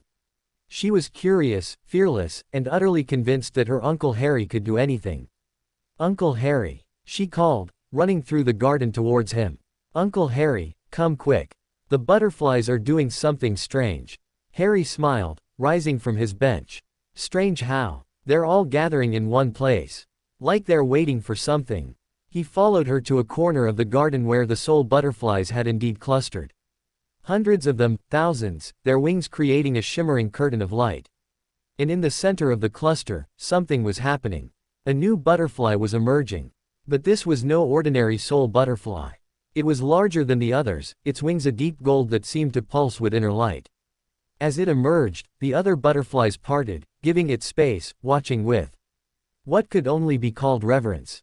Astrid gasped. It's beautiful. What is it? Harry watched the golden butterfly take its first flight, circling slowly, testing its wings. And in that moment, he knew. It's your grandfather, he said softly. It's Odin. Astrid's eyes went wide. Grandfather. But he's gone. Yes. But the soul butterflies carry the essence of those who have passed. Sometimes, when love is strong enough, they take on something more. He knelt beside her, watching the golden butterfly dance among the others. He's still here, Astrid. Watching over us. Loving us. The butterfly flew to them, landing gently on Astrid's outstretched hand. It sat there, wings slowly opening and closing, as if waiting. Hello, grandfather, Astrid whispered. The butterfly lifted off and flew away, joining the others in their eternal dance. Astrid looked up at Harry, tears in her eyes. He's really here. He's really here. He always will be. That evening, Harry told Thor about the butterfly. His brother listened in silence, his face unreadable. When Harry finished, Thor was quiet for a long moment. I dreamed of him last night, Thor said finally. He was young again, strong. He told me he was proud of me. Thor's voice cracked slightly. I needed to hear that. Harry put his hand on Thor's shoulder. He is proud of you. We all are. Thor nodded, wiping his eyes. I know. I miss him. Me too. Every day. They stood together, two brothers missing their father, drawing strength from each other's presence. The peace continued. Harry spent his days as he always had, moving through the city, listening, comforting, loving. He had become so woven into the fabric of Asgard that people could not imagine the realm without him. He was as constant as the sun, as reliable as the stars. But he felt it now. The quiet before. Not a threat, not yet. Just a sense that things were building toward something. A gathering of forces, a convergence of fates. The universe was not done with him yet. You feel it too, his other self said one evening, as they watched the sunset. Yes, something is coming. I don't know what, but it's coming. Are you afraid? Harry considered the question. No, not afraid. Just aware. Ready. Good. That is the right way to be. They sat in silence, watching the colors fade from the sky. The summons came 3 days later. A messenger from Vanaheim, breathless and pale. The Vanir King requested an immediate audience with the Light Bringer. Something had been found. Something ancient. Something that spoke of Harry by name. Harry went alone. The journey to Vanaheim was short, the Rainbow Bridge depositing him in the heart of the Vanir court. King Freyr met him personally, his face grave. Harry Odinson. Thank you for coming. What's happened? Freyr led him through the palace to a chamber deep underground. There, On a pedestal of living wood, rested an object that made Harry's light flare in recognition. A crystal, like the one the keeper had shown him, but smaller. And within it, swirling mist that seemed to form shapes, faces, words. This was found in the oldest part of our realm, Freyr said. Buried for millennia. It has been waiting, the runes say, for the light bringer. For you. Harry approached the crystal slowly. As he drew near, the mist within cleared, and a face appeared. The keeper. Little spark, her voice echoed from the crystal. You have found my gift. I knew you would. Harry stared at her image. What is this? What gift? The memory of the first world. Not all of it, that would be too much for any being to carry. But enough. Enough to show you what we learned, what we lost, what we became. The mist swirled, and Harry saw. He saw the first world in its glory, its cities, its people, its wonders. He saw their pride, their belief that they were invincible. He saw their love, too, deep and real, but overshadowed by their confidence in their own power. And he saw their fall. But this time, he saw something else. He saw the moment of destruction, the instant when the darkness consumed everything. And in that instant, he saw a choice. A choice that could have saved them. A choice they did not make. They could have survived, Harry whispered. They could have saved themselves. Yes, the keeper's voice agreed. But they did not. Because they could not let go. Could not sacrifice their power, their pride, their individual selves for the greater good. They chose to die as themselves rather than live as something new. The crystal went dark. Harry stood in the chamber, shaking, the weight of what he had seen pressing down on him. He understood now. The first darkness could not be defeated by power alone. It could only be defeated by sacrifice. By the willingness to let go of everything, even oneself, for the sake of others. It was a terrible truth. And it would change everything. Harry returned to Asgard in a daze. He went straight to the garden, needing its peace, its beauty, its life. The soul butterflies clustered around him, sensing his distress, offering what comfort they could. What did you see? His other self asked. Harry told it. When he finished, they were both silent for a long moment. Sacrifice, his other self said. The one thing we have always been willing to make. Yes. But this is different. This isn't dying in battle. This is letting go of everything, identity, self, existence. Becoming part of something greater. Like we became. Harry started. He had not thought of it that way. But it was true. He and his other self had merged, had become one being from two. They had sacrificed their separateness for unity. Maybe that's the key, he said slowly. Maybe that's what the first world couldn't do. They couldn't become one. They couldn't let go of their individual selves. And we can. Harry was silent. He did not know. He called a council that evening. Thor, Hela, Frigga, his core family. Lyra, too, who had become part of their circle. He told them everything. The crystal, the vision, the choice the first world had failed to make. When he finished, the room was silent. Then Hela spoke. You're saying that to defeat the first darkness, we may have to become something new. Something that is not us. Yes. And you're asking if we're willing to do that. Harry met her eyes. I'm asking if we're willing to consider it. To prepare for it. So that if the time comes, we're ready. Thor stood. I am willing. For you, for our family, for Asgard, I would give anything. Frigga nodded slowly. As would I. Love requires sacrifice. Always has. Lyra spoke last. I have already changed once. From weaver to friend. I can change again. Hela looked at each of them, her ancient eyes bright with unshed tears. I never thought I would have this, she said quietly. A family. People who would die for me. People I would die for. She looked at Harry. Yes, I'm willing. Whatever it takes. Harry felt the warmth of their love surround him, fill him, strengthen him. Then we prepare. Not for battle, for transformation. We learn to let go. To become one. So that when the darkness comes, we are ready to meet it with the only thing that can defeat it. And what's that? Astrid's small voice came from the doorway. She had been listening, unnoticed. Harry smiled at her. Love, little one. Always love. The years that followed were the most precious of Harry's life. Knowing that sacrifice might be required made every moment sacred. Every laugh with Thor. Every quiet conversation with Hela. Every hour in the garden with Frigga. Every game. With Astrid and her siblings. He treasured them all. He trained with Tyr, not for battle, but for discipline. He studied with Lyra, learning the deeper mysteries of existence. He sat with the dying, holding their hands, easing their passage. And he loved. Always, always loved. The first darkness did not come. Not yet. The universe held its breath, waiting. But Harry was ready. Whatever came, he would face it with love. And love, he had learned, was enough. One evening, as the sun set over the Golden City, Harry sat with his family on the palace steps. Astrid was telling a story, her hands waving, her voice animated. Thor was laughing, Hela smiling, Frigga watching with gentle pride. Harry looked at them, these people who had become his world, and felt a peace so deep it was almost painful. Happy? His other self asked. Completely. Good. This is what we fought for. Yes, it is. The sun dipped below the horizon, painting the sky in shades of golden rose. The soul butterflies danced in the fading light, a living tapestry of love and memory. Harry took a deep breath, letting the moment fill him. Whatever came next, he was ready. Because he had this. He had them. He had love. And that was everything. And that is just the beginning of Harry's true destiny. If you want to see how far his power rises, or how the wizarding world reacts next, make sure you like this video and comment if you want part 2. And hey, if you're new here, don't forget to subscribe right now. Because I upload daily dark and powerful Harry Potter what-if stories. And trust me, the next one will be even more insane. And I'll see you in the next magical chapter. Until then, stay legendary.